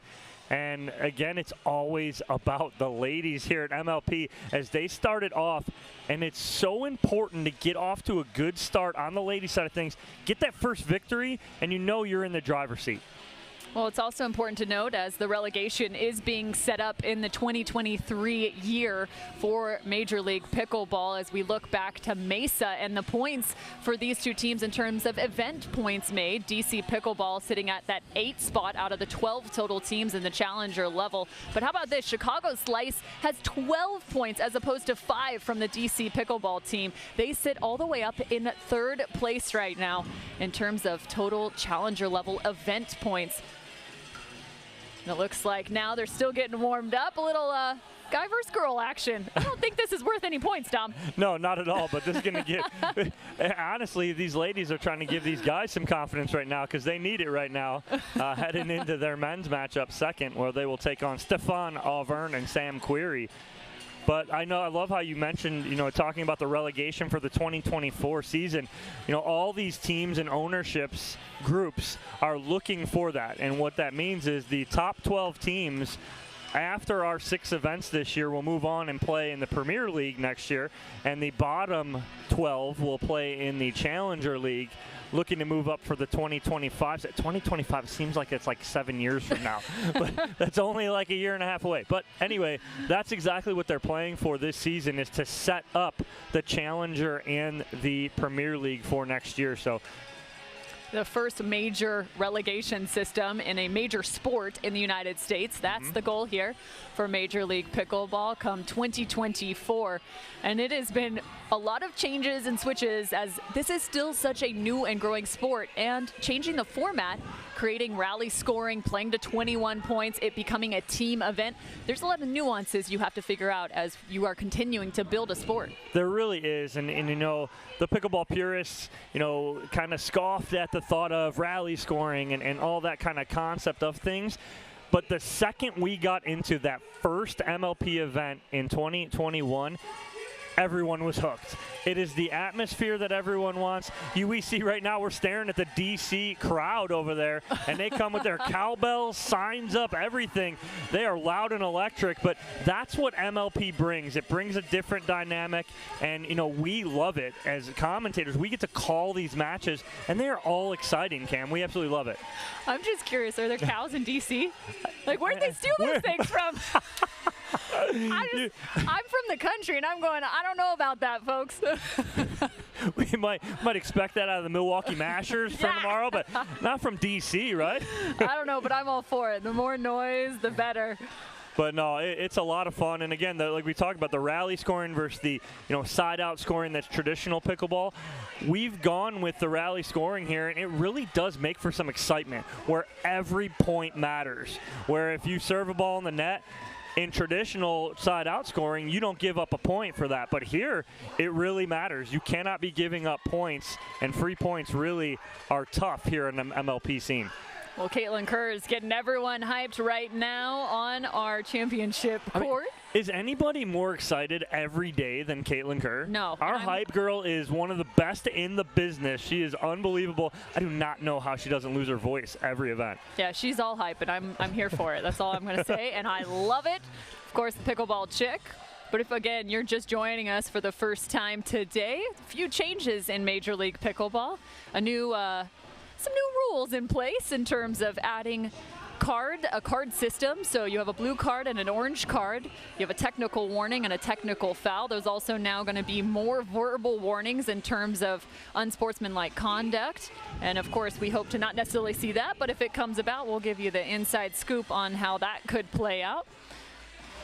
Not to mention a few different changes in terms of who can be on the court for each team. There are team captains for both of these teams, and every team at Major League Pickleball, they hold a lot of responsibility in terms of communication with our official as well as each of their players. We'll have video replay, 2 free challenges now in Major League Pickleball, but what's interesting is the word free is critical there because you can challenge an unlimited amount, but you have 2 free without risk in terms of what could take shape. I can't wait to see kind of the strategy that starts to take shape with the new challenge system. Yeah, and you have the new challenge system, new rules, and again, it's like it's an evolving, kind of amoeba, as you may call it, for MLP. And what that means is that constantly we're trying to make this better each and every event, and putting and adapting new rules along the way is part of that, and we're trying to make it perfect. Nothing is ever perfect, but we're trying to do everything we can to make it perfect and make it a better system. And that's what I think too is the main reason for just these not sudden but changes event to event, so that by 2024 we're all set and ready to go. The ladies finish their warm-up again, as we had a little bit of a stall there to start, but it looks like we are almost set and ready to go.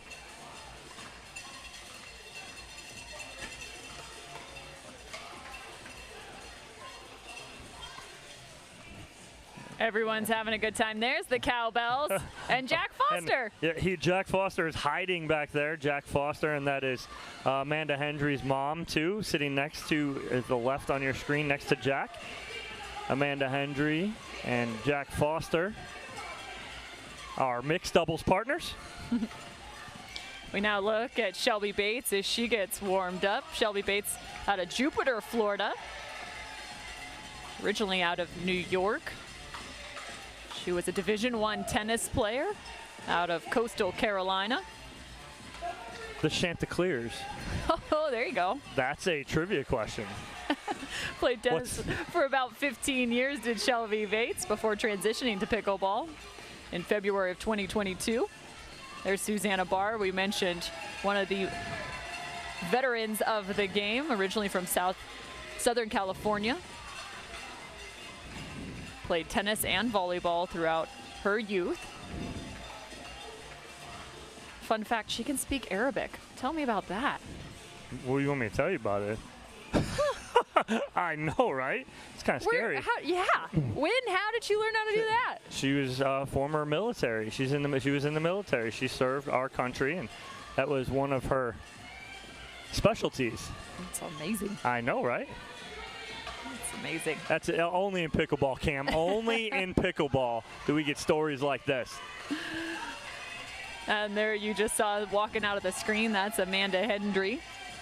You mentioned she's out of Florida, attended UNC, and oh my, Lee Whitwell shaking that thing. When isn't she? Oh my gosh. That is great right there with Caitlin Kerr, our hype girl. Question is, who's got better moves? I'm not sure.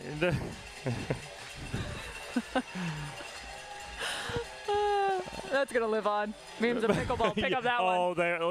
They're already working on that one. Yeah, it's stored up somewhere. All right, well, I think these two teams are plenty warm here in Daytona Beach. Temperatures are going to be rising throughout the afternoon as well as the weekend, potentially hitting upwards of 85 degrees. And we are finally set and ready to go here. So Shelby Bates rocking out as well. She'll be playing the left apparently here and flexing down on our crew. Emily Ackerman will get us started. Rally scoring to 21. K1, time in. 0-0.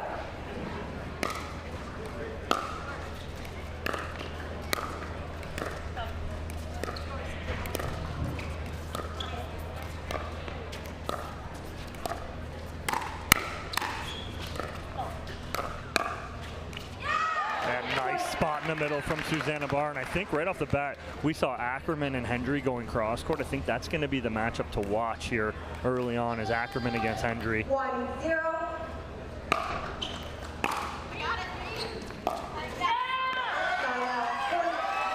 Missed third. So early 1-1. Every ball matters here in Major League Pickleball.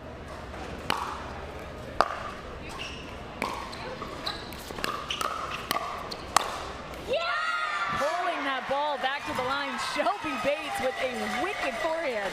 With authority down the line and the huge fist bump.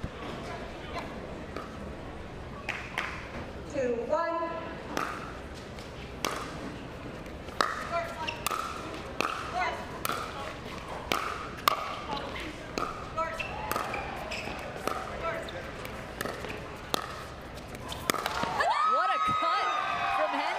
That's nasty right there from Amanda Hendry. And again, that's her backhand. As she is left-handed, she sits on that backhand, carves it out. Ackerman has no answer for it. 3-1.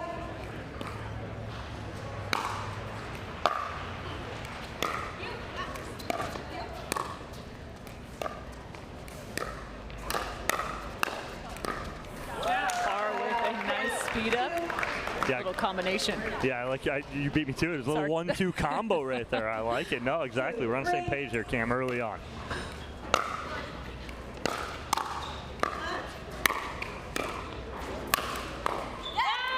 Barr had a nice dig reset in the middle of that.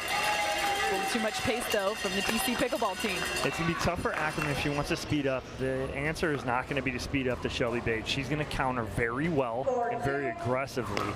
If she's going to speed up, she's got to go at Hendry. Great location, the angle, but that's not easily done. The cross-court speed up can be very dangerous if not pinpointed perfectly. Right, exactly. So she has to aim inside hip, which would be Amanda Hendry's left hip. If she aims outside of that, you flirt with the sideline, the ball's going to go out of bounds. So currently just trading points here, 4-3. 3-4. Make it 3-4.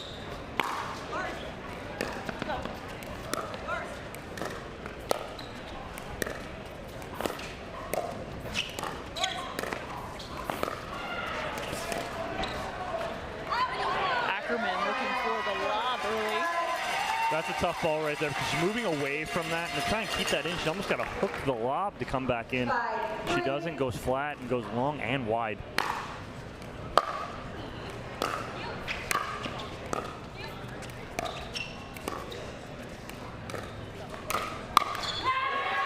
where you have to be careful. Hendry, that's her forehand. Yeah, Susanna Barr all over that two-hander right there, but Hendry gets away with it, and they take a 3-point lead. And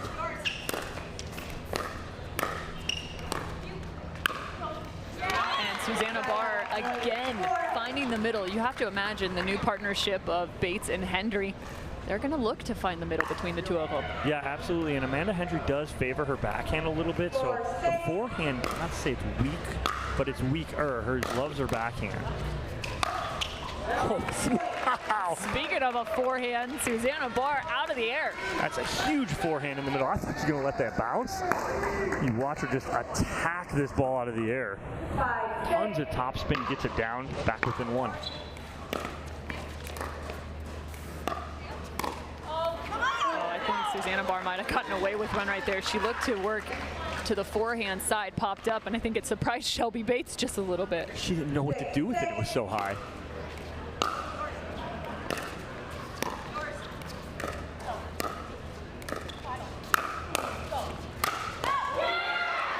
I think that ball was going to go long, but again, Hendry bodies up Barr right there. She can't get out of the way, has to try and play it. 7-6.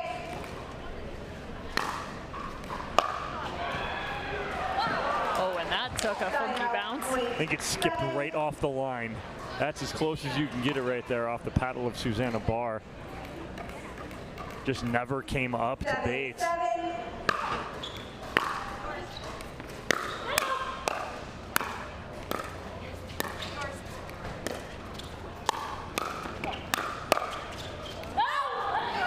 Just wide of the court, and Ackerman for the second time looking for the lob.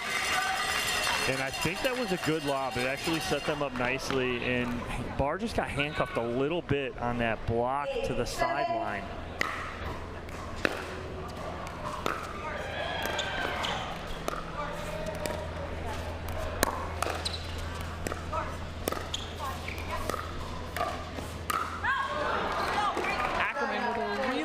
Reset in the middle of that rally. Well, Susanna Barr getting some love off the tape, which she gets a lot. Again,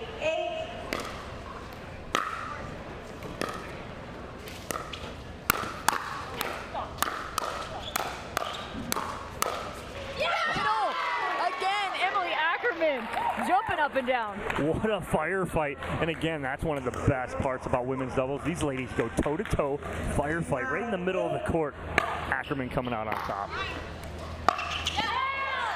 Tough ball to speed up right there. That was just below the knee of Susanna Barr.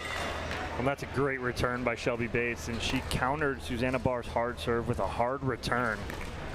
No one wants to pull away with this one here. 9-9.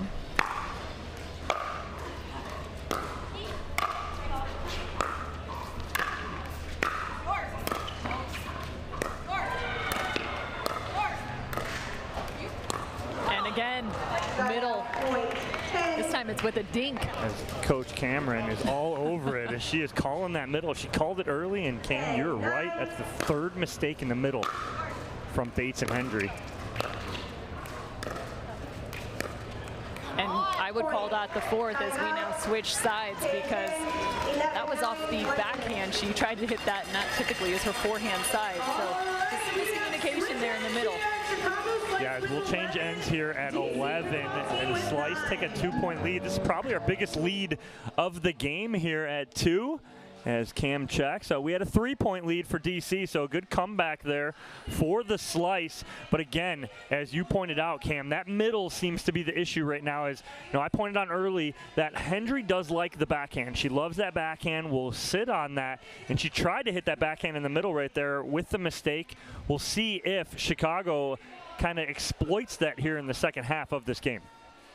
Well, and you saw Sam Query as well as Stefan Evern. And Evern actually played in the premier level alongside the hard eights as he was filling in for Riley Newman. Yes, he was. Yes, at Mesa. I'm trying to go through the list of names. Yes. There's a lot of them. And speaking of two more, there's Ryler DeHart and Connor Garnett, as they also get a chance to talk with their teammates. Was it not the hard eights?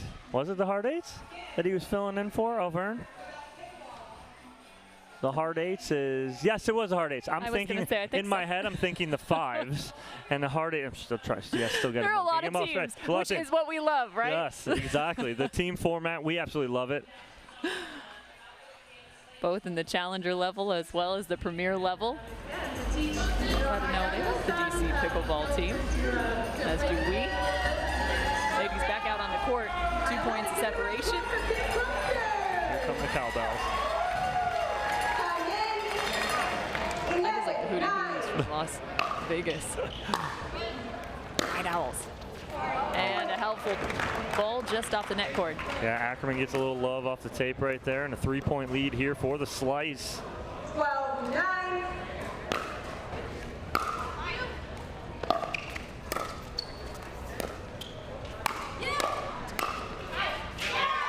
Good lead from Ackerman. That's well over the height of her shoulder. And then if you think that Emily Ackerman isn't hitting a spot with that lob, you're wrong. She's going over the left shoulder of Shelby Bates, so she has to hit it with a backhand overhead, making it tougher. Great setup.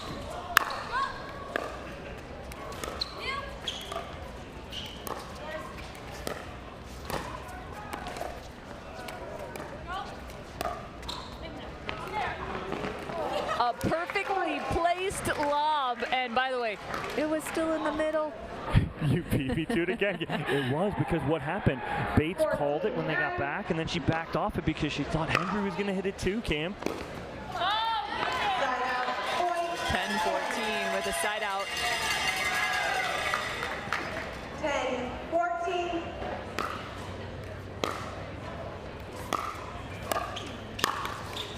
Back That's a good move by Bates in the middle because Susanna Barr stepped in to take that out of the air and she was out of position. If Bates can just get that over, she had the sideline wide open. Good move from Bates.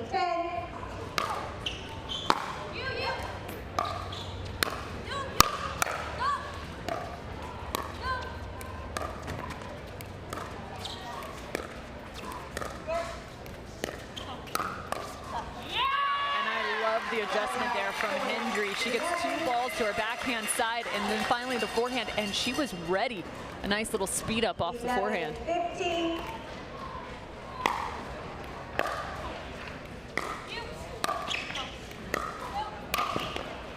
Wow, what a forehand there from Susanna Barr. Again, such good pop, great wrist action, and watch the placement of this overhead too. She hits such a good angle. That ball's going towards the sideline. Always not about how hard, but it's about the placement of where you hit that.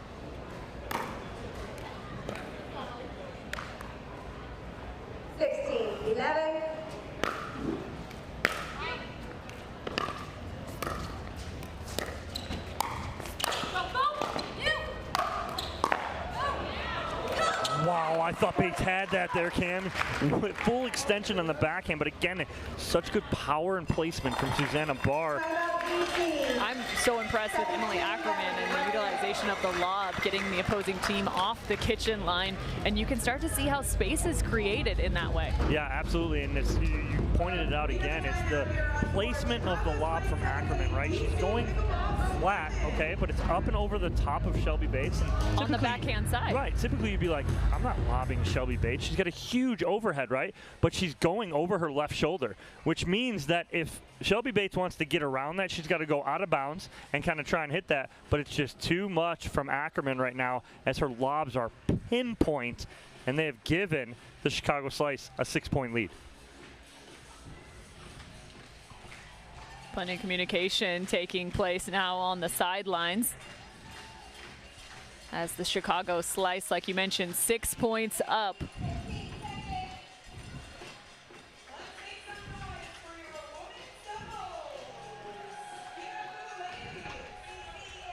Hendry and Bates have some digging to do to get out of this hole.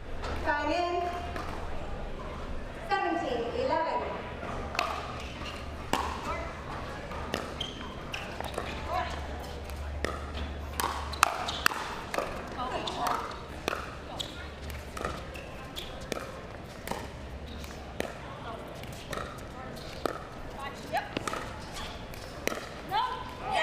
What a setup from Emily Ackerman, and not just the setup, but the execution. You know how easy it is to overhit that ball in the middle right there because it was so wide open? She just placed it perfectly after she pulled Hendry wide on her backhand side. Such great point construction. And again, Susanna Barr has had 2 shots just like that where she has done a little bit of damage. That time, that high arm slot. Ball just about elbow height. I know they got a 5-point lead here, but those points can't be had. You cannot make mistakes and give away free points.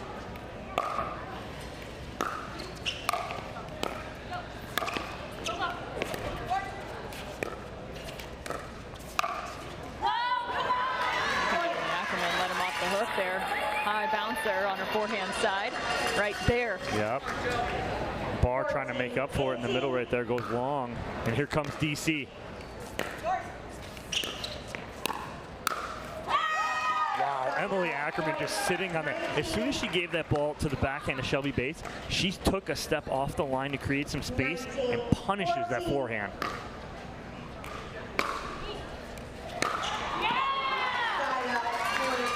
Ackerman does like that 2-handed backhand drive.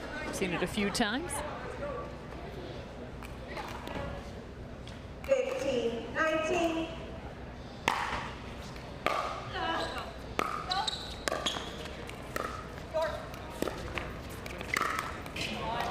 And we have yet to see Hendry do that, stepping back off the kitchen line for the speed up. Yeah, she's trying to make something happen there, but again, off the tape, and it is game point for Chicago here. And they get it done. So the first point on the board board for the Chicago slice at the hands of Ackerman and Barr. And it goes right down the middle, right on cue. They've exploited that middle early on, continued to do it throughout the match, and then right there on game point, drive down the middle, and there's the game. So all smiles on the side of the Chicago slice right now as they've got 1 point on the board. The fellas starting to get warmed up for our next game to be played. Cameron Irwin alongside Dominic Catalano, and Cameron Blackwood is also standing courtside as she's getting ready to chat with our women's winners. All right, Cameron, here we go. Susanna, on the other side, there were 2 forehands in the middle. We saw you attacking that early on. What were you trying to create there? I was just trying to put a lot of pressure on them. I wanted them to know we were here and we were going to be making them play. You did just that. And we saw your coach as well as Susanna talk to you on the changeover and throughout the match. What were they telling you? Really just to keep breathing and stay, play loose, and also just give myself big targets where I'm hitting and not try to go for lines and winners. There you have it. Chicago slice goes up 1-0. We're going to come right back with men's doubles. Don't go anywhere. It's Saturday. No one's here. Right? Are you getting this? So if he wants the invoice. Water doesn't have to be boring. Turn it up with Cirkul. With over 40 delicious flavors and a dial that controls your intensity, Cirkul starts a party for your taste buds. No sugar, no calories, and no artificial flavors. Just good times. Cirkul, it's your water, your way. Try Cirkul at drinkcirkul.com. I'm a natural born hustler. Just like my mama said, hard times never will be. Natural born hustler. When the world wants you to sing a swim, I ain't gonna do that. Michelob Ultra, 2.6 carbs and 95 calories. At From With Pickleball, we believe in the power of our sport to unite a community. We have introduced hundreds of people to pickleball by funding a 10-court public facility in our hometown with leagues and lessons to make everyone feel valued. We take that same approach to our business with personalized customer service and same-day shipping from our huge inventory. When you order from With Pickleball, you're supporting a small business and a diverse community of pickleball fanatics. We have the gear you need and the service you can trust. It's hard to find supplements that work. No, thank you. You need supplements that are backed by science with natural and plant-based ingredients and that are third-party tested. Because cleaner is better. Like Oro Organic. Plant-based supplements made from the Earth's most powerful plants for your immune health, gut health, workouts, and more. Find out more at oraorganic.com. Caitlin Kerr might want to take up some singing because she just sang Connor Garnett happy birthday, as today is his special day, playing alongside Ryler DeHurt, Cameron Irwin alongside Dominic Catalano. We heard from Susanna Barr and Emily Ackerman after they picked up the first point for the Chicago slice. So they are now up 1-0 as we head to men's doubles. But I actually really liked what Emily Ackerman had to say in terms of we just had to breathe. And then Susanna Barr also paired that off and said, we want to let people know we're here to play. So there is definitely something to be said about Major League Pickleball. And right out of the gates, you got to be the aggressor. You have to, and that women's doubles match always sets the tone. Now, DeHart and Garnett can breathe a little bit knowing they got a 1-0 lead, play a little more loose here. And they get a good start there on Auvergne return into the net.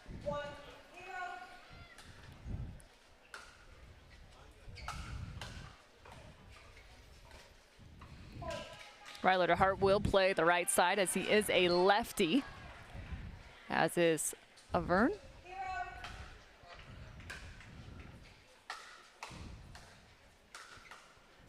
It's not often that you've got a lefty-righty versus lefty-righty. I feel like most often there's only one random combination, you know, between the two. One random lefty thrown in there. I mean, we always like the lucky lefties. Come on now. Absolutely. That's a great ball there from Sam Query and a good start for him. He needs that and needs that confidence early on. Of course, Sam Query, the former professional tennis player.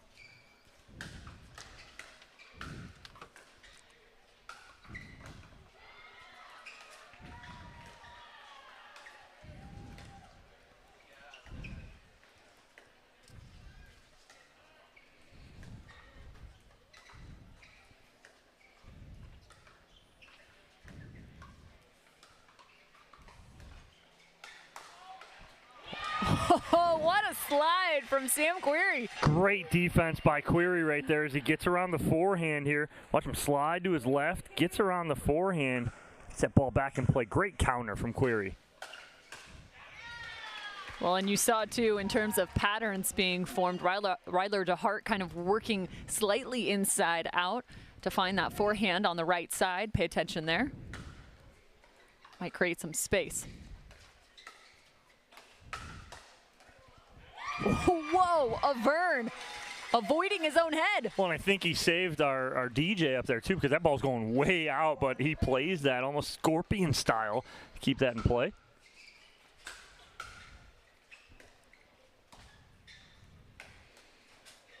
And taking an early shot to the middle, Avern. Yeah, nice little two-handed backhand there from Avern. He set that up with the previous points as he went soft continuously. Now pulls the trigger in the middle. Avern out of Austin, Texas. Originally born in Virginia. And I think that's the play right there. DeHart and Garnett need to get Querrey involved. They need to force the pressure on him. Avern, a very steady player. Let's see what Querrey can do.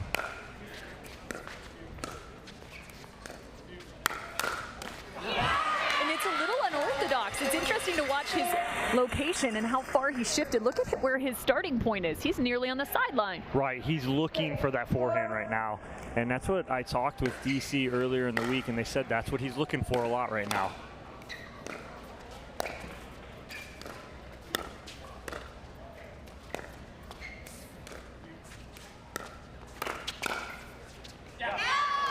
Space found, but one of the ways in which he is able to play on the sideline is because he has a lefty partner that can help cover middle. That's why he's allowed to move that far. Yep, he's got a lefty, and Avern is every bit of 6'3", 6'4", too, so he covers a lot of space with that forehand in the middle. And there's a good example as that ball stays.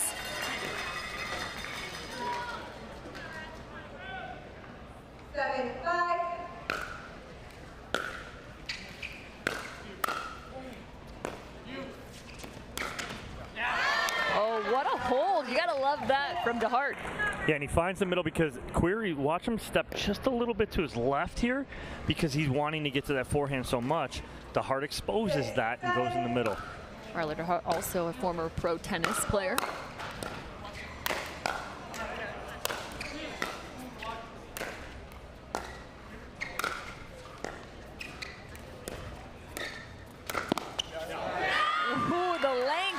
Of Sam Querrey, the Ernie on his forehand. Yep, and that's exactly what Querrey's looking for right there on that left side. He's looking for that Ernie to use his size to his advantage.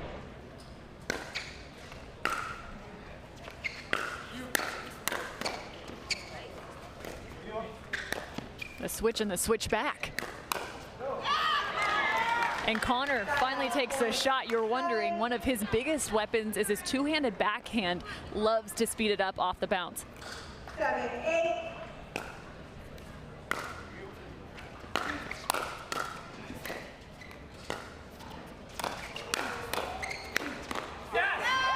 I mean, are you in his ear, Cam? Because, I mean, as soon as you say that, he rips two beautiful two-handers to set that point up. Definitely think he's changed the tide here in terms of his approach, getting awfully aggressive in the last 2 points. It's worked in his favor.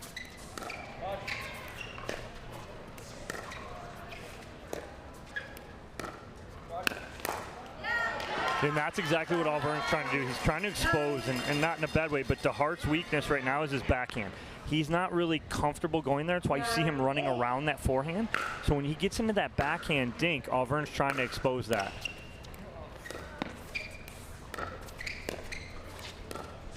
You see him still running around that forehand. And that was the right idea. Look at how quick and nimble Sam Querrey is right here. The avoidance is next level. So they were, both Garnett and DeHart were saying that they thought that ball hit Querrey on the forehand pull from DeHart. So it looks like we're going to have a challenge here, Cam, from Chicago, because they're pretty confident that that ball did clip the jersey of Sam Querrey as it went by. They're going to have a conversation right now to find out if we for sure are going to challenge. Do a video challenge on whether or not the ball. Yep, so they are challenging here. So in the rally that stands is 10-8. We will now proceed to video review. a good challenge here. Again, you're trying to gain that momentum. We're almost halfway through this men's doubles game, so we'll see what happens here as they're challenging. If it did clip Sam Query on the way by, but I do like that pull from Ryler DeHart because Query's shifting to that sideline constantly.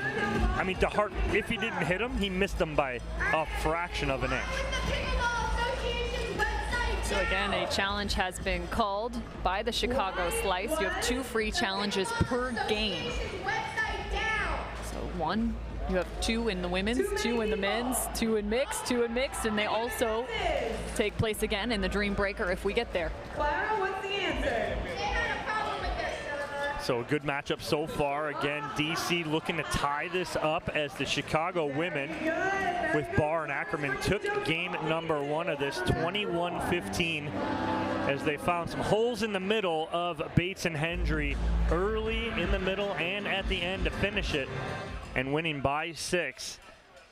DeHart and Garnett trying to take a 2-0 commanding lead into mixed doubles here. But DC trying to answer, tie this up at 1 apiece. Looks like we have our call.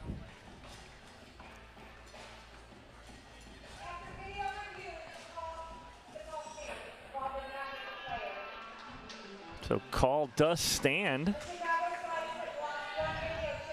So that now means that the Chicago Slice have 1 remaining free challenge as you take a look at the replay for this game.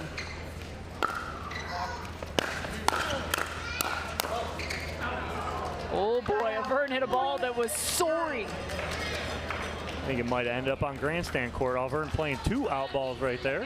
9-10.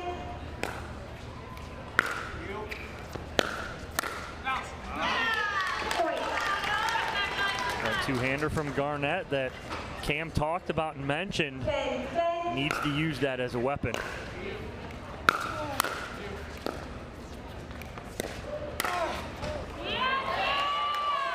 DeHart trying to body up Query again right there, but Query playing a little matrix right there, getting out of the way and avoiding that speed up on the backhand side from DeHart, but we're as close as it can get here, Cam. Just a 1-point game as the DC Pickleball team has the advantage. Let you inside a little bit more. Stefan Vern, you mentioned, out of Austin, Texas.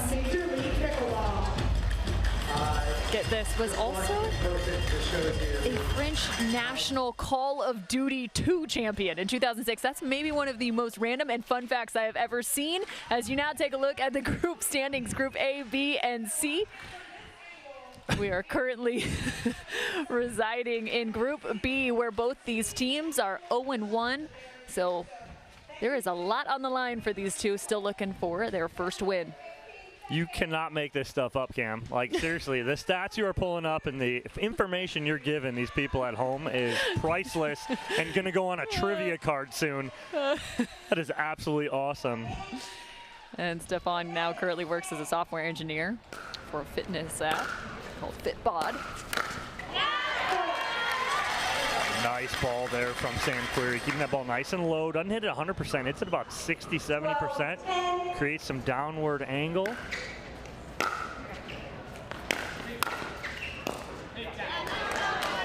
A missed contact there, you can see from Vern. 11-12.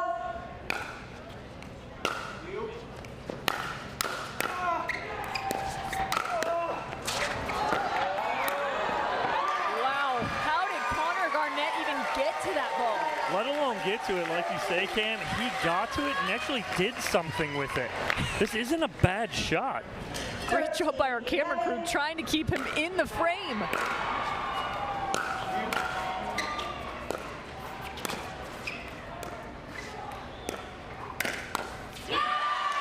I'm liking some of these speed-ups from Vern. Yeah, such a good pull in the middle right there, and he does it off the bounce, nice and easy. Doesn't telegraph it too much.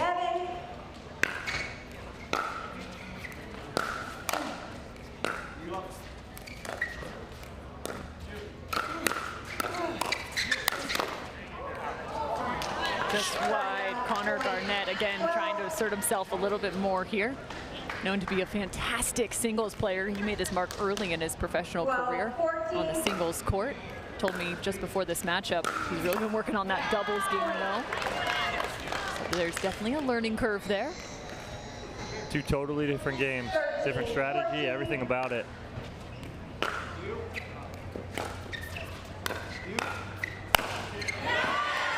I'd like to see Garnett pull the trigger on that two-hander. He was set up, good footwork, decides to drop it, goes a little high. 15-13.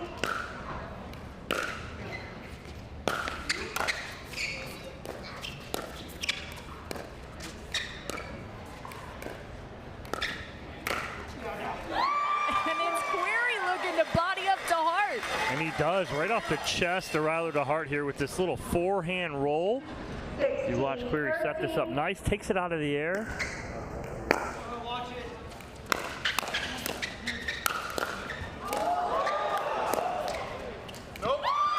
eye formation, but how about the hands again?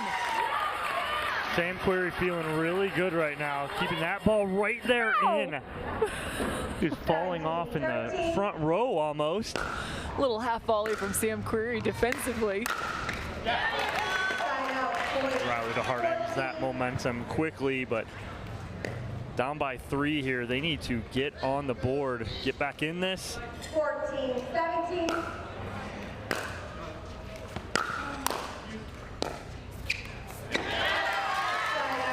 The drive to drop right now is given to Hart fits as he's driving well, but Query and Auvergne blocking even better. He's trying to drop that ball in, can't convert.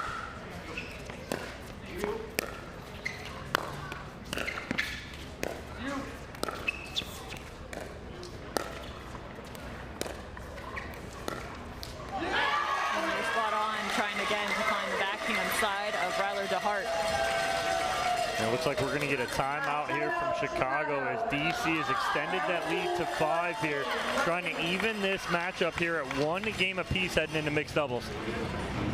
19-14, and I want to go back to just some of the system that's being played between Query and Auvergne. You got to love the righty-lefty combination, but oftentimes you might not see teams utilize what the lefty and righty combination can bring about, and that's the fact that Query is able to shift over and cover so much and be a presence with that forehand. It's so deadly, and when he lets Auvergne play freely through the middle, that's something that they are doing and executing at a really high level right now. Yeah, and absolutely, when you're trying to get to the DeHart backhand too, what it allows is Query to step outside that sideline and almost look for that Ernie, and it puts so much pressure on DeHart to be perfect back cross court to Auvergne, where he's sitting with that forehand in the middle and he's executing so well and giving them a 5-point lead here late in game number 2. Length of Sam Query definitely playing a factor. 19-14.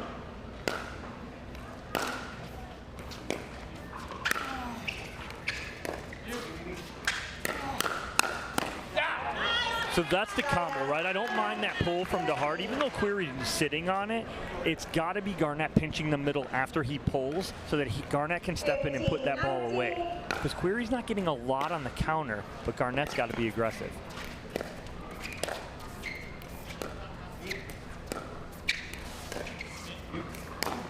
Looking to go off the bounce, didn't find as much spin as he was hoping for. That's a little overly aggressive right there. 20-15.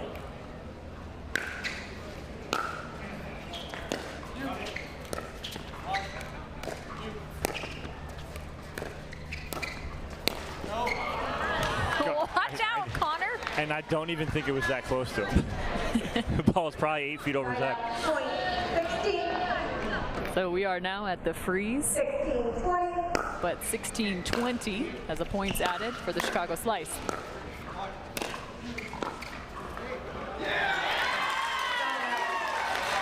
they get the ball back and another shot at game point. 20-16.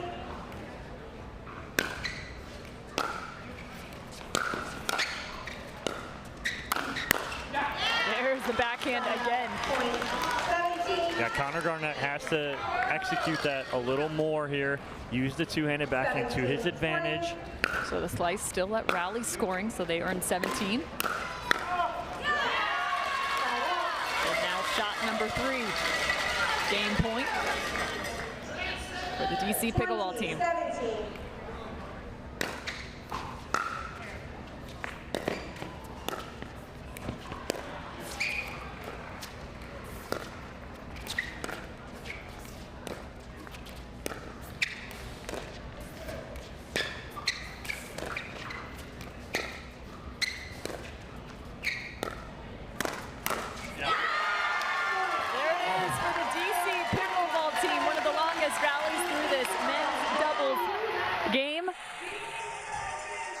I mean, the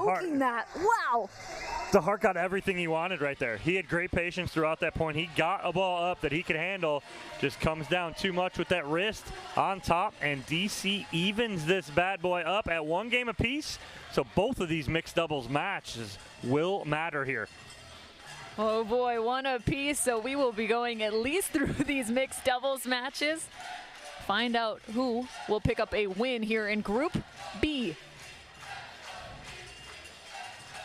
The DC chants are loud right now on championship court. Very impressed with the improvement and level of play from both Avern and Sam Query playing alongside one another. Cameron Blackwood now standing by with the winners. Stefan, you guys look like a completely different team out there. What adjustments were made from Mesa to now? I think we got here early. That helped a lot to practice a little bit. And I think today we found a good groove, and so we were able to close it out. And Sam played great, so I'm super happy. And talk to me about you have 2 forehands in the middle, which can come in an advantage, but how much does his court coverage in the middle allow you to capitalize on that left side? Oh, it's great. I could shift over like 4 feet. You know, he's got the lefty wingspan, so it's really helpful for me, and it suits well for our team. There you have it. DC takes it up. It's 1-1 tied up. We're going to head into mixed doubles. We'll be right back. Don't go anywhere. Oh my good Lord, what a feeling. All of this joy I've been stealing. We all need someone that can make us believe. So call me a man on a mission. I'm guilty by my own admission. Locked up but I break free. No change could ever take me. Can't stop, won't stop, don't stop now. The Pro XR Pickleball Paddle answers the age-old question of how to get paddle speed and control with the same paddle and 1 grip, and this is it. Pro XR gives you more spin, greater control, and quicker reloads on every shot in the game, because you always have that constant feel for that leverage and control and paddle speed that we're all looking for.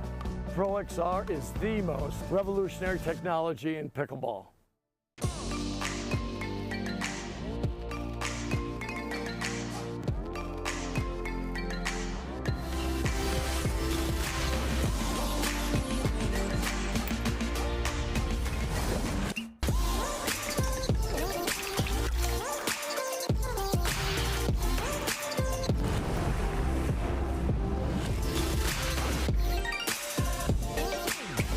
Dulce Vida, you are what you drink.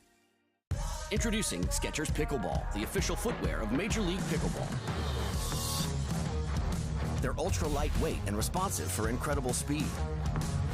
They have Goodyear rubber outsoles with a specialized pickleball design for increased side-to-side stability and agility. Plus, they feature shock-absorbing foam and Skechers' famous relaxed fit design for incredible comfort game after game. Conquer the court in comfort. Skechers Pickleball, the official footwear of Major League Pickleball. We head to mixed doubles, tied up at 1 apiece between the Chicago Slice and the DC Pickleball team. Cameron Irwin alongside Dominic Catalano. We heard from Query and Avern after they picked up the men's game and tied things up at 1-1. So now we head to mixed doubles. It's going to be Stefan playing alongside Shelby. They will face off against Connor and Susanna Barr. In terms of these 2 partnerships, why might they have chosen this direction? Well, I think both teams have put their veteran teams on the floor first. And so Bates and Auvergne are the veteran team on the DC side. They had to set their lineup first. Susanna Barr and Connor Garnett really answering, saying, hey, you're putting your best team out there, we're putting our best team out there here early on too, and we're going to go right at it toe-to-toe here. Well, speaking of toe-to-toe, how about head-to-head? There's a look at some of your Team Duper ratings and the power rating as well. So it's knotted on the side of Garnett and Barr with the advantage, 56-44. And as we've seen in past, sometimes these numbers get thrown right out the window. But again, we love seeing that head-to-head matchup and win probability from Duper. So we always appreciate those stats. And as a reminder, the Chicago Slice are the home team, so they responded to mix, so that's where they had the advantage. DC Pickleball team, the away team, so if we go to a Dream Breaker, that's where they will have the advantage in responding to the lineup of the Chicago Slice.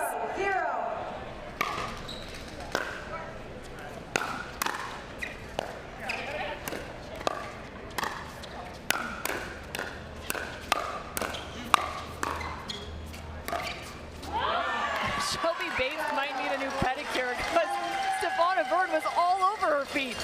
He's just stepping right in front right there, trying to take over, and Susanna Barr getting a little overly aggressive right there in the middle.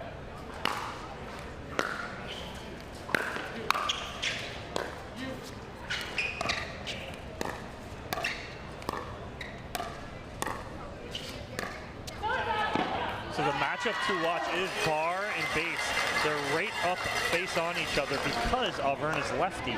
So that puts him and Connor Garnett face up on each other.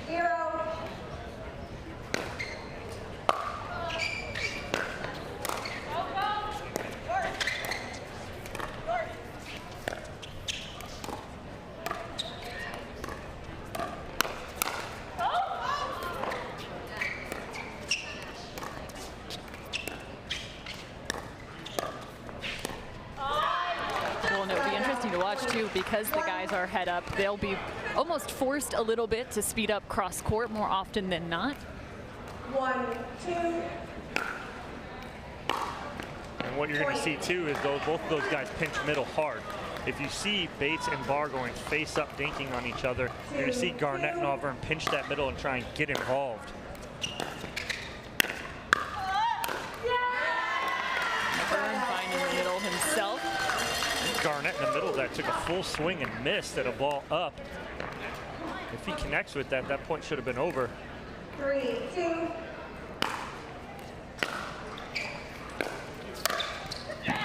What an angle from Susanna Barr right there. I mean, that's it, right?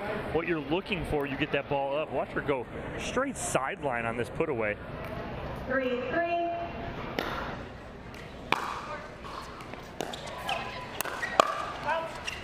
Ooh, Shelby Bates. I think in pickleball now, the skill of avoidance has become critical. Getting out of the way of the ball is something that's not easily done. Absolutely, because of the pace of game too. So the pace is speeding up, makes that ever so important. Got it.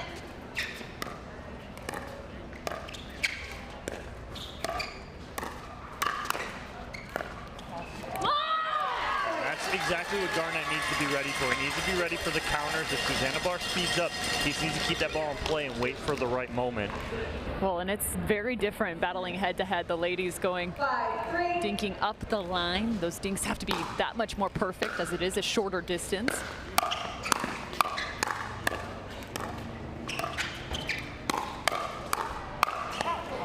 Oh, and it clipped her paddle. Tags Shelby Bates, and again, I'm going back to the avoidance part. She was trying to get out of the way as this ball could have sailed long. Yeah, it clips her edge guard right as it goes by her. Great camera work there from our crew catching that. That's a great example. It's tough to get the guys involved in these head-to-heads. But I think there could be opportunity if Susanna Barr maybe goes a little bit more to the backhand side of Auvergne, might get Connor Garnett just a dink or two more involved. No, absolutely. And again, right there, I was going to say, after Auvergne hit that ball was punished. There's a crack in that ball from big Stefan Auvergne. But you're right, if Susanna Barr can just go backside maybe on Stefan Auvergne maybe once or twice and keep him honest there, it's going to open up some space in the middle. 6, 4.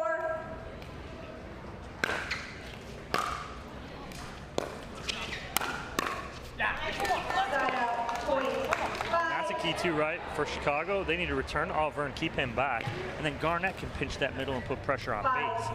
It's the same thing here for DC.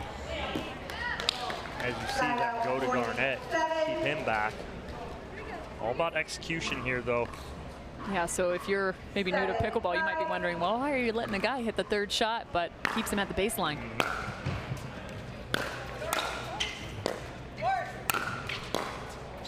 And that is a great example.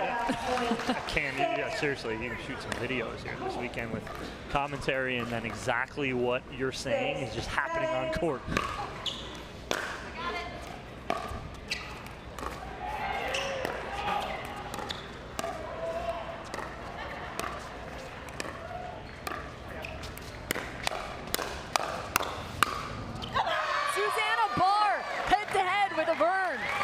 Right in Auburn's face.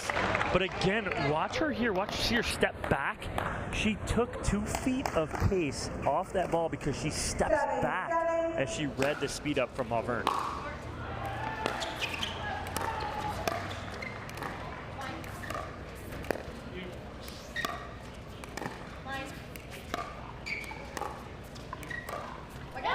Oh, and that's it though. She was looking for it. Oftentimes in the game of pickleball, you don't want to dink to the same location 3 times in a row. So you just saw Susanna Barr go up the line, then try and find that backhand side to find a little bit of a different look. And getting her partner involved as she just misses the return there. So another point on the board for the DC pickleball team. Big serve there from Auburn. I like it. Very aggressive, put pressure on that return.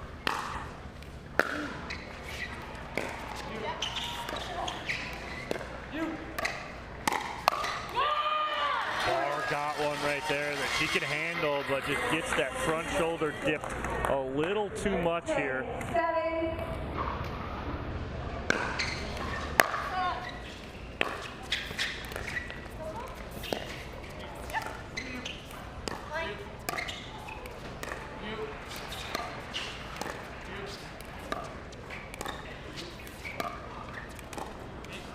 And this time she does go 3 in a row.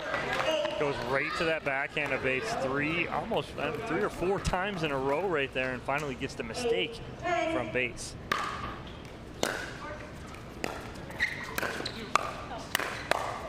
And there's definitely a spot on Susanna Barr that the DC pickleball team is now aiming for, just a little bit more on the body on the backhand side.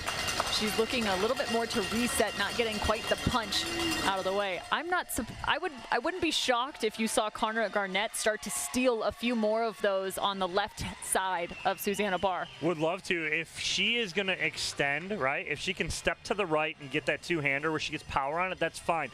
But when she's getting jammed up a little bit right there, he does need to step over, does Connor Garnett, and take those on the forehand side. So we are at the change of ends as you see a profile now on Connor Garnett out of Orange County.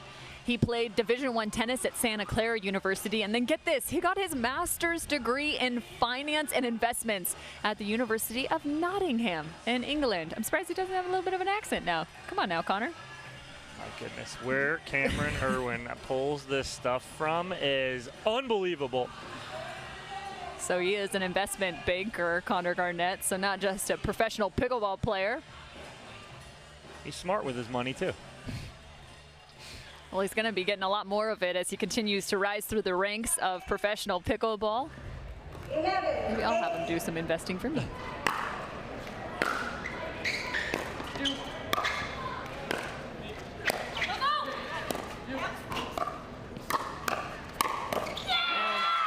I was talking about it on the change of end right there at the 11-point mark, but you saw Connor Garnett nearly roll his ankle as he was trying to be more aggressive through the middle, taking some of those balls on the left side of Susanna Barr.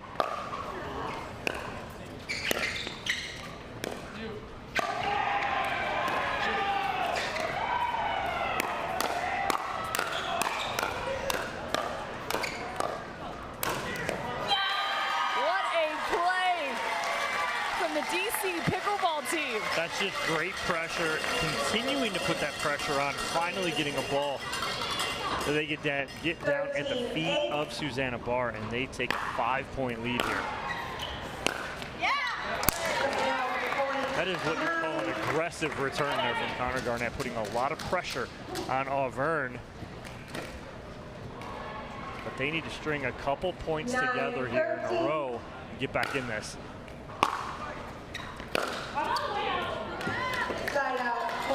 Shelby Bates go, that's way out, as it was about 7-8 feet wide. 14-9.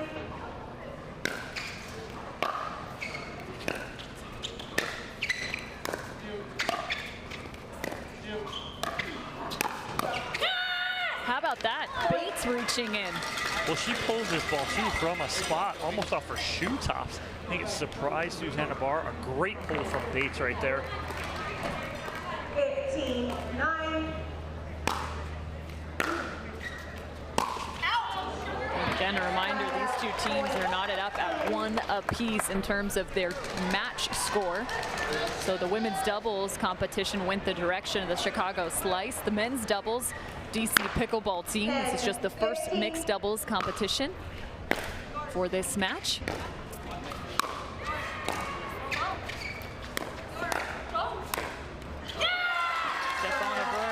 Little roll there with the wrist flick. He had so much spin on that Barr didn't even get a paddle on it. 16-10. Working with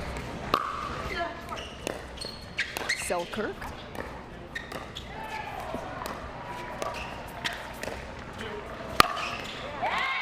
Trying to find the one behind his back. Nice put away there from Barr, going backside as Auvergne is going back to the middle to cover, and she goes backside to his right foot. 11-16.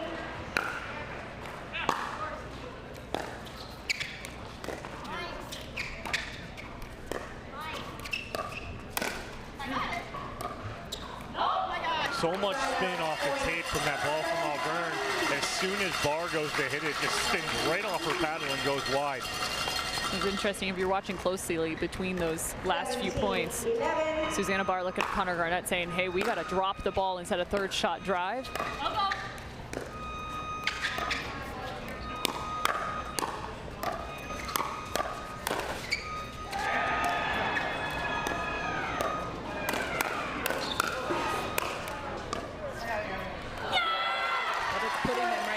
A little bit. I know obviously they weren't on the third shot, but in a defensive position. Yeah, exactly. They're playing defense and scrambling around right now. When you've seen Auvergne and Bates do so well, is they're pushing Garnett and Barr off that line. It's creating more position and room for them to maneuver.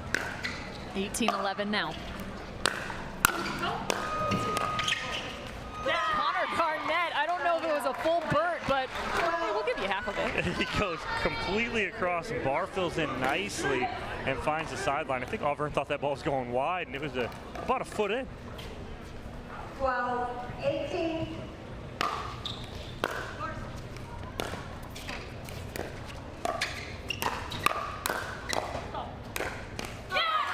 And it's the same thing, DC Pickleball team looking for that speed up just at the left shoulder. Susanna Barr had a first really solid counter, but that second one came a little bit too quick.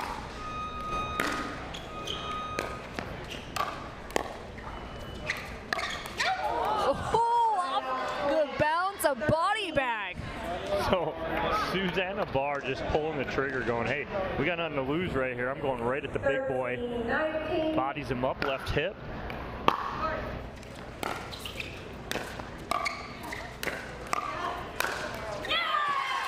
No need for Auvergne to go body right there. As he gets that forehand up, goes straight to that sideline for the put away. 20-13. And there it is. So the first mixed doubles game goes the direction of the DC Pickleball team. They are now up 2-1. Shelby Bates and Stefan Auvergne playing very solid. That's quite a lopsided score. It is, and I'm so impressed with Bates and Auvergne, what they did. It looked like early on, Barr was in control of Shelby Bates straight up. Bates made such a good adjustment. Auvergne stepped over, made his presence felt there in the middle. Great adjustment from DC to take that game 21-13 and put themselves in the driver's seat. One more win, this one's over. Well, you talked about it. They are currently in the driver's seat. That's the DC Pickleball team now standing courtside with Cameron Blackwood. Stefan, what was the decision in putting this team out first with such a dominating performance, 21-13? I mean, I think I wanted to carry my momentum with Sam in our men's doubles, and I knew Shelby would bring the fire, so it worked out perfectly. And Shelby, you're being so aggressive out here, almost moving out of the way, falling all over. But tell us how key that really is now in pickleball, is when you see the ball to move out of the way, and it's kind of a skill now. Yeah, our strategy was really to just stay aggressive, but my best thing is like being a matrix out there, getting out of the way of those balls, and I'll do anything for it to not hit me. There you guys have it. DC takes this one. We're going to head into the next mixed doubles. Don't go anywhere. First surgery was a total knee replacement. I ended up with an infection. They were going to have to amputate my leg. That just was not okay with me. The moment I entered HSS, the care was exceptional. For somebody to tell me you're going to keep your leg, it was magical. Everything is so alive because I got my life back.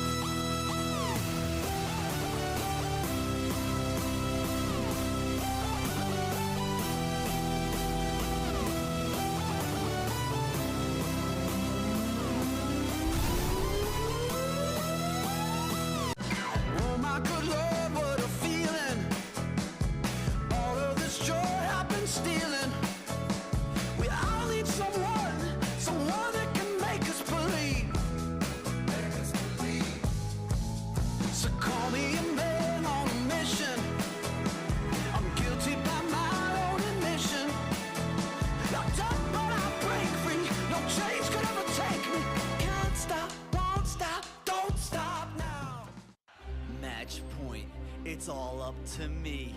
Nothing can get in my way. And when they ask, what are you gonna do next? I'll say, I'm going.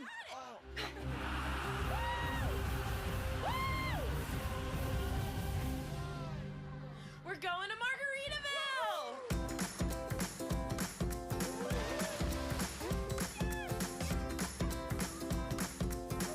You can go to Margaritaville too. Visit MargaritavilleResorts.com. On to the next mixed doubles game. Right now, the DC Pickleball team is up 2-1. So the Chicago Slice have their back against a wall. Next up for mixed doubles, it's going to be Emily Ackerman and Ryler DeHart, playing alongside one another. They'll face off against Amanda Hendry and Sam Query.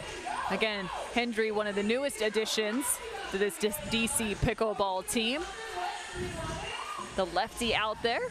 Got a lot of lefties on these two teams. My goodness, they're everywhere. They are. They're lefties everywhere on both of these teams, like you said. But again, Amanda Hendry going to be the key in this matchup. But also Sam Query. How are these two going to play together, especially when Sam Query's so new to pickleball? Is he going to be able to exert himself in the middle? He likes stepping out with Auvergne. He cannot do that with Hendry. He cannot step out and run around that forehand. That is going to put him and Amanda Hendry in a lot of problems with open court. So it's going to be interesting to see how he adjusts his game from men's doubles to mixed doubles. Now, without a doubt, is Hendry also a lefty, so she'll be able to maybe do some damage from that right side of the court. And Sam Query is going to be covering a lot more of that middle, but the good news is that forehand is an absolute weapon, as he tried to find it frequently in the men's doubles matchup.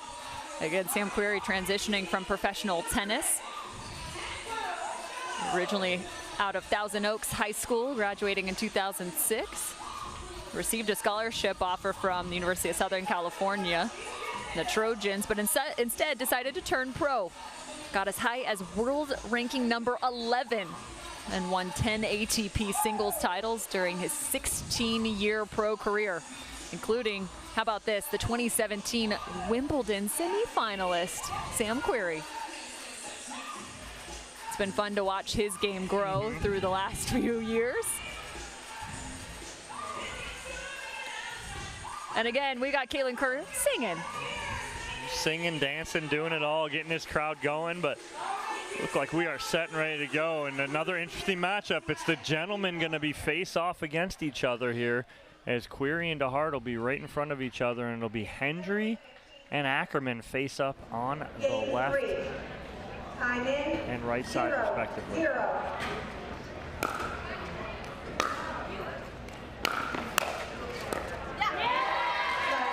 Ackerman just a little miss there in the transition zone, the half volley at her feet. 1-0.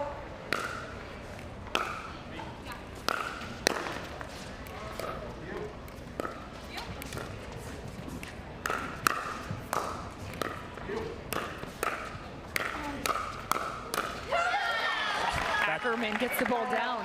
That's a steady diet right at Amanda Hendry, and you saw Querrey trying to get in there and get involved, and he just couldn't step in.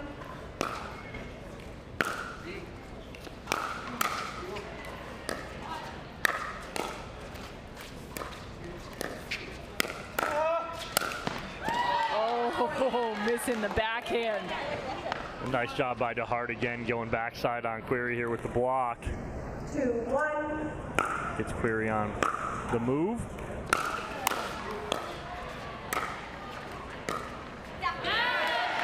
And that's a ball right there, Ackerman. She can't miss in this match. Can't miss that. You got to have it. Your feet are set. You're ready. You're in position. Got to drop that in and work yourself up.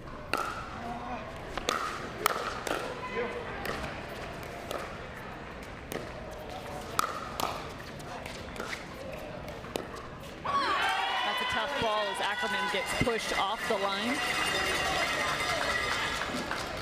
He looked a little off throughout that point, like the lob really wasn't that great over the right shoulder of Hendry. Fought back out, but then the miss hit into the net.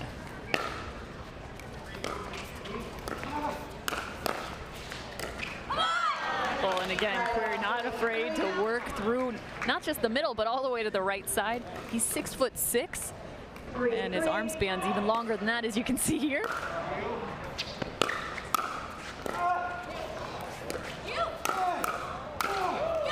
And they're really looking to speed up at Hendry. Well, that's such a good job right there from Ryler DeHart, stepping over and finishing that point. He could have stopped after the first speed up. He continued to move in front of Ackerman, put that away. I will say that was, oh my goodness, is he okay? Oh, and Ryler DeHart trying to jump the kitchen line right there. But I think as he jumps it, his backside. He slips because he couldn't fall into the kitchen, and his left foot, I was worried his head hit the post actually. Want to make sure, more importantly, that he is okay. He's currently standing at the baseline.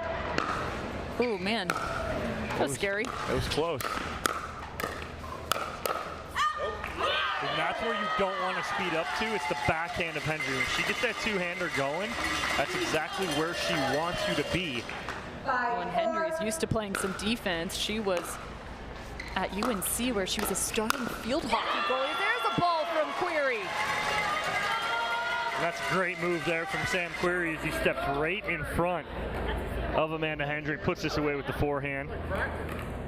But again, he's got to pick his spots wisely, and right now he's doing a good job of that. That ball just never came up to DeHart.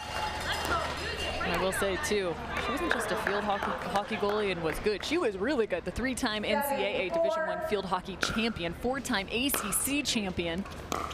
I mean, the woman knows how to play defense.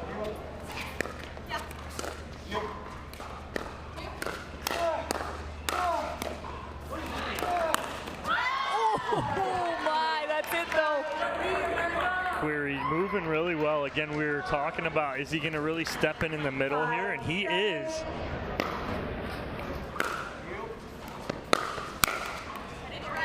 A little too big on that right there, right? As he's coming up, just pulling that paddle back a little too much. All he's got to do is punch that down.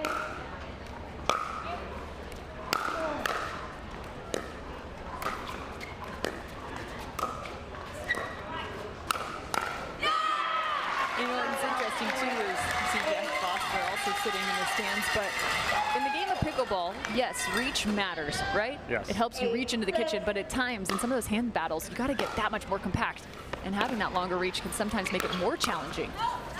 Yes, absolutely. So you might overextend, right? Yeah. And so that's an issue too. You want to be short, compact, keep that paddle out in front, and just punch down and find an open spot instead of trying to hit it as hard as you can. 7-8. 7-8. Chicago sliced down by 1. What a drop from Ackerman. Instead of going flat to Hendry, she goes cross court to the backhand of Query, keeps it nice and low, unattackable. He pops it up. Good move from DeHart.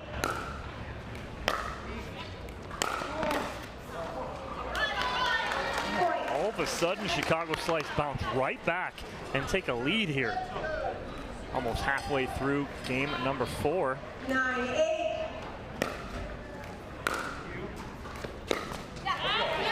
Nice drop there from Ackerman. Also important to note that third shot, a little bit the hybrid that she had that was so good a ball or two before, was right at the feet on the backhand side.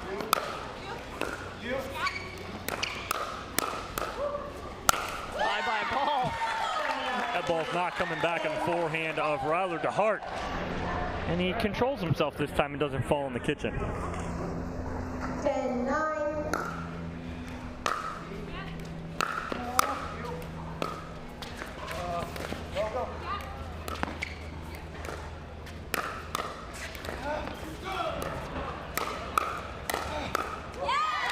Cam, you were pointing out. What were you pointing out right in the middle of that point? I do think there's space on the side, the backhand side of Sam Query, because he is so tall now as they do switch ends here at 11-9.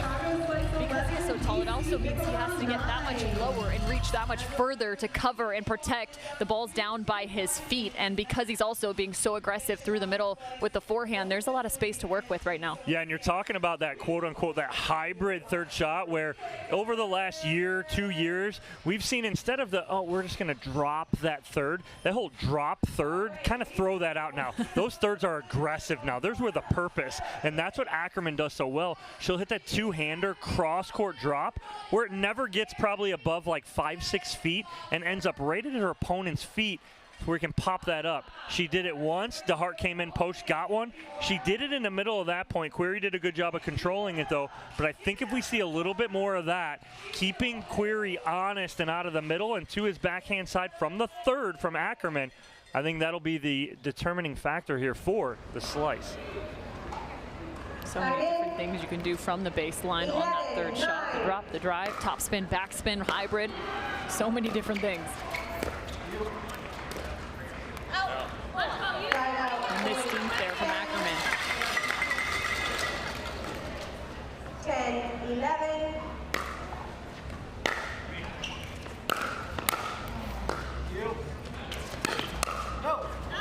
A step back speed up from Ackerman. And that's a good speed up to the backhand side of Hendry, only because it was sped up so fast. She couldn't get that two-handed backhand back soon enough. 12-10.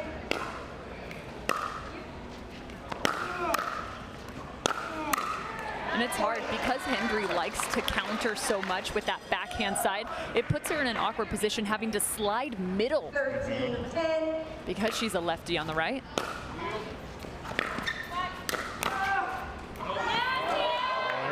It was open right there for DeHart if you could just flatten that out down the line. 11-13.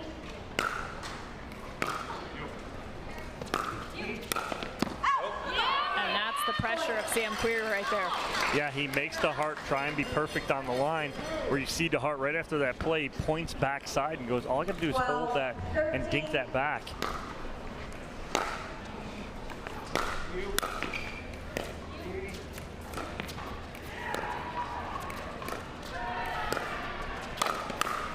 And she gets it.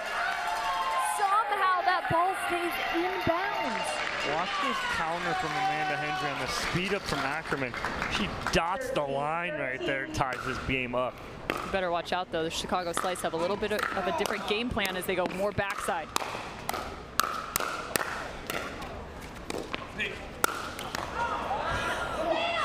Yeah, no, wouldn't lie, Sam.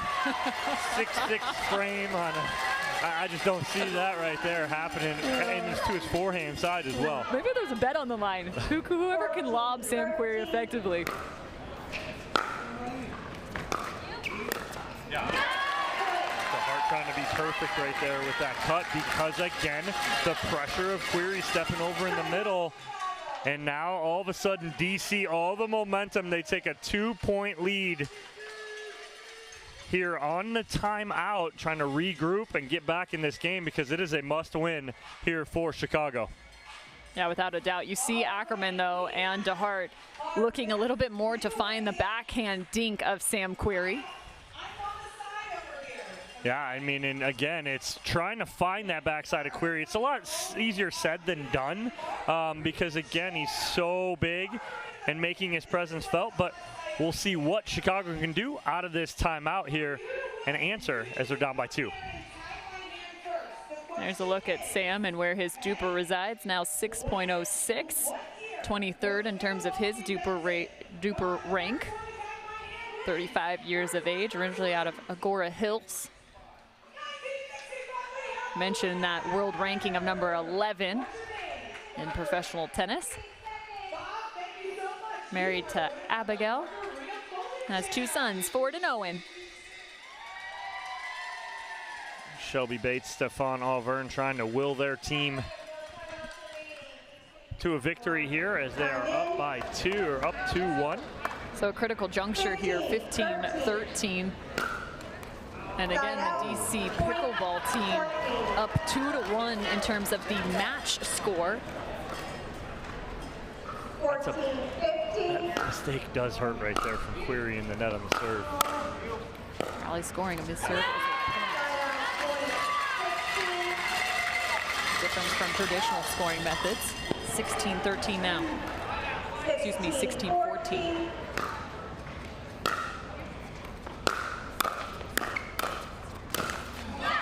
Like the move from Querrey right there. On his front foot, moving forward.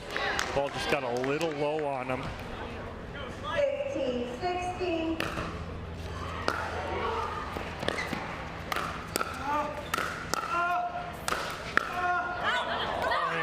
DeHart was in front of it. He thought that Querrey hit it a little harder than that. He got out in front, almost like a changeup off the paddle of Sam Querrey. 17-15. Oh, I like that drop from Hendry. That was beautiful. That's the right idea right there from DeHart, going backside as Querrey was pinching middle, but got to execute. Okay, that's back-to-back third shot drops from Hendry into the middle that have just been perfect. Just setting up her partner, Sam Querrey, both times.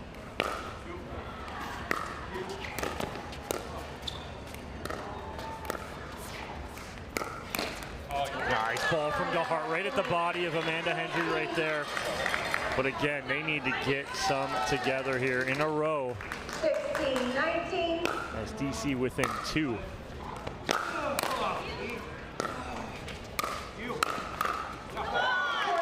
Again, they're going at the body of Hendry. Yeah, a little scorpion action tried there from Hendry. No luck. 17-19.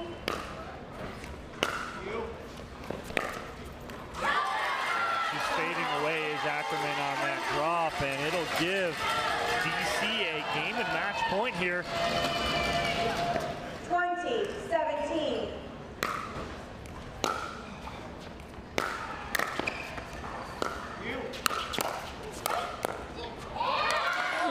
Nearly gets it off his toe. So 18 for the Chicago slice. Now the double freeze in effect. 18-20.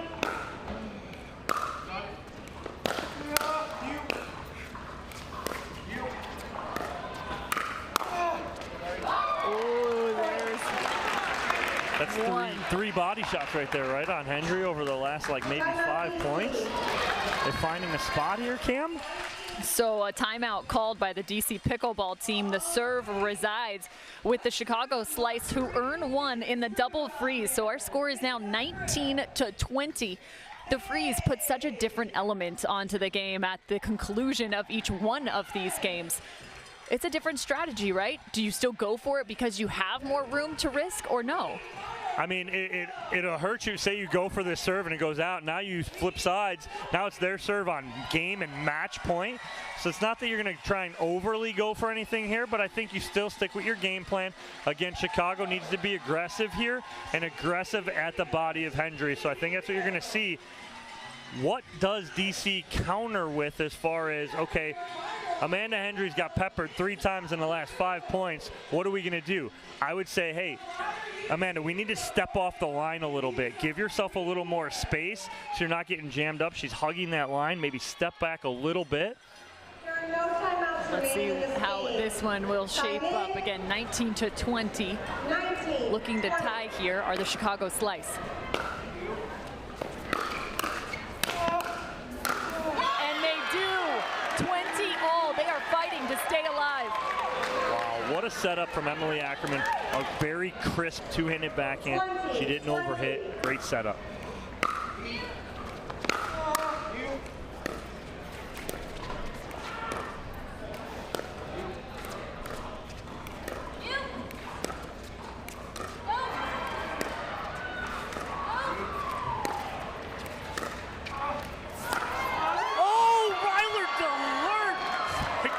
Blowing Cam's ear out, but unbelievable around the post there from Ryler to Hart. She goes between the legs of Sam Query. Whoa, what a change of tie. 21-20. Chicago Slice with a game point opportunity. Oh, and Emily Ackerman had a look at the ATP. She overhit it. This was clean as can be. She had the court wide open here. You watch her go get this. And she mishit it too. Overhit, mishit. Score remains 20-21.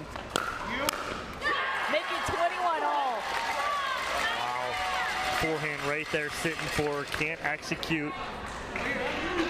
A reminder, if the DC Pickleball team picks up this mixed doubles match or game, the match is over as they find another and find themselves back at a match point. You can't combat one mistake with 2, and that's exactly what Ackerman did right there.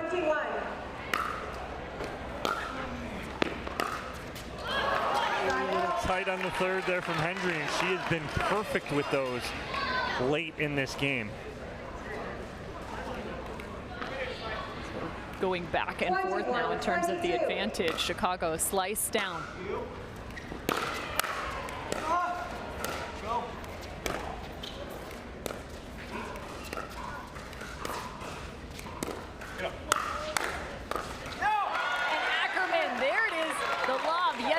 We saw it, she did it in women's doubles early on, 3 games ago, where she did that over the top of Shelby Bates. Now she goes over the top of Amanda Hendry. They tie this game up at 22. Must win by 2. Oh my, they both had looks at game points. Right now the Chicago Slice have their second look.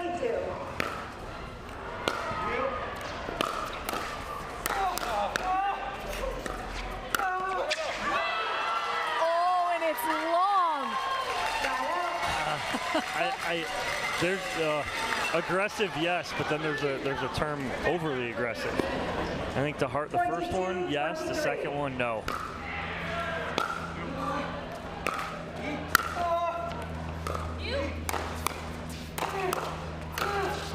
I love the turn there from Ryler to Hart. Just goes head to head with Sam Query and earns the ball back. You see him take something off that too to keep that ball down and low. 23-22.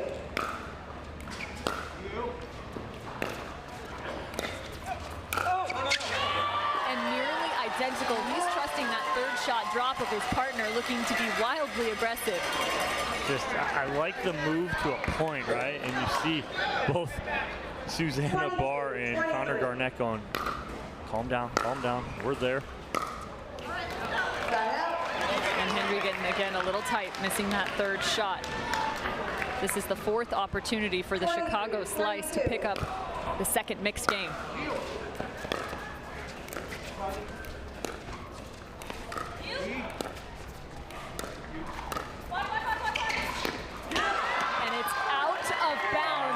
the Chicago Slice faced match point multiple times, and they fended it off 24-22. We are going to the Dream Breaker. Well, you want to talk about life support? That's what the Chicago Slice were on.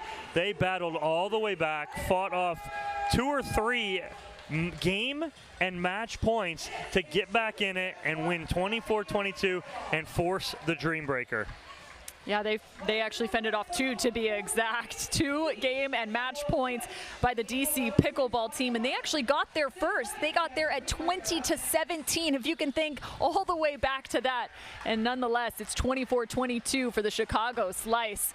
You want to talk about some grit? That definitely showed up at the hands of Ackerman and DeHart as they now are courtside with Cameron Blackwood.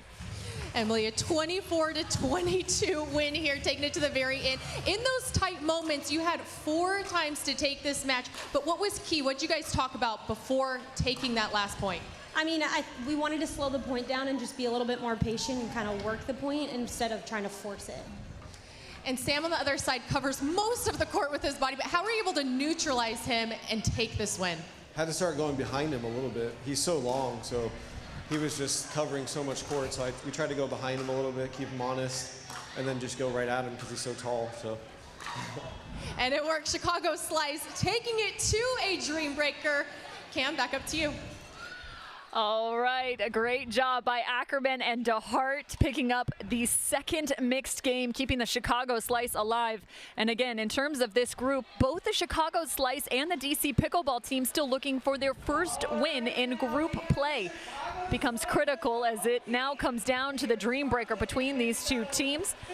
The advantage now resides with the DC Pickleball team when it comes to the Dream Breaker, as they will be responding to the lineup of the Chicago Slice.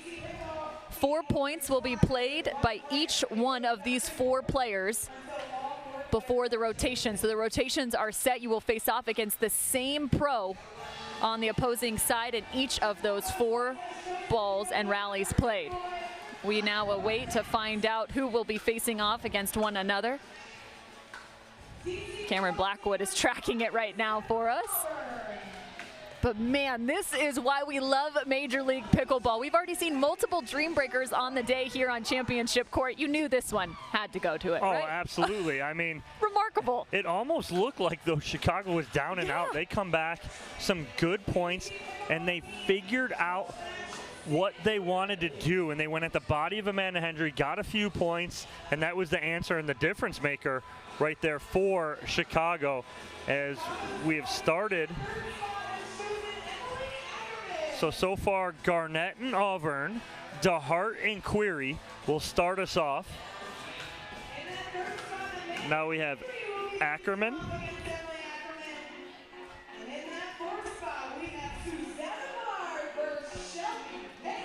So we have Ackerman will be taking on Amanda Hendry and Susanna Barr against Shelby Bates to finish it off. All right, so the lineups are now set. Again, it will be Connor Garnett versus Stefana Verne in the first rotation. Then DeHart will face off against Query. So it's the guys versus the guys. Then we will move on to the ladies as Ackerman will face off against Hendry, like you mentioned, and Barr and Bates will close out the rotation. Oh boy, so if you were to look at these 2 lineups, who do you think has the advantage when it comes to singles? Oh my gosh, I mean, it's so tough right now because you're looking at Garnett and Auburn. I look at that, I look at it, it could go either way. DeHart and Query, I go a little more DeHart because, you know, Ryler DeHart's been playing singles a little more. I give him a little more of an advantage right there just because of experience-wise. Ackerman Hendry, I may lean a little bit more towards Amanda Hendry. Played a little more, has a little more experience. And then Barr and Bates, I mean, it depends on which one shows up for each of them, because both of them then can be good, but both of them then could possibly be a little off. So that's the one that you're going to get maybe 1, maybe 2 matchups with that, right, at the end, on the 4th end of that. And so that could be a really determining factor between Barr and Bates on the tail side of that singles matchup. All right, so again, we're heading into a dream breaker. Everyone warming up their singles competition. Now, if you're new to the game of singles, it's different, right? It's more about baseline ground strokes and getting to that kitchen line. Sometimes you get into the cat and mouse, but the serve and return becomes that much more critical in the game of singles than it does in doubles. Absolutely, and again, you're going to see more of the gentlemen charge the net or charge the kitchen a little sooner than the ladies. The ladies will play a little more ground stroke back and forth. But again, that's why we play the game. We don't do it on paper. We're going to see what is happening right here as Connor Garnett and Stefan Auvergne will start us off.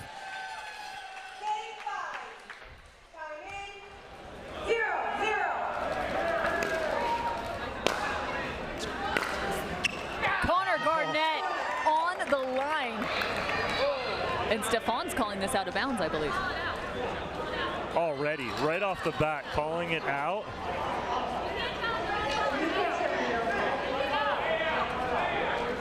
Okay, so this is one of the new elements to the challenge as well. You are not able to challenge your own call. That is a new part to the challenge. So Stefan Auvergne called the ball out of bounds. He attempted to challenge his own. The score as stands is 1-0. So Connor Garnett is going to challenge this. First point. This right here just shows how important points are in this juncture of singles. We are 0-0, and Garnett is already challenging the call, or the out call, from Stefan Auvergne. Again, 2 free challenges as we have now hit the dream breaker for both of these teams.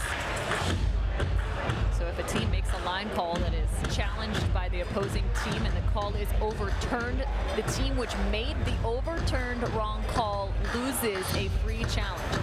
If this happens, again, they will lose their second free challenge. And now it gets interesting too is if for any reason the team does not have any more free challenges left and a line call is overturned, the team who made the wrong line call loses a point. That's when it could get really interesting. Yes, that's when it can get dicey, and you start calling your lines a little tighter and making sure that you're deferring to the ball being in rather than out.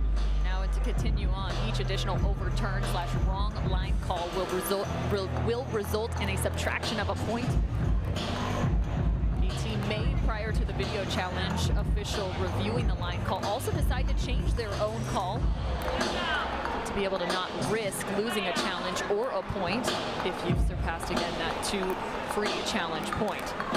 Well, now all these players got warm, got ready, got loose, hit a couple balls, were set and ready to go, and now all of a sudden they have this delay with the video challenge, and I'm thinking it's a lot closer than we thought, Cam, because we're not seeing it on screen, and they're taking a little bit longer on this review to see what this call is. And again, if a challenge is made and the call is overturned, the team making the challenge does not lose a free challenge, so they will maintain their 2 free challenges. I hope you all are tracking this.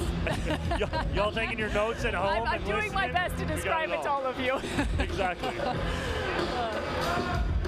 So again, so important because we don't want to ever say must win, but I'm sorry, it is between both of these teams.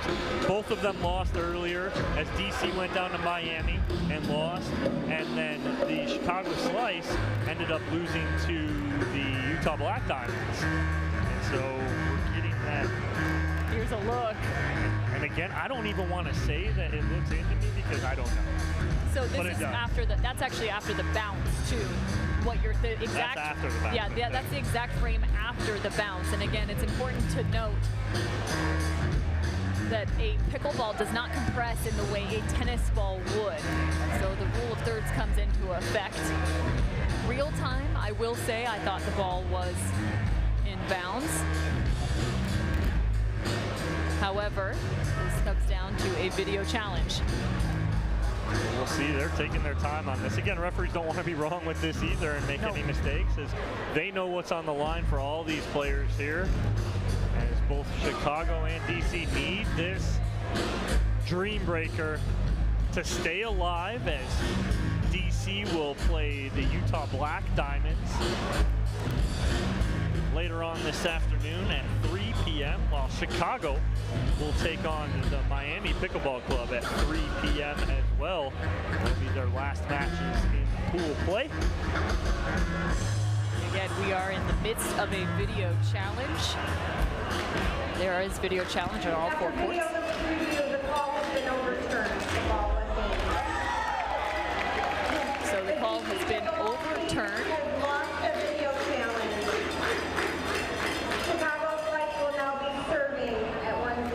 So Chicago Slice now have 1 point, just the first on the board, as the DC Pickleball team also loses one of their video challenges. Correct. So they only have 1 left. That's a good ball there from Auvergne, making Garnett move, trying to get that ball back across his body. Wow, I mean, that's a unbelievable return there from Garnett as he really pulled Auvergne. 2-1.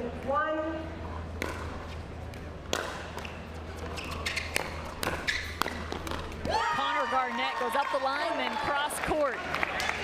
Beautifully done and a good start for Chicago, as that did not happen in their, they went dream breaker against Utah as well and did not have a great showing, but that's a good start there for Connor Garnett. So next up, Query and DeHart. Query gets the first. Oh boy, this is so fun. 2 former pro tennis players going head to head in singles.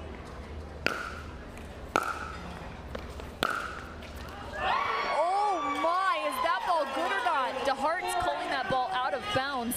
That was an inside-out forehand from Query that looked awfully close. Yeah, no, I know. And now this is where it also gets interesting. Remember, the DC Pickleball team only has 1 challenge left. Right. So if they are wrong, they will have no more challenges left. Well, and let me rephrase that. They have the opportunity to continue to challenge, but there is a risk if they challenge and are wrong, then they will have a point subtracted from them. Yes, yes. Again, beyond this point. Again, everyone at home, you got all that again? As we explain it again, as we are now 6 points in and have another challenge, this time on the side of DC. So if it stands, the DeHart call of out, it'll be 4-2. If the call is overturned, it will be. They win a pair of Knockaround sunglasses. Correct. The question is, It's either a 2-point lead for Chicago or a tie ball game here. That Sam Query has gone to in his life. Oh man, this is where I was so curious as to how MLP Daytona by Margaritaville was going to play out in terms of the new challenge system and how teams are going to strategize within that. Figuring out exactly the right timing to call challenges and not. Right, exactly. And it does. I like that we put the onus on the player that, okay, if you lose your challenges, and now, okay, you have those 3 challenges, now you have to challenge, you better be sure of it. Because if not, you're losing a point. You're getting a point deduction, so there is a penalty. And that ball, that's a great view from our C360 camera. That ball is looking inbound, so the DC Pickleball team will maintain their last and final challenge in terms of 3 challenges. Again, you have an unlimited amount. Teams may even, if they do not have any free challenges left, decide to challenge a call. If the result of the challenge is an upheld/confirmed call, then they have no more free challenges left. Calls or unsuccessful challenges, that unsuccessful challenge will have a point subtracted. So we have yet to come to that. So now what's that do, Cam? Now Chicago loses one of their 3 challenges because the call was incorrect. And DC Pickleball team maintains a free challenge. So now both teams have 1 free challenge remaining. Way to go, Don. We got that. We got that one. Boom. You and I understand it. We had to explain it 14 times, but we got it.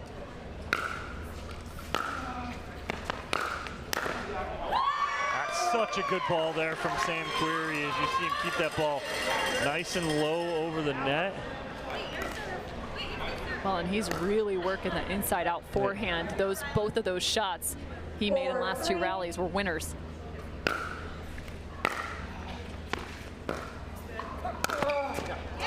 Nice jump in the kitchen line right there from Ryler to Hart in a much-needed point, as we are all square now at 4. So through the first 2 rotations, it was all Chicago Slice with Garnett. Then it was all Query on DC Pickleball team.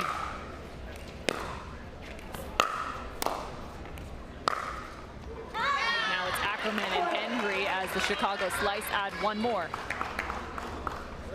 Big difference maker here, Emily Ackerman against Amanda Hendry. I thought this one was pretty even, with Hendry taking a little bit of an advantage in.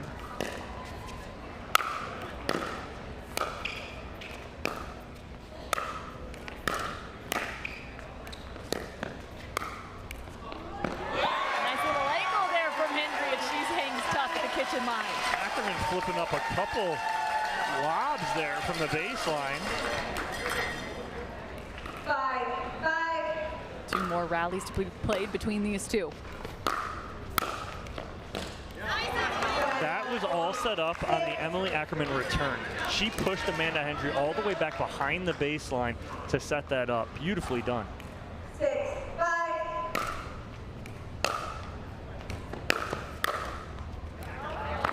Oh, and the trickle. She tried to toss her paddle to get there, but it didn't work.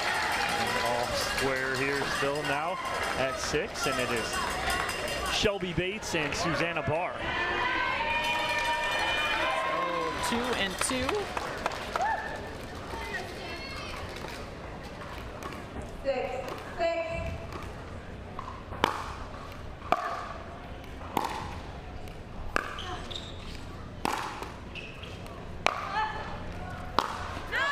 Susanna Barr choosing the right time to come to the kitchen line. She came in the middle of that point and was like, I'm going to come back here. 7, 6. Good decision. Came in, like you said, at the right time, Cam. Looking for a sharp angle. 7-all.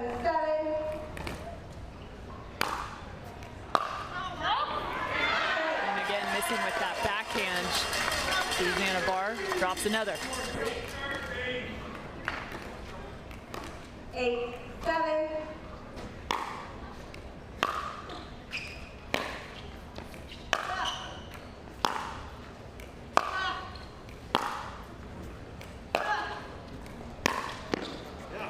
Susanna Barr hitting with some great depth in that rally.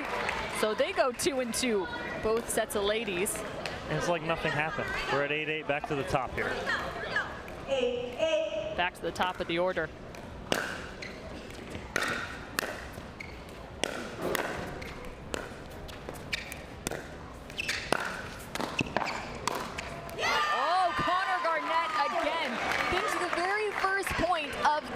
Dream breaker, and it was the forehand of Connor Garnett up the line. That was his setup shot in this second round for these 2.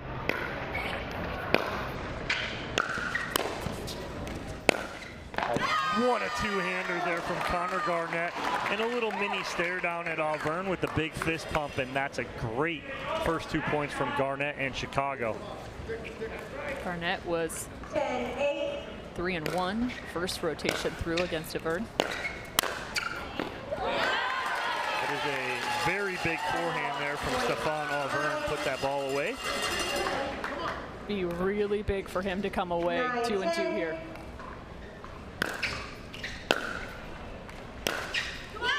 Instead, Connor Garnett goes 3 and 1 again.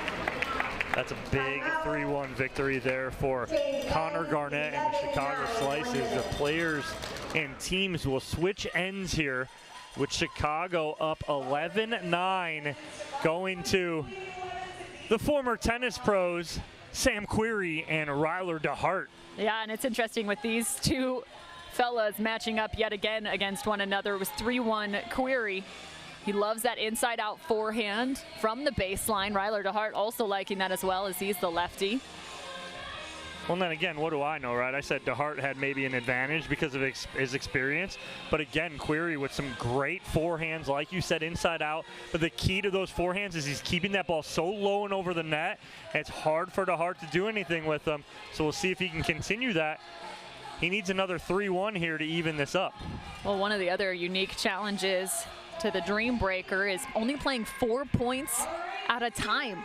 And then you sit for an extended period of time. So all of a sudden you got to get warmed up again, find your contact, and find it quickly. So change of end. DC Pickleball team trailing by 2.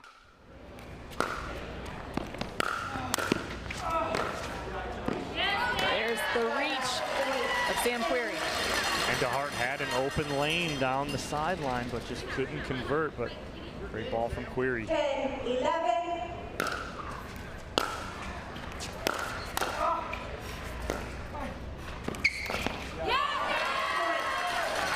It's a good ball right there from DeHart if he could just execute that. But again, Query playing the hard and soft game, dropping that ball in.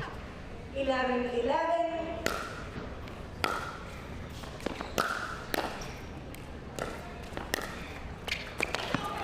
Oh, DeHart with a nice shot. A good touch there from DeHart up at the kitchen line. And a big point here for DeHart in Chicago. Fully tie. 11. And he does. They go 2-2. Remember that rotation as the ladies now hit the court yet again. 13-11.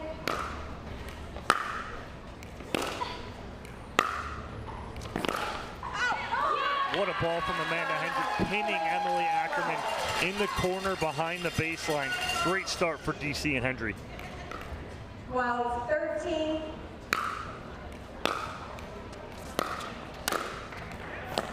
And a tough ball off the Ackerman net court there. Chicago still maintains their 2-point lead.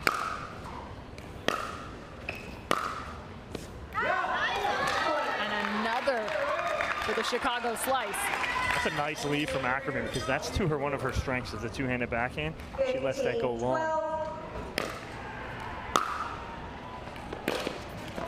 Hendry with a beautiful return, tagging the baseline. They go 2-2. So Chicago still maintains the 2-point lead going into Bates and Barr. 13-15.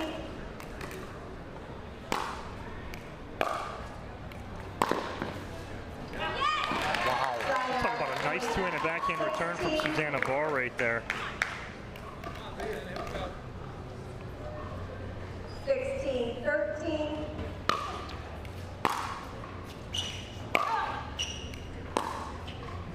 These two playing a little bit more like tennis in terms of baseline strokes.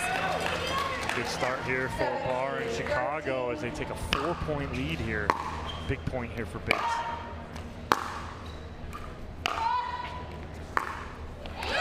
And the scary thing is you have Connor Garnett coming back out on the court. Who's 6-2 going into his matchup here, stepping up one more point before him and Auburn get back on court. And Ken, you point that out right there. If Susanna Barr takes this point, they take a 6-point lead, and that sets up Connor Garnett to win it. Well, and it's interesting too because as you make these lineups, right, you have to be thinking there's going to be advantages, and that's where you might find a guy versus a girl moving on into the future for these Dream Breakers, where we've seen the women go head-to-head with a fella, and it has been electric. Some of them just outstanding in that regard. Well, I mean, in Mesa, we had the New York Hustlers playing the Fives, right? And the New York Hustlers put their lineup out there first, and they led off with none other than Tyson McGuffin. Well, captain of the Fives, Anna Lee Waters, goes, oh, you're going with Tyson first? Well, I'm going first. And she put herself up against Tyson McGuffin and handled her own. I believe it was pretty even. So, again, that's what you're going to see here. But, again, all that matters right now, this point right here, is such an important point for Bates to get them on the board here. Barr and Bates have one more rally to be played between the two of them in this rotation. And Barr! Wow. Woo-hoo! She gives the come on and earns the 19th. She just went 4-0 over Shelby Bates. Oh my God, that ball right down the line. Absolutely incredible. And Connor Garnett in control of Chicago's destiny right now.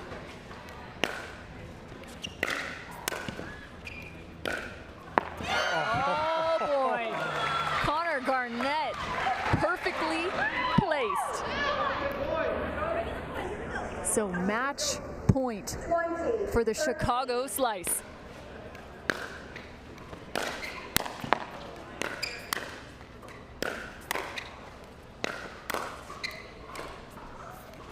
No way. Stefan Auvergne on the forehand side. Garnett, those are two winners that he saved and fights off.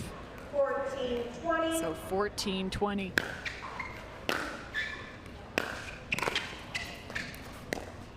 And another for Auvergne. Make it 15.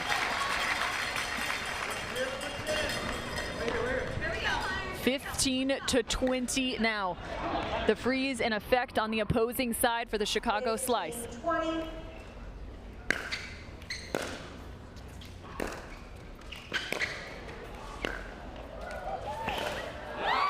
Oh my goodness.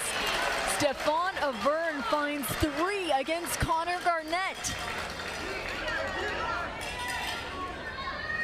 So back at the top of the order with Sam Query. He's the second to face off now in terms of the rotation. Ryler to Hart. Second match point here for Chicago. See if Ryler DeHart can execute and pull off the tape. So continuing the trek is the DC Pickleball team. 20.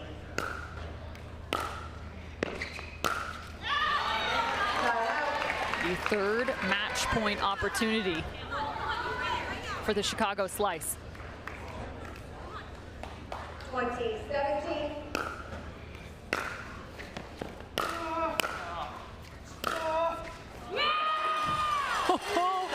Ice water for the DC Pickleball team. Now just 2 back. The double freeze in effect. Wow, what a comeback by DC here. 20.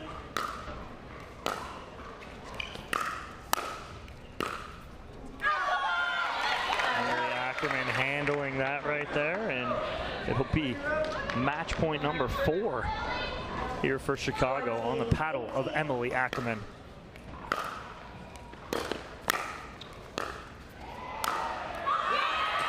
That's just not the right decision there from Ackerman to try and lob there. There's no reason for it. Put some pressure on, give her a hard ball at the body, make her do something with it. Well, there's a nice solid forehand from Ackerman as she earns the ball back.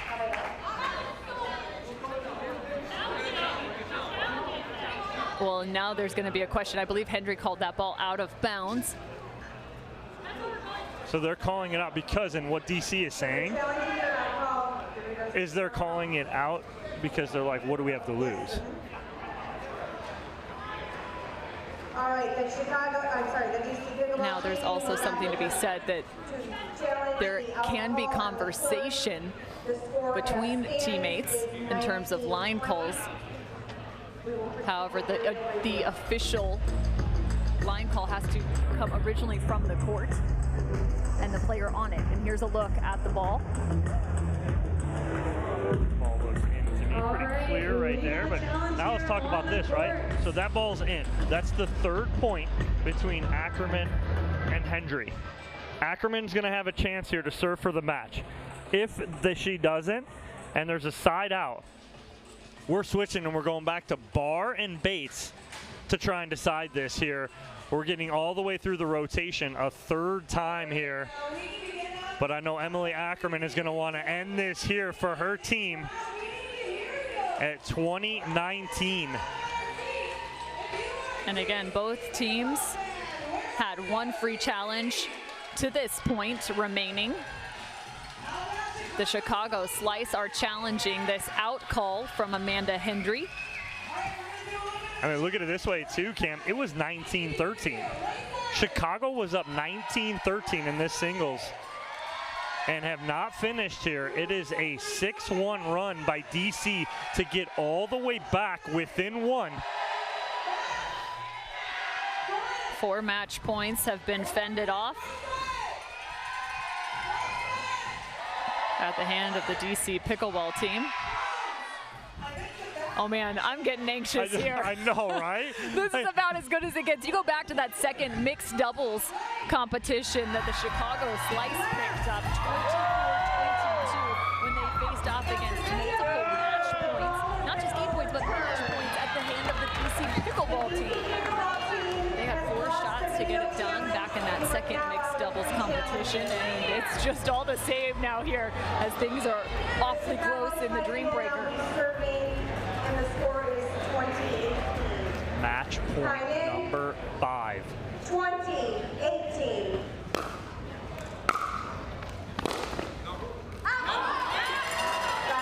And out of bounds is the call. All comes down right now to Susanna Barr and Shelby Bates. 18-20. Looking to find the 19th here is DC Pickleball team. And they do. 19-20. Shelby Bates wasn't able to score a point in the last rotation against Susanna Barr. She has now.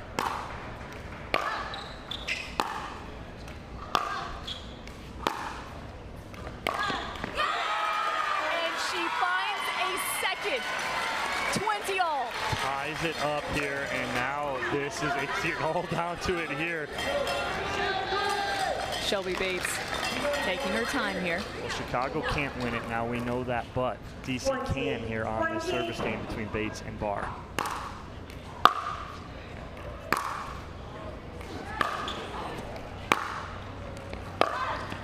Oh, and Susanna Barr goes down the line.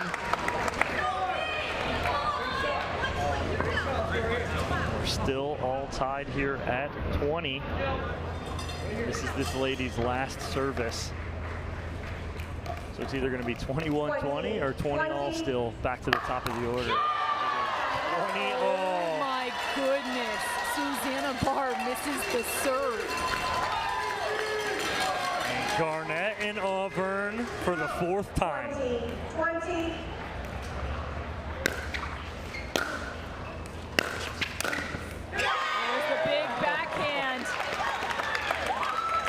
Huge point there and a momentum builder for Garnett and Chicago. 20-20. Score remains 20-all. Oh, beautiful by Connor Garnett. And Pam, this is match point number 6 here for the Slice. 21-20.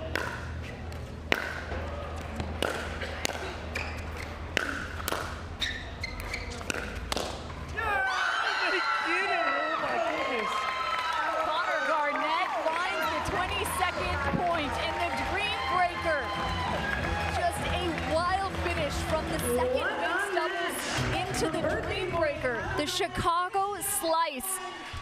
Wow, what a matchup between these two teams. It came down to the top of the order, and Connor Garnett picks up the win, their first in group play for the Chicago Slice. I mean, you want to talk about someone stepping up, though, for DC. Shelby Bates right there at the end, facing match point, comes out 3-1 to flip it over back to the top to Auburn and give him a chance. Great job by Bates there, but again, Chicago coming out on top, grinding out that last mixed doubles match, and then grinding out the victory here in the Dream Breaker. Wow. Welcome to Major League Pickleball. Oh man, this is that was our first match of the day, Cam. That was just too much fun. Connor Garnett getting ready now. Is it just Connor? He's got too much celebration. They've got to get all 4 of those players from the Chicago Slice over to the winner's circle. Plenty to talk about, as that was one of the gnarliest wins I have seen. They dropped the men's game and then the mixed game. Found the second mixed game, and my goodness, found a victory into the Dream Breaker. I see 3 players down there. Are you ready to go, Cameron Blackwood? We're still missing somebody. Let's go for it. Why not? Start us off, Cameron Blackwood, as Susanna Barr's making her trek over. Well, Suzanne, I know you just came over from another interview, but you're the one that actually made the lineup to call out everyone first. Why were you so confident in this lineup? I mean, I just know our strengths, and we know it's going to work. So, yeah, all our players are awesome. And Connor, it's your birthday. Again, happy birthday to you. Came down to your game here at the very end. We're using one of your birthday wishes to get this team to win. I was. I mean, that was a great team that we were playing, and Stefan came up big in the last 4 points we played, so I was just trying to get out there, bring a lot of energy, and luckily I had some birthday magic on my side and got it. There you guys have it. The Chicago Slice takes it in the Dream Breaker. This is now our third Dream Breaker of the day. You guys do not want to go anywhere. We'll be right back with more Major League Pickleball. Introducing Skechers Pickleball, the official footwear of Major League Pickleball. They're ultra lightweight and responsive for incredible speed. They have Goodyear rubber outsoles with a specialized pickleball design for increased side-to-side stability and agility. Plus, they feature shock-absorbing foam and Skechers' famous relaxed fit design for incredible comfort game after game. Conquer the court in comfort. Skechers Pickleball, the official footwear of Major League Pickleball. Match point, it's all up to me. Nothing can get in my way. And when they ask, what are you gonna do next? I'll say, I'm going.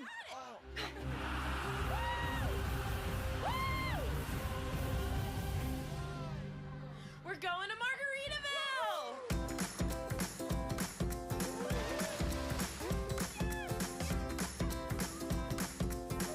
You can go to Margaritaville too. Visit MargaritavilleResorts.com. It's hard to find supplements that work. No, thank you. You need supplements that are backed by science with natural and plant-based ingredients and that are third-party tested. Because cleaner is better. Like Oro Organic. Plant-based supplements made from the Earth's most powerful plants for your immune health, gut health, workouts, and more. Find out more at oraorganic.com.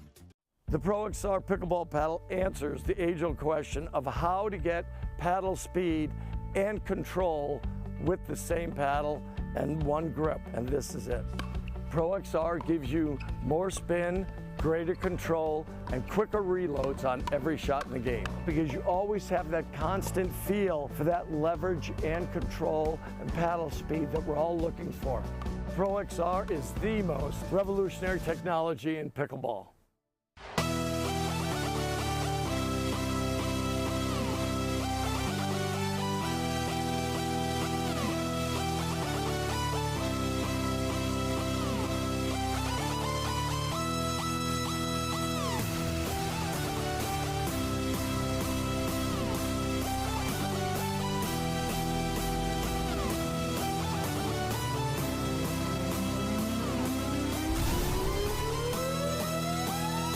It's hard to find supplements that work. No, thank you. You need supplements that are backed by science with natural and plant-based ingredients and that are third-party tested. Because cleaner is better. Like Oro Organic. Plant-based supplements made from the Earth's most powerful plants for your immune health, gut health, workouts, and more. Find out more at oraorganic.com. Match point, it's all up to me. Nothing can get in my way. And when they ask, what are you gonna do next? I'll say, I'm going.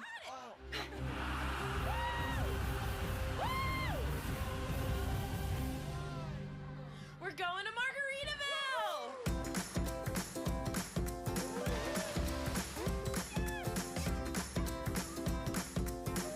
You can go to Margaritaville too. Visit MargaritavilleResorts.com. Cause I'm a natural born hustler. Just like my mama said, hard times and that good way natural born hustler.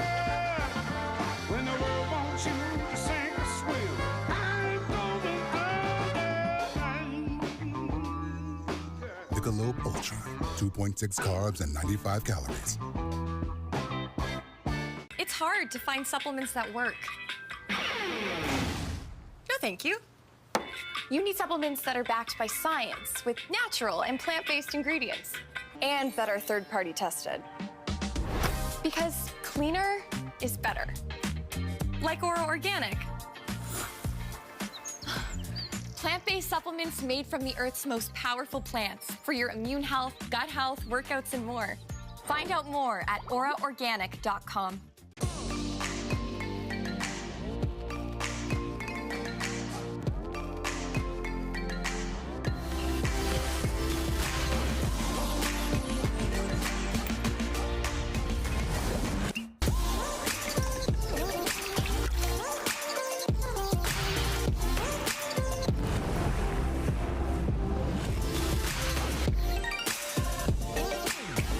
Dulce Vida. You are what you drink. Oh my good Lord, what a feeling. All of this joy I've been stealing. We all need someone that can make us believe. So call me a man on a mission. I'm guilty by my own admission. Locked up but I break free. No chains could ever take me. Can't stop, won't stop, don't stop now.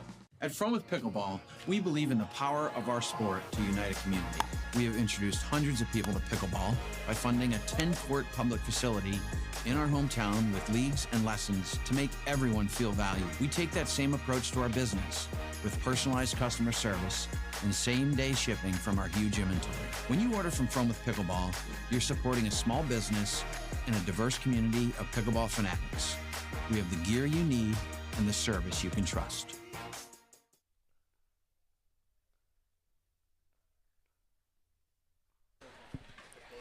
Here we go, another matchup for MLP Daytona by Margaritaville. It's the Bay Area Breakers versus the Dallas Pickleball Club. Cameron Irwin alongside Dominic Catalano, and each of these two teams is 2-0, Dom. So this is going to be somebody's first loss on the day here in Group A.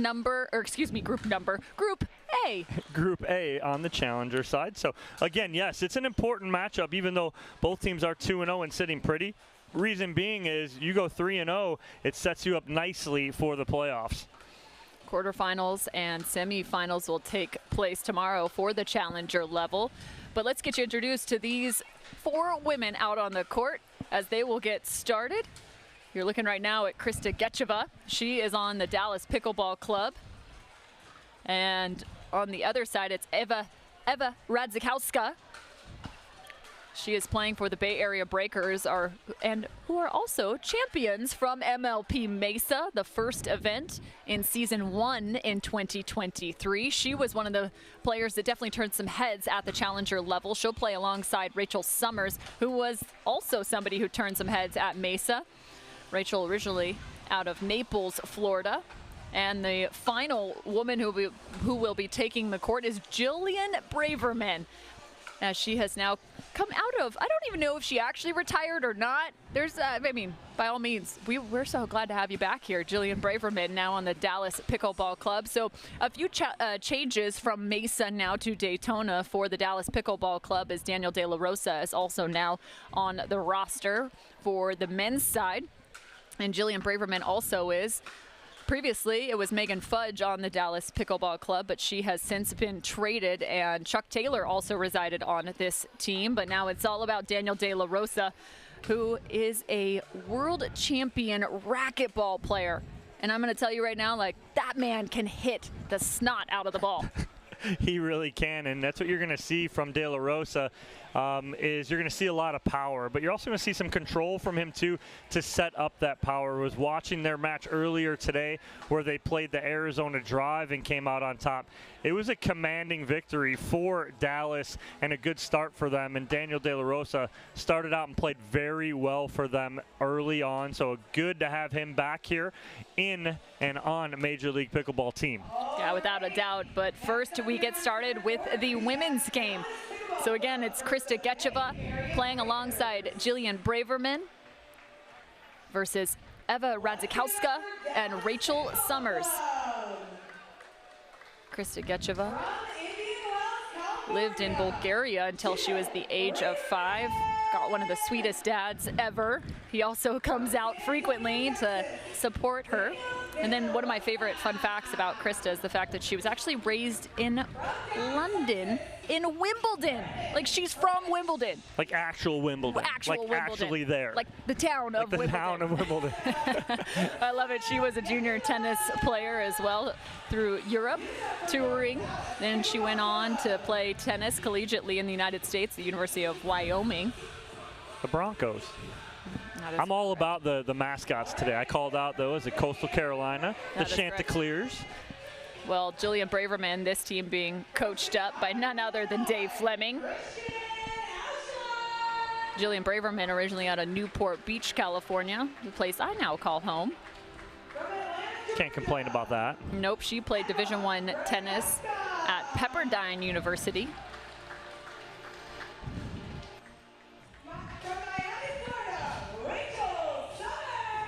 And now this is a great piece of information. Again, we mentioned it. Both these teams are 2-0. So we'll tell you why this match matters so much. Now, both of these teams will make it on to the knockout round, like you mentioned, Dom. But whichever team wins this match will be the top seed coming out of this group. Yeah, and again, that is so important, especially moving on, because of the fact that it sets you up nicely. You could get a bye if you come out as one of the top 2 teams of the 3 pools. It sets you up nicely. So again, not guaranteeing a bye, because you could have 3 teams that go 3-0. So point differential does matter. That's why we play all 4 games regardless. But again, it does set you up to be, nice for playoffs and quarters and semis. Yeah, that's the biggest thing, is can you get a bye and then move on to the semifinals. So both these teams moving on to the knockout rounds, but still plenty at stake. Eva Radzikowska, we mentioned, turned some heads not long ago at the Mesa event. She played some professional tennis too, originally out of Poland. She was the Polish national champion in the U16, U18, and U21 age divisions. So she was good since the beginning. And she is our defending MVP of the Challenger division. So you have an MVP on court here early on in day 1 at MLP. Whereas Rachel Summers graduated from the University of Mary Washington. Currently at FIU, that's Florida International, for medical school. Played tennis growing up. Played Division III tennis as well.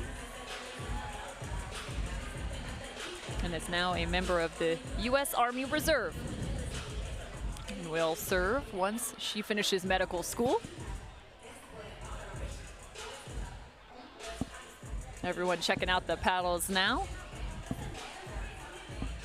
Making sure we are set and ready to go here. Women's doubles, the ever so important women's doubles matchup, sets up your whole tone of the day and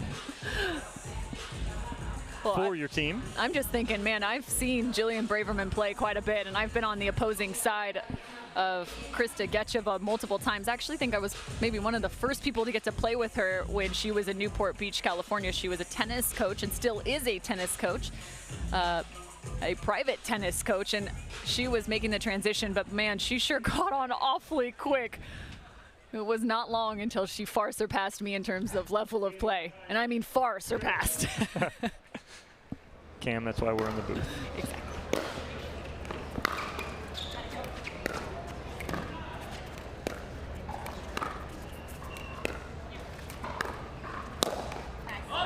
Right off the bat, Rachel Summers making her presence felt. And again, do not go to sleep on Rachel Summers.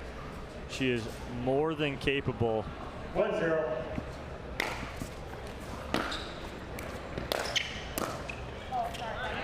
There's Eva Radzikowska. Nice third shot drive. 2-0.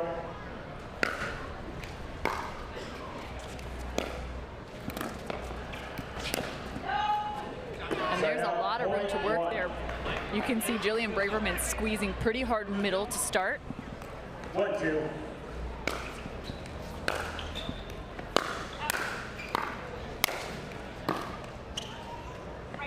Big forehand winner there from Rodzikowska as her and Summers jump out to a 3-1 lead here early. 3-1.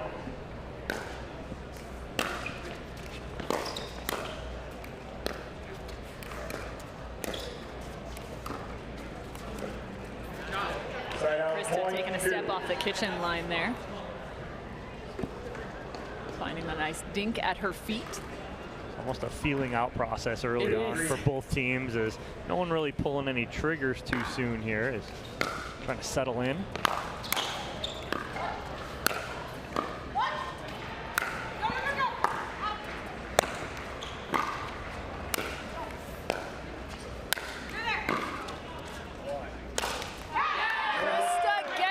On the defense.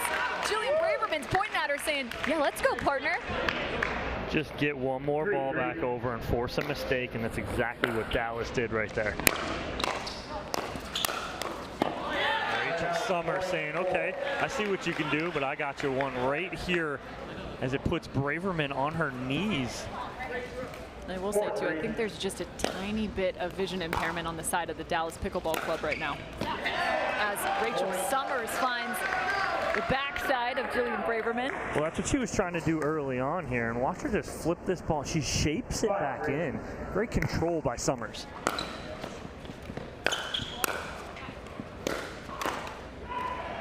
A little confusion in the middle right there, I think. Now, Braverman almost got a little alligator armed right there. Somehow I don't know how that thing crawled over the net, but it did. I'll take it.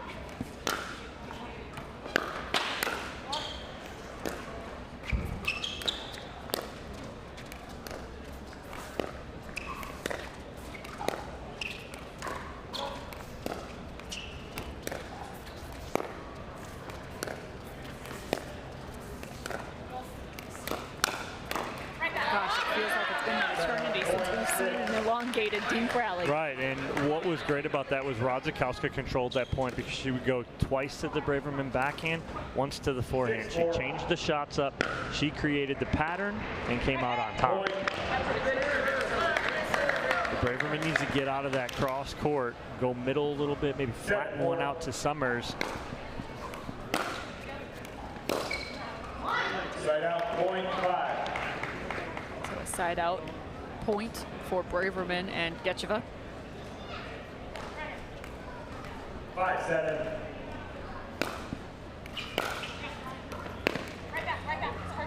Just a missed contact there, but it's interesting. Most right-siders, you often see the third shot drive with the forehand. Krista Gecheva loves her two-handed backhand, and rightly so. I know she just missed contacted there, but she will drop and drive from that backhand side. Even from the right. Rachel Summers, those two resets in the middle off Gecheva's paddle were absolutely incredible and set up that speed up. 9-5 now. Rodzikowska and Summers. Set up point 6. The ball out of bounds. Make it 6-9. Still feel like these two teams are figuring out exactly what the strategy is against one another. But see, there's that hybrid drop, that rolling two-handed backhand third from Krista Gecheva. 7-9.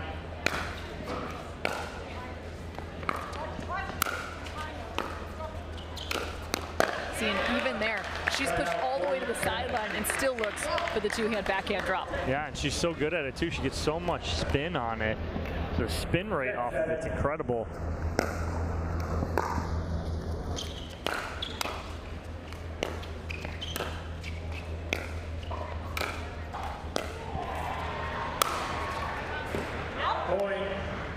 Ball out of bounds, so 11-7.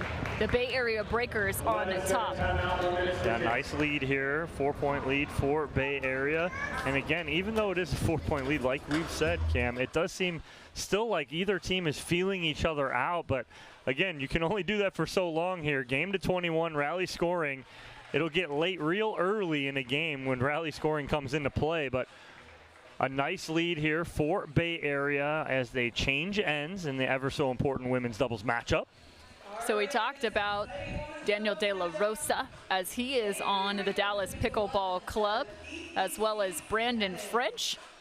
For the Bay Area Breakers, the two fellas playing in the the pink and turquoise is what we're gonna call it. Pablo Tejas and Christian Alshon complete that roster. And I've got a fun new member of our crew. Cameron Blackwood has been doing a fantastic job down on the sideline. However, Cameron's gonna look a little different once we get to this first post game. A little different. I'm gonna leave it lingering. It's gonna be a surprise who we've got hanging out courtside. Rachel Summers is not necessarily strong in the counter, but she's quick, which creates a ton of pace off the paddle. Short, sweet, and to the point. She's whippy.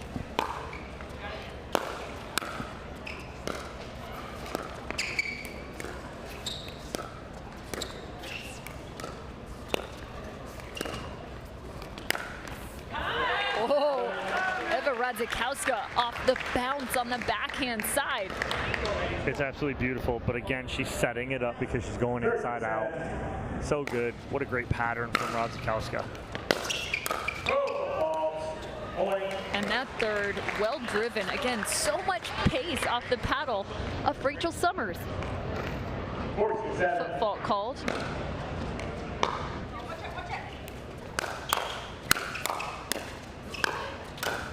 Good on you, Julia Braverman.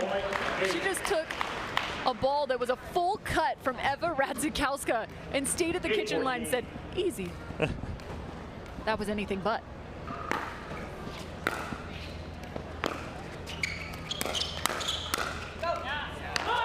Miscommunication in the middle. I think Braverman's got to stick with that right there. She got herself into that firefight. She's got to fight her way out of it. As you see her and Getcheva both staring at each other in the middle.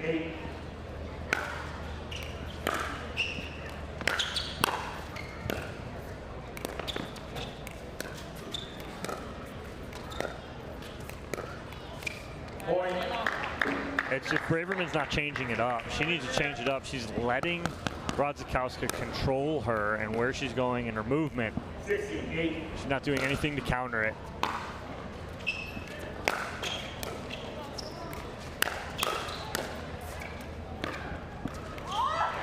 And it's there on the drop. So everything going the direction of the Bay Area Breakers right now. 1 minute. And a timeout from the Dallas Pickleball Club here. So they're going to try and regroup down by 9. It's all Bay Area. And Radzikowska controlling points and setting up Summers for the quick, short, easy putaways is all Bay Area right now. Without a doubt, Summers and Eva Radzikowska, I think one of the things that they have on their side is the fact that they've also played alongside one another back at MLP Mesa. Whereas Getcheva and Jillian Braverman finding a new partnership here, as previously it was Getcheva and Megan Fudge. And I think you see that in moments of some of the speed ups, right? So you have Jillian Braverman looking for the speed ups as you see the head-to-head between these two teams. But I think there's got to be a readiness, right? If the ball is going to be sped up by your partner, it's kind of recognizing the timing, and Krista has to be ready for that as well as Jillian Braverman, expecting that ball to come back on those speed ups. Well, it's expect hard, adjust to soft, right? So expect the ball to be with pace. If you don't get pace, you can adjust to a dink. But if you're expecting it soft and you get pace, you're going to be surprised by it. Last thing you need. Back out of timeout, 17-8 for the Bay Area Breakers. And the driving from Eva Radzikowska finds them the 18th. Radzikowska's like at a firing range right now, just pulling the trigger on everything. And the one they don't pull the trigger on, Summers tries to drop in, goes into the net. It's going to make her sit there and think and go, okay, I'm just going to pull the trigger on this now.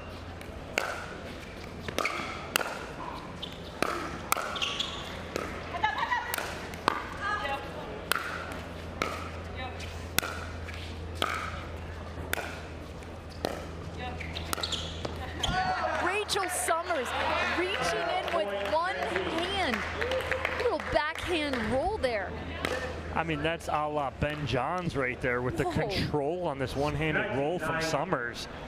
Beautifully done.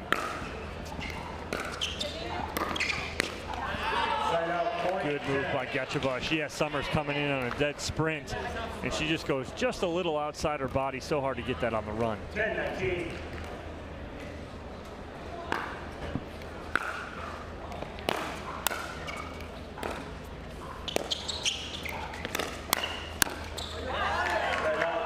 Radzikowska having none of that in the middle right there. She read that speed up from Braverman. So it is now a game point opportunity for the Bay Area Breakers. 20-10.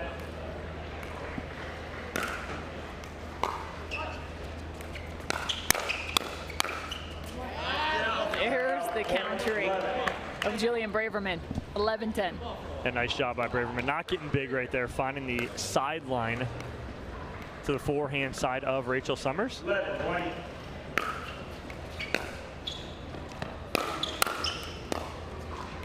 Yeah, we're definitely still looking for that third shot drive, fifth shot drop. 20-11.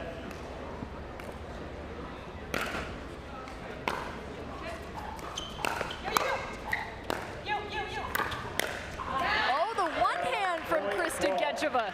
That's something new. She gives it right back, as Rachel Summers did that about 3 points ago. 12-20. Gecheva saying, whatever you can do, I can do. Except for the fact that they're down by 8 points here, and Summers and Radzikowska with another. Their third.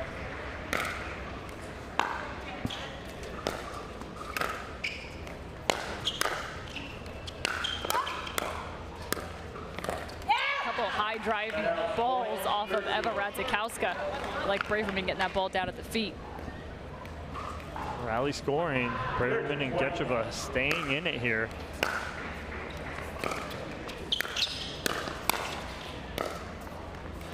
Oh man, but I like that. They look to drop the ball to the backhand side of Eva Radzikowska. And then you had the ability to have Krista Gecheva poach.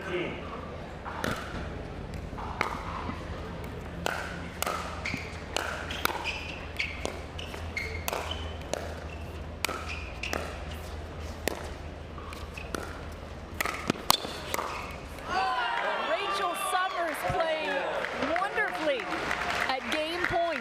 21-13, the Bay Area Breakers are on the board. I did like that point construction a lot better from Dallas. Braverman wasn't trying to overhit or anything. She did a good job, but it was just too much Bay Area and the defending champions here in women's doubles as they take the 1-0 lead as the ever so important women's doubles point early on. So 21-13, and I mentioned Cameron Blackwood just taking a little bit of a break, well-deserved break. But who and is we've it? got a new sideline reporter. I'm just wondering if he's going to let his hair down a little bit. I don't know. He's got the hat on now and the flip-flops. When was the last time you had flip-flops out on the court? I don't know about that, but we have none other than Adam Stone, the new sideline reporter. Go for it, Adam. All right, thank you so much, Cameron. And we're here with our winners of women's doubles. Rachel, I'm going to start with you. I really like your story, being in the military and medical school. Do you think at such an early age some of your life experiences help you in this competitive environment? Definitely playing college tennis, you know, being in this competitive and like very tight environment definitely helped me. Well, it showed out there, no doubt. And Eva, I had the privilege of watching you play a few singles matches earlier in your career, but I'm very impressed with your transition over to the doubles game. What are some of the differences, and what do you think some of those double shots that you've picked up nicely that have helped you in your doubles game? Well, I decided to stop being a control freak, because that's why I played singles, and just, you know, let my partner play. And when I play with Rachel, that's very easy. But no, I just, you know, I really enjoyed it. I just never had the opportunity to practice doubles and mixed doubles, but now I'm fully in it. I love it. There you go. Impressive win, ladies, and I can't wait to see what you have in store in mixed doubles. We'll be right back after this commercial break. It's a Saturday. No one's here. Right? Are you getting this? So if he wants the invoice, Water doesn't have to be boring. Turn it up with Cirkul. With over 40 delicious flavors and a dial that controls your intensity, Cirkul starts a party for your taste buds. No sugar, no calories, and no artificial flavors. Just good times. Cirkul, it's your water, your way. Try Cirkul at drinkcirkul.com. I'm a natural born hustler. Just like my mama said, hard times and that good way, natural born hustler. When the world wants you to sing a swing, I ain't gonna do that. Michelob Ultra, 2.6 carbs and 95 calories. At From with Pickleball, we believe in the power of our sport to unite a community. We have introduced hundreds of people to pickleball by funding a 10-court public facility in our hometown with leagues and lessons to make everyone feel valued. We take that same approach to our business with personalized customer service and same-day shipping from our huge inventory. When you order from with Pickleball, you're supporting a small business and a diverse community of pickleball fanatics. We have the gear you need and the service you can trust. It's hard to find supplements that work. No, thank you. You need supplements that are backed by science with natural and plant-based ingredients and that are third-party tested. Because cleaner is better. Like Oro Organic. Plant-based supplements made from the Earth's most powerful plants for your immune health, gut health, workouts, and more. Find out more at oraorganic.com. Yeah. Welcome back to Daytona Beach, Florida, site of MLP. We are out to a good start here today on the challenger level side of things. Some great matches. We haven't had a match here on Championship Court that hasn't gone to a dream breaker just yet. So some exciting matches. Dominic Catalano alongside me, the famous Cameron Irwin. Hardly. That's what we're going to call her. The famous Cameron Irwin. I don't know about that. But nonetheless, more famous than me is probably that man's tweener. That's Christian Alshon, the tweener king. Playing alongside Pablo Tejas as we get ready now for men's doubles. Bay Area Breakers, the women, they were deadly in that first game as they now have the first point on the board. Facing off against the Bay Area Breakers, it's going to be Brandon French as well as Daniel De La Rosa. Here we go, game Probably one of my favorite names.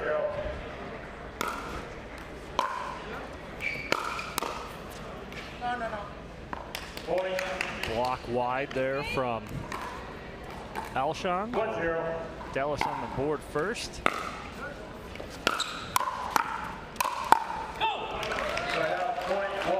So Brandon French out of Dallas, Texas. Makes sense, he's on the Dallas Pickleball Club.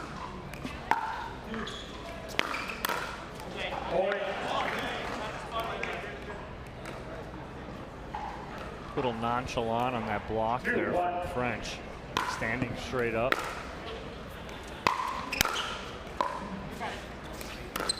Watch it, watch it.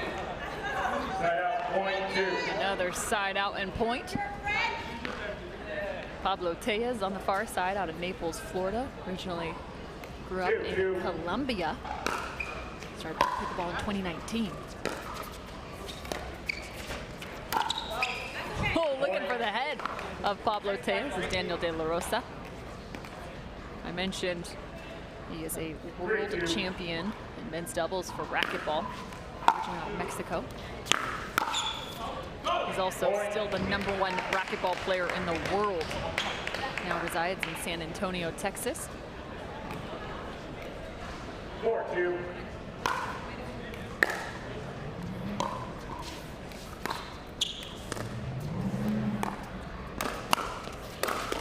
Oh yeah. Talk about athleticism. Christian Alshon with the double Ernie. One going there, one coming back. The reverse Ernie. And the fact that he stayed out of the kitchen too, the footwork right there, the athleticism from Christian Alshon. That's pretty. How do you spell Ernie backwards?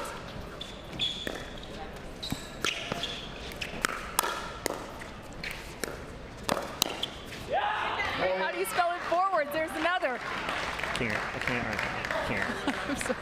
I love it. I love it. I'm allowed one bad dad joke. I love it. Love it. There's people at home spelling it out on a napkin right now. Oh, it's the same. Wait, hold on. 7-2. It's a commanding lead here for Bay Area early.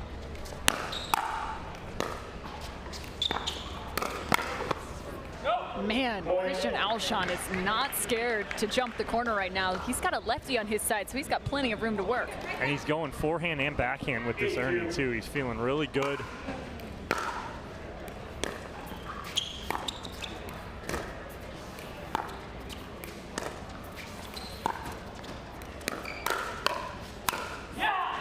And French just doing a little too much with that right there, trying to make something happen.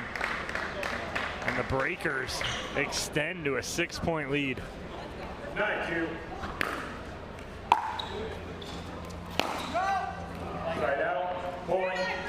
So 3-9 now. The only person I haven't given you a little insight into is Christian Alshon out of Chicago, Illinois.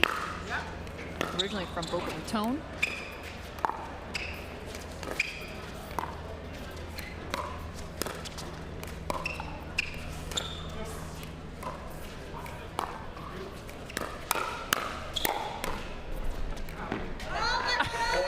And the fake out from Daniel De La Rosa as that ball lands out of bounds.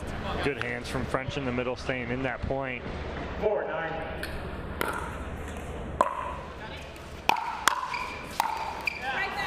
Great setup, a 1-2 combo from De La Rosa. Just gets a little too big on the second, but got the pop-up he wanted off the paddle of Tejas.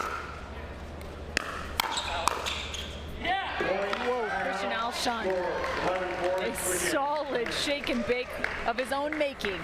11-4 for the Bay Area Breakers. Man, they are looking really good, and they could be looking to go back-to-back in terms of wins in the challenger level. So if they keep this up. So the Breaker ladies had an 11-7 lead, and we're like, okay, that's a good lead. Boys, can you top it? And they did. 11-4 lead, and the boys looked just as much in control as the ladies did in women's doubles. So an impressive start here for the defending champion Bay Area Breakers, as they are also 2-0. There's a look at Brandon French. I mentioned he's out of Dallas, Texas. 6'4" is his duper. Puts him in the 10th position, 31 years of age.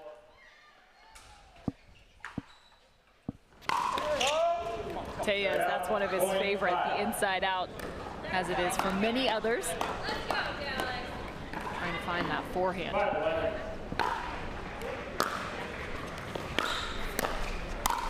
I like the pressure there from De La Rosa getting to the kitchen line. Yeah, I'd like to see a little more of that out of both him and French. A little more shake and bake, trying to make their presence felt in the middle.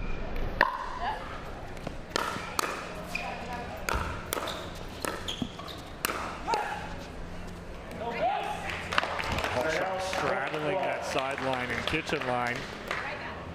Again, you mentioned before, it always helps when you have a big lefty in the middle like Tejas. Let's Alshon do that.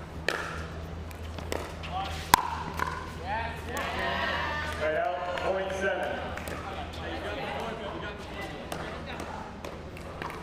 7-12. Whoa, that's a windup. Such a big ball right there from De La Rosa. And again, that's what he is known for. Big forehand. Hits it with as much pace as anybody.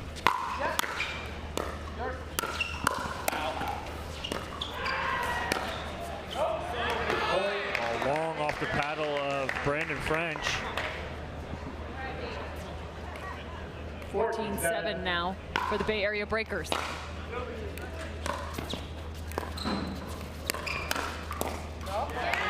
I'm impressed with the backhand side of Daniel De La Rosa. I mean, he has the nasty forehand, but how about this?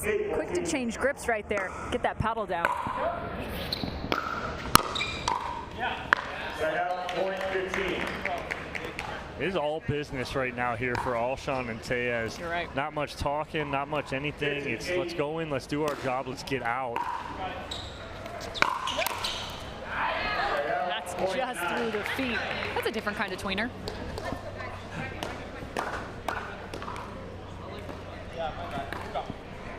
Okay, I got a second dad joke, apparently. You do.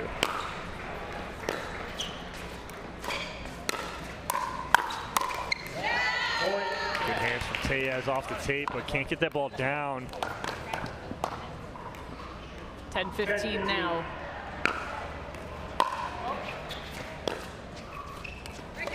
Right out, point 16. Area Breakers looking to go up 2-0 in the match score. 6-point advantage. Pablo Tellez has done a really nice job developing his game. Used to be considered a little bit more of a singles specialist. But been very impressed just within the last several tournaments. His doubles play. Frank's getting too big on that backhand. I know where he wants to go with that, but doesn't need to be as big with that. But you're right, Pablo Tellez is getting better, moving up the ranks on the double side of things too. And that's the same position for Christian Alshon, one of the top singles players in the world as well. Developing his doubles game.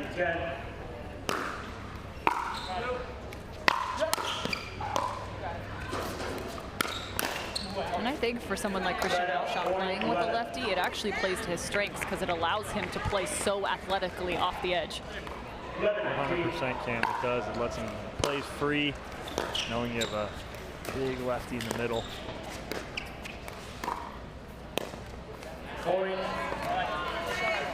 Let's see, that's where it's going to be a little bit more about the consistency side for Christian Alshon. The stink off the backhand side.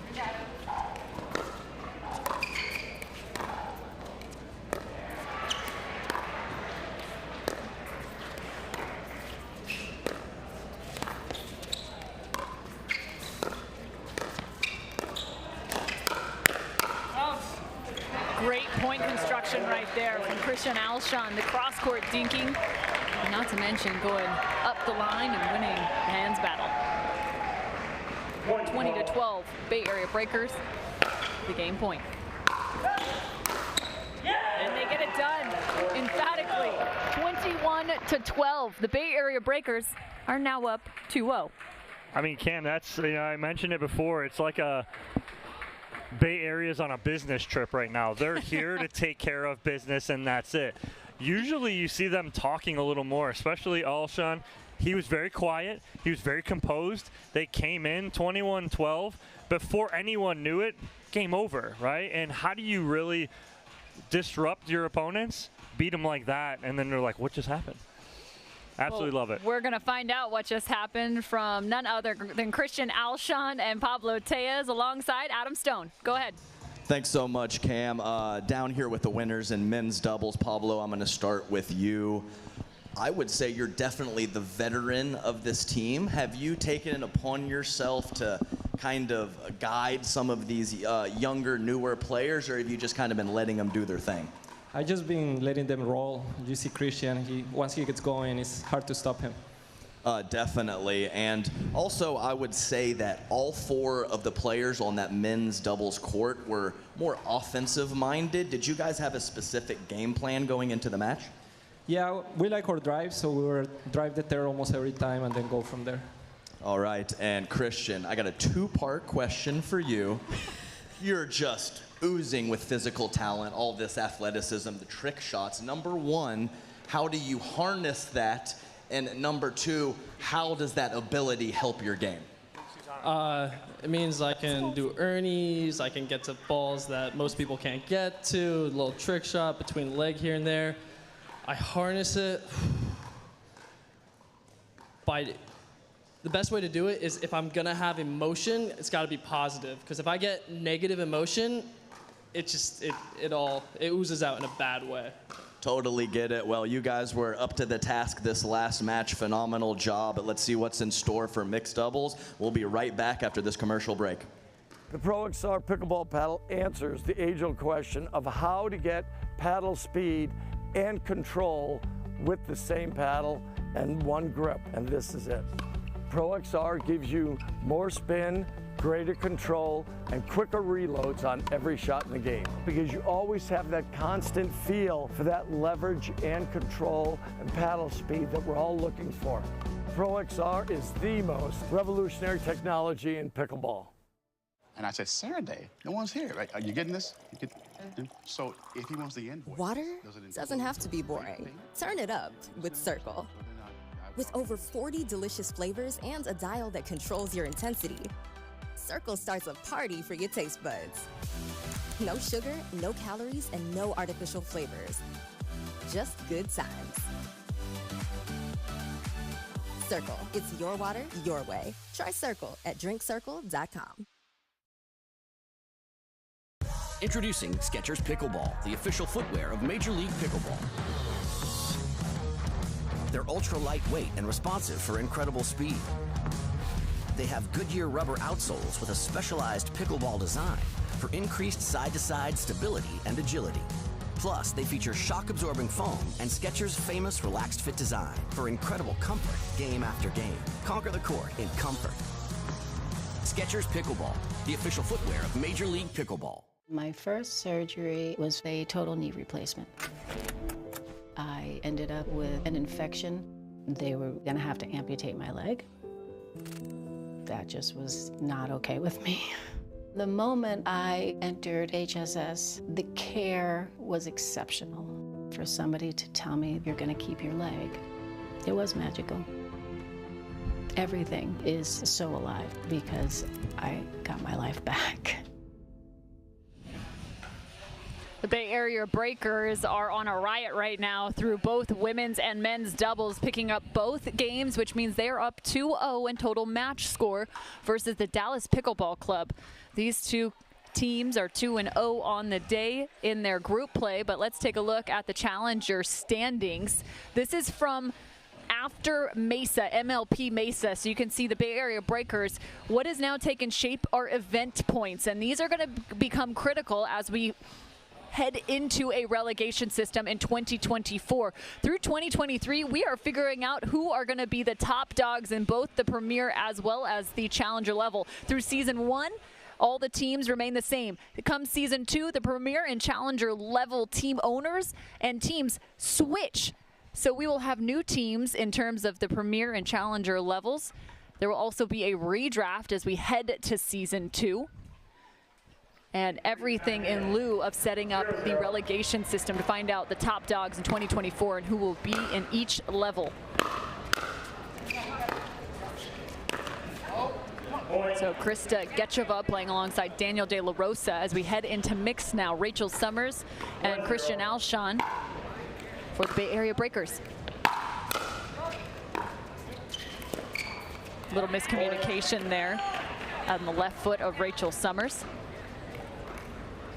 Bay Area Breakers pick up this mixed game. They pick up the match. We will, though, play through all 4 games. Set out, point 1.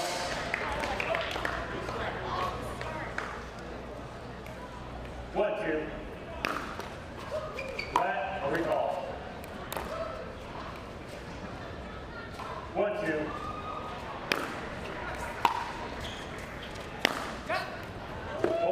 Great ball down the middle there from Alshon as have De La Rosa and Gecheva staring at each other as it splits them in the middle. 2-2.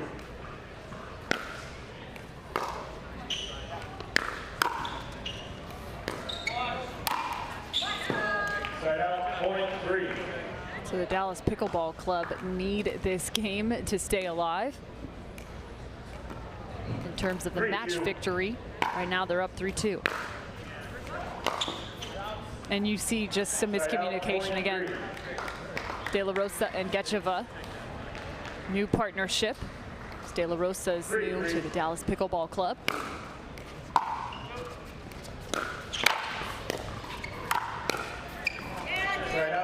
pressure there from De La Rosa going right at the body of Rachel Summers, jamming her up on that second one. 4-3.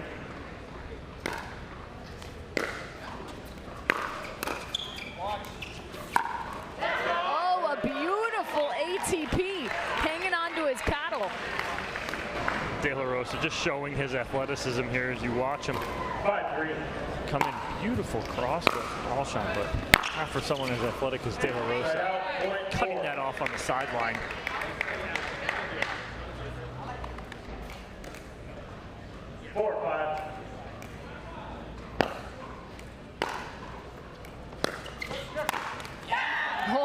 forehand from Krista Gecheva. It's a huge inside out right there. She had Alshon pinching middle hard. She waited for him to commit, goes backside. Great ball by Gecheva. 6-4. Oh, but there's that two-hand backhand. She starts to get that thing working. You better watch out. 5-6.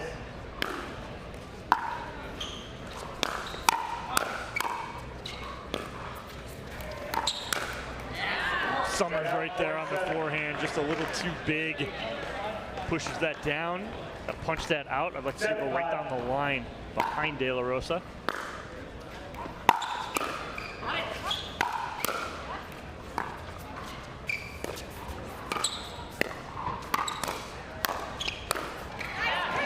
Krista just getting a little unlucky there with the net court as that popped up, but she's showing she's not scared to go head-to-head with Christian Alshon. And him just showing his athleticism right there is Alshon off the tape right there, being able to move his body out of the way and clear his hands.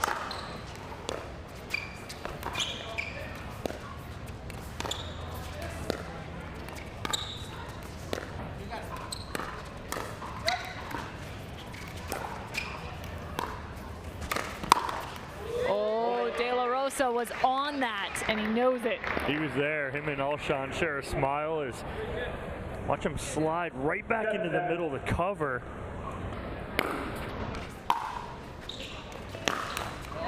I mentioned the tennis pedigree of Christian Alshon. Still a full-time student at the University of Chicago, where he's studying economics. He was the former #1 player in the country for tennis singles, the U16, U18s. Alshon trying to take out people in the front row right there with that, but a little mishit. 9-7. It happens. It does.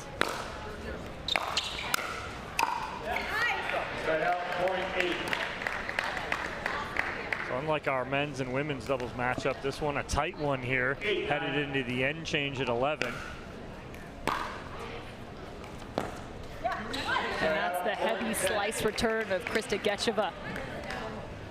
That thing's gonna bounce and then have a completely different trajectory.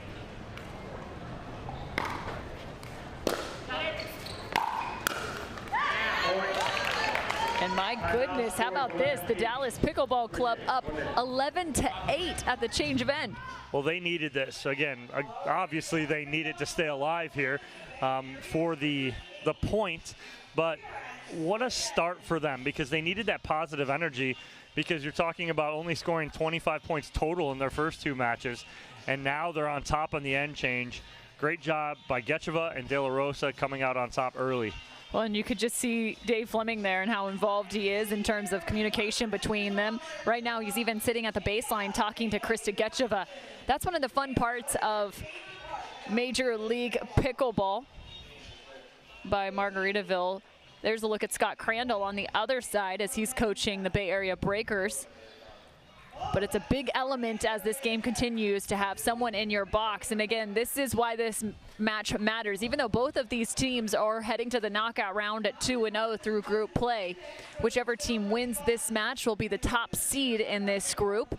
And again, we're going to see in terms of how the seeds will be through this challenger level coming out of all group play to find out who will receive buys. So the winner of this will put themselves in an awfully fantastic position to earn one.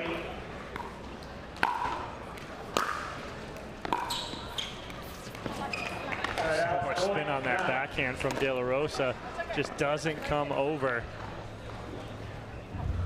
And a good start in the end change for the Breakers.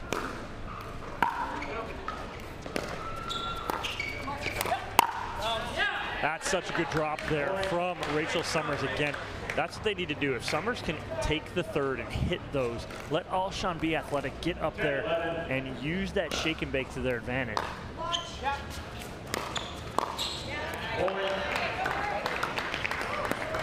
Gecheva gets caught in the transition area. She returned, it was short. She didn't finish coming up, she stayed there. I'd like to see her still come up. How about that ball protecting her body, Krista Gecheva.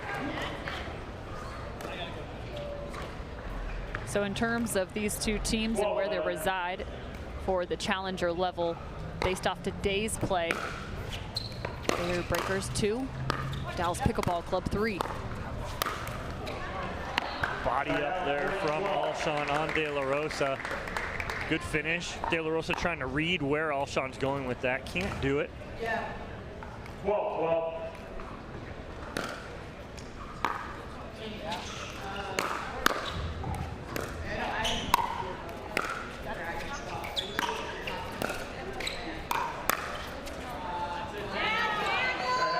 Point 13.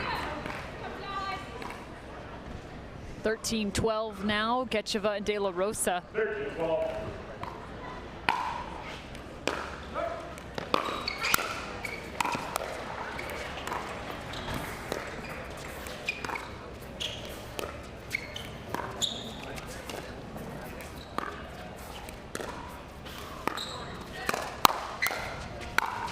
Heads up, right at the face of Rachel Summers.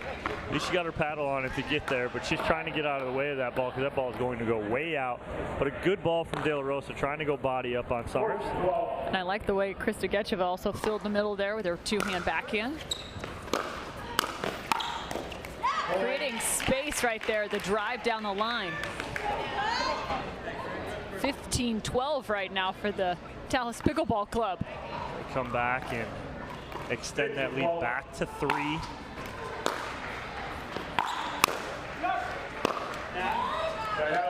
Now, I don't like that decision from Getcheva. De La Rosa hits the drive great. Summers blocks it. Come in, drop that next ball, and get into the point. She's trying to match his power. You don't have to.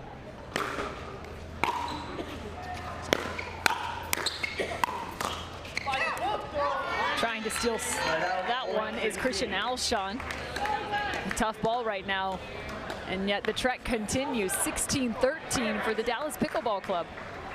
16-13.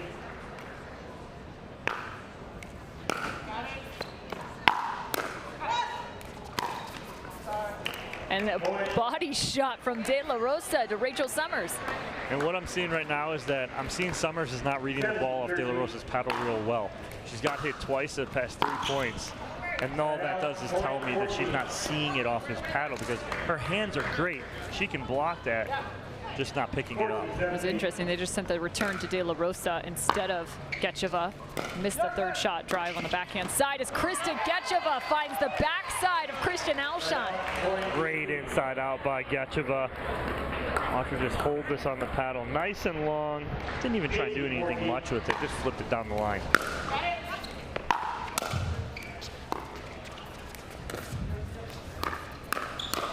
Oh, that would have been a great combo. Alshon gets the first one here. Getcheva going to the well, maybe a little too much right there. 15-18.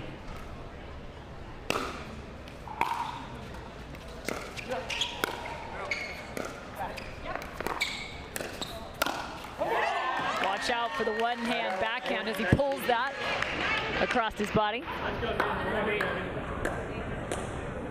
Make it 19-15. Dallas. 19-15. Side out, point 16. And the momentum killer. Same guy. I'll be honest. Same guy. And a little timeout here from Bay Area. I like it here. They get the serve back, call the timeout. Need to regroup here, figure out what they want to do. They're going to discuss this down by 3. Also important to note, coming up next, regardless, as we do play out all 4 games, the trains pass by here in Holly Hill. Next up will be Eva Radzikowska alongside Pablo Tellez. And they will face off versus Jillian Braverman and Brandon French.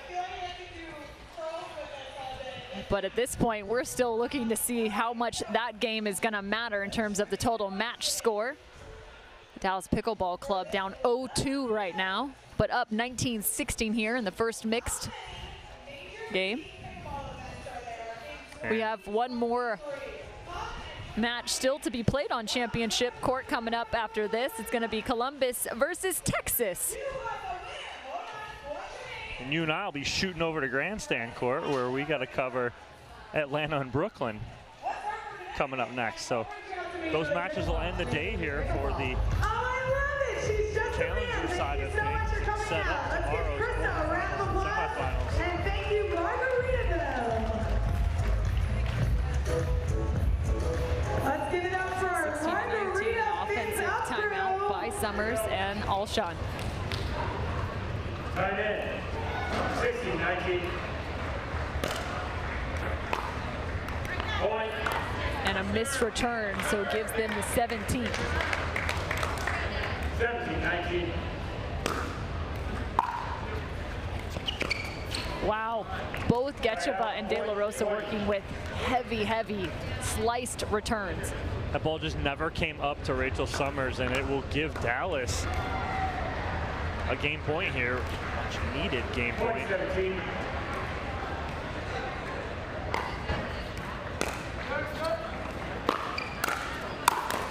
A great drive off the paddle of Getcheva and the closeout from De La Rosa. Dallas earns their first point in terms of match score. So now that next mixed doubles matchup between Radzikowska-Tejas and Braverman-French really does mean a lot here as far as a match win goes, because it's still alive for Dallas, but Braverman and French got a lot of work to do.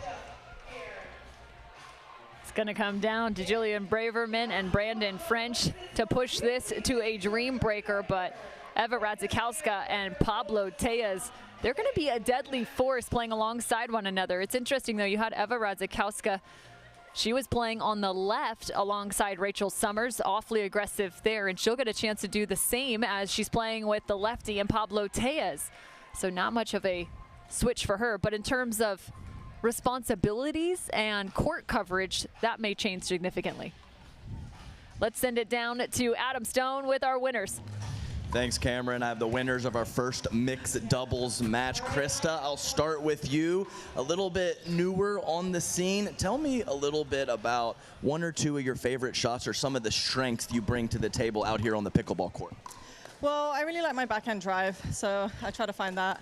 I was trying to keep it a secret, but I think cat's out the bag, so I like my backhand drive. And I've really been enjoying hands lately, encountering that. When I first started playing, I was kind of intimidated by that, but now I'm really looking for those scenarios.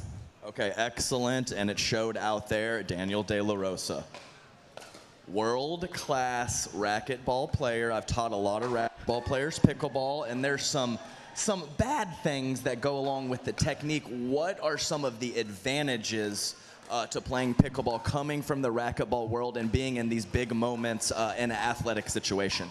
Well, like you say, being a racquetball player, that's the one. So, no, it's just like all the experience that I have on racquetball, playing international and everything, representing my country, and that's one thing that gave me a little confidence and then a little bit more or less pressure. I know how to handle the pressure very good, so it works in the pickleball. That's what I try to bring it right here. Yes, you guys were very confident out there, rewarded with the win to put your team still in the mix. We'll see what mixed doubles #2 has in store for us. Great job, guys. Match point, it's all up to me. Nothing can get in my way. And when they ask, what are you gonna do next? I'll say, I'm going.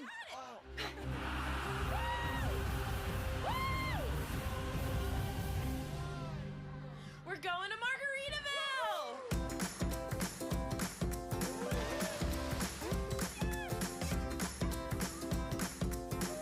You can go to Margaritaville too. Visit MargaritavilleResorts.com. Oh my good Lord, what a feeling.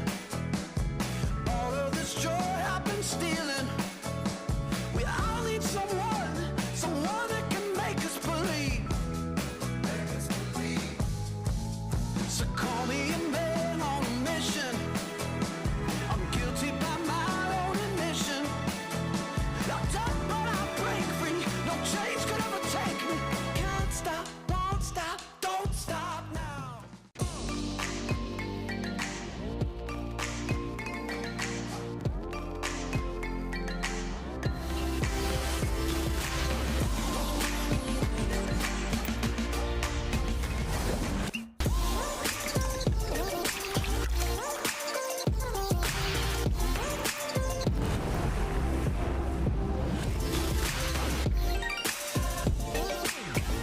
Dulce Vida, You are what you drink. Introducing Skechers Pickleball, the official footwear of Major League Pickleball. They're ultra lightweight and responsive for incredible speed.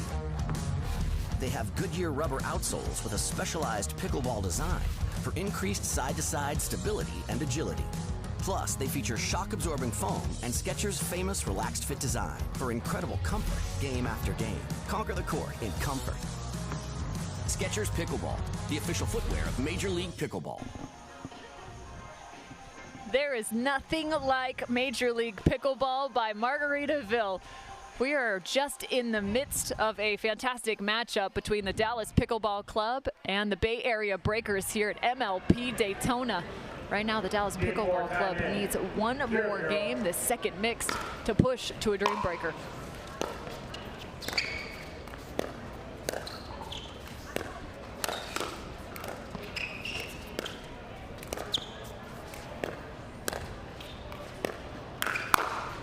Whoa, he hooked it. I don't know how Tejas got out of the way.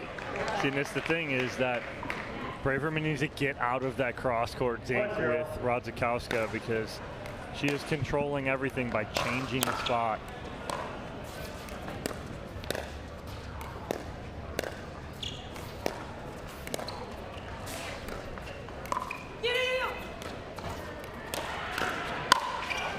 Joe Braverman quick to communicate, but Tejas doing a nice job finding different spots. 4 athletes out on the court. Tejas, Radzikowska, Braverman, and French. Tejas had one right there that he's not going to miss 9 times out of 10, but he overhits that one. I love this. Jillian Braverman being very quick to be communicative, whether with her partner or to the other side. Oh, the dink winner! Wow, what a ball there from Brandon French as he rolls this cross court hard, and there's nothing Tejas can do on that one.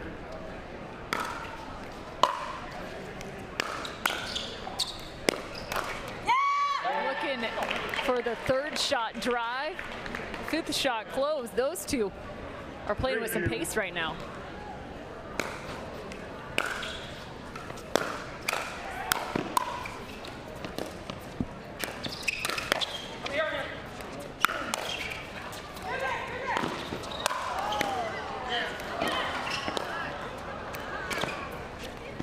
What a rally.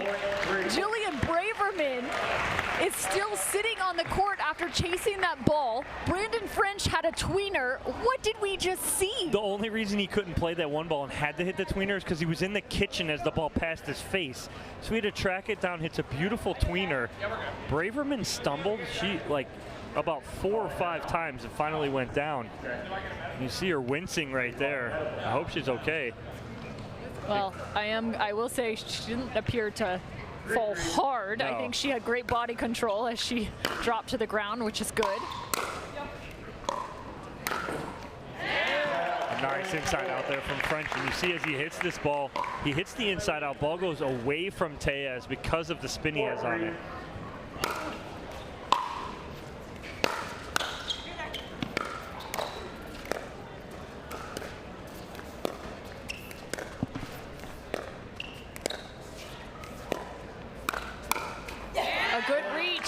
From Brandon French. These two had a little bit of a scary moment earlier in the day as Brandon French's elbow found the top of Jillian Braverman's head. She has been doing very well, though. Still competing on the day.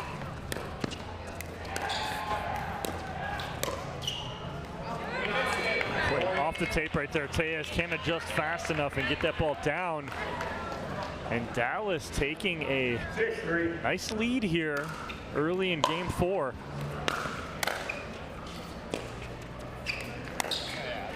Oh, Eva Radzikowska on the backside. Yeah, she held this on her paddle nicely, waited till the end as she had Brandon French commit middle, and she just goes and slips that backside.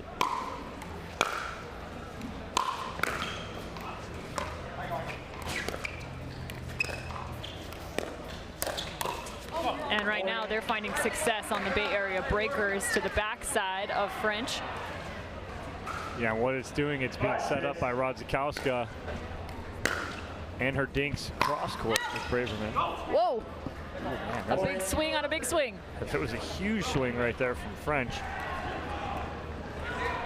Tellez believes that ball is cracked, so they're going to get a new ball in play here as Bay Area comes back and rattles off 3 straight to tie this up at 6.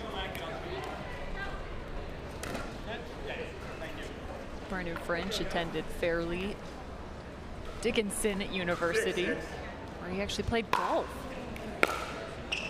Now a lawyer.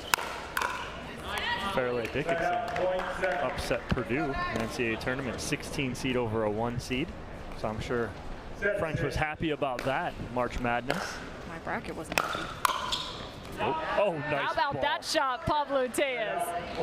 Watch him just punch this down to the baseline. Corner pocket right there. 7 apiece now.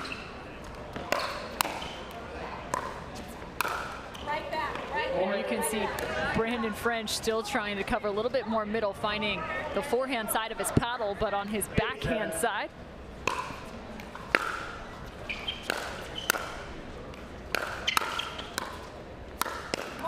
Same thing, this time he executes. Finally gets that reach, is out and able to get that out in front enough that he can get on top of that and get that down at the shins of Radzikowska. 8-8.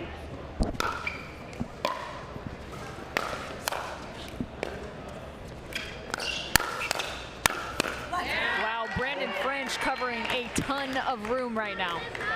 Yeah, Radzikowska tries to go down the line again on him, but French was ready for it. He got burned a few points ago. Says not going to happen again here, and he covers that beautifully. 9-8.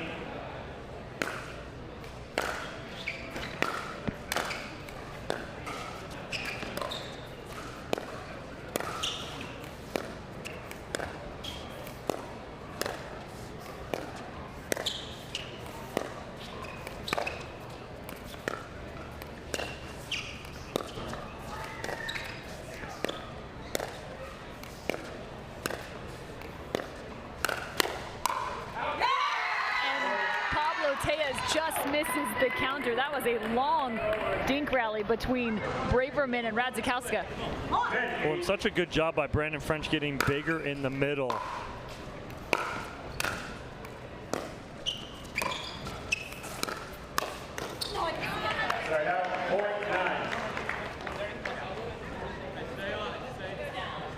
Bay Area answers here, gets back within 1. Will change ends here at 11.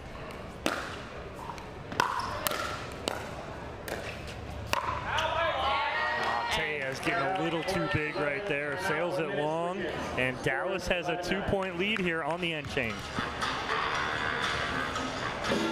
So 11-9. So let's take a look now to the Pickleball United Rally of the Match, and let's go back to this one. It was crazy. It was the tweener from Brandon French. Oh, I think they actually gave us the wrong one. That one wasn't. That one wasn't it. cool. But this may be a hit. No, Oh, we man, were kidding. We got to come back to it. They're going to find that rally for us, but we got to look at that tweener again, right? It was unbelievable. And again, like I said, during the middle of that point, the only reason French had to hit a tweener is because he was standing in the kitchen as a ball floated right past him. He couldn't hit it, had to track it down. Did a great job. And again, now they do, that being the Dallas Pickleball Club, have a 2-point lead. All right, so let's see. This is the one. The Pickleball United Rally of the Match. This is the ball he sped up, and he had to chase it.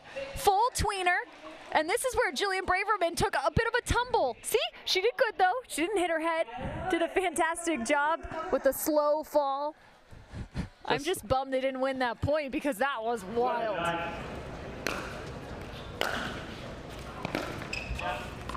Braverman still taking a look at her paddle now. Wow. I always tell everybody it's not the paddle. I hope there's a mirror on that paddle because that's the only person that made the mistake. Sometimes you need a little excuse, though. Take the pressure off yourself. I'm okay looking down from time to time. It's a reset for most players. So 12-10 now.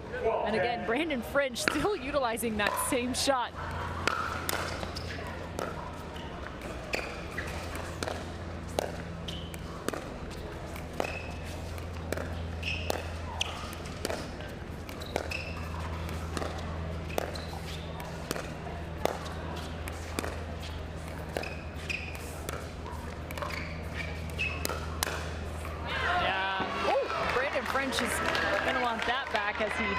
Sent his paddle flying. So again, great job by Radzikowska. She senses the speed up, knows all she has to do is punch that back down the sideline because French is pinched so far in the middle.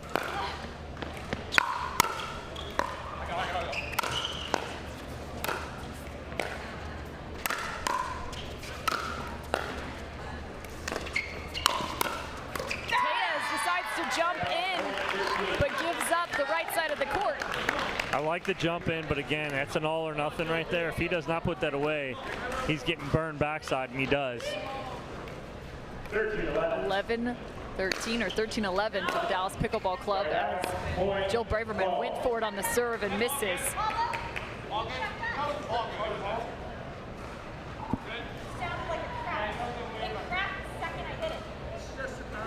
Jillian Braverman right now looking to see if that ball is cracked or not. 12-13. Or asking whether it is.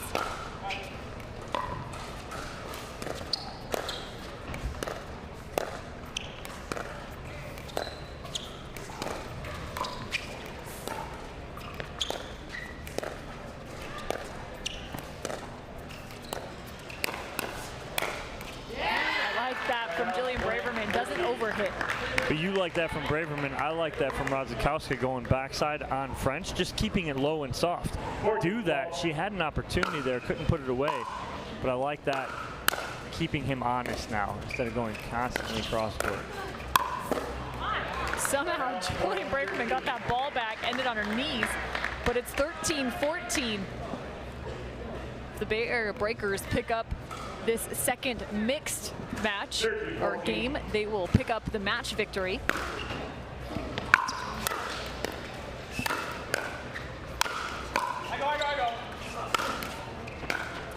Lots of communication there. And Radzikowska almost runs into Christian Alshon, her teammate on the sideline there, trying to track down that overhead from Brandon French. 15-13.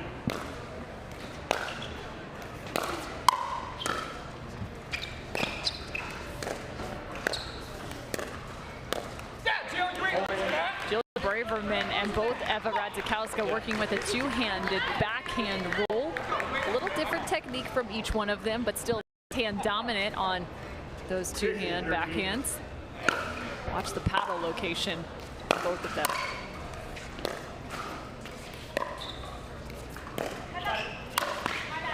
Good step in from Tejas as he goes right in front of Radzikowska right there. And again, getting that big lefty overhead down at the feet of Brandon French, but they still have some work to do the Breakers. 14-16.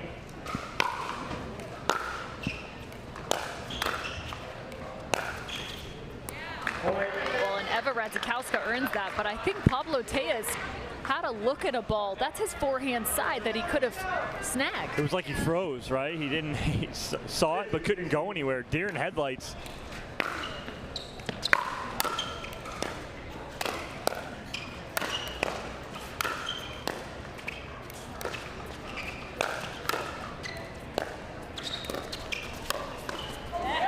What a setup from Radzikowska as she hit a drop, maybe 9th shot from around mid-court that put so much pressure on Braverman and allowed Tejas to come in and finish that off. So 16-16. Bay Area Breakers have tied things up. And it's so interesting to watch Brandon French because he has a really unique grip. He actually works his hand up the length of the paddle, so that index finger is all the way pointing directly down the length of the paddle.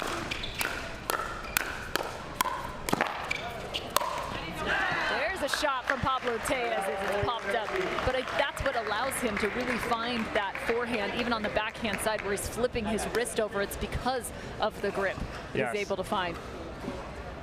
and so unique. Like, it's super unique. You don't see any other players using that grip.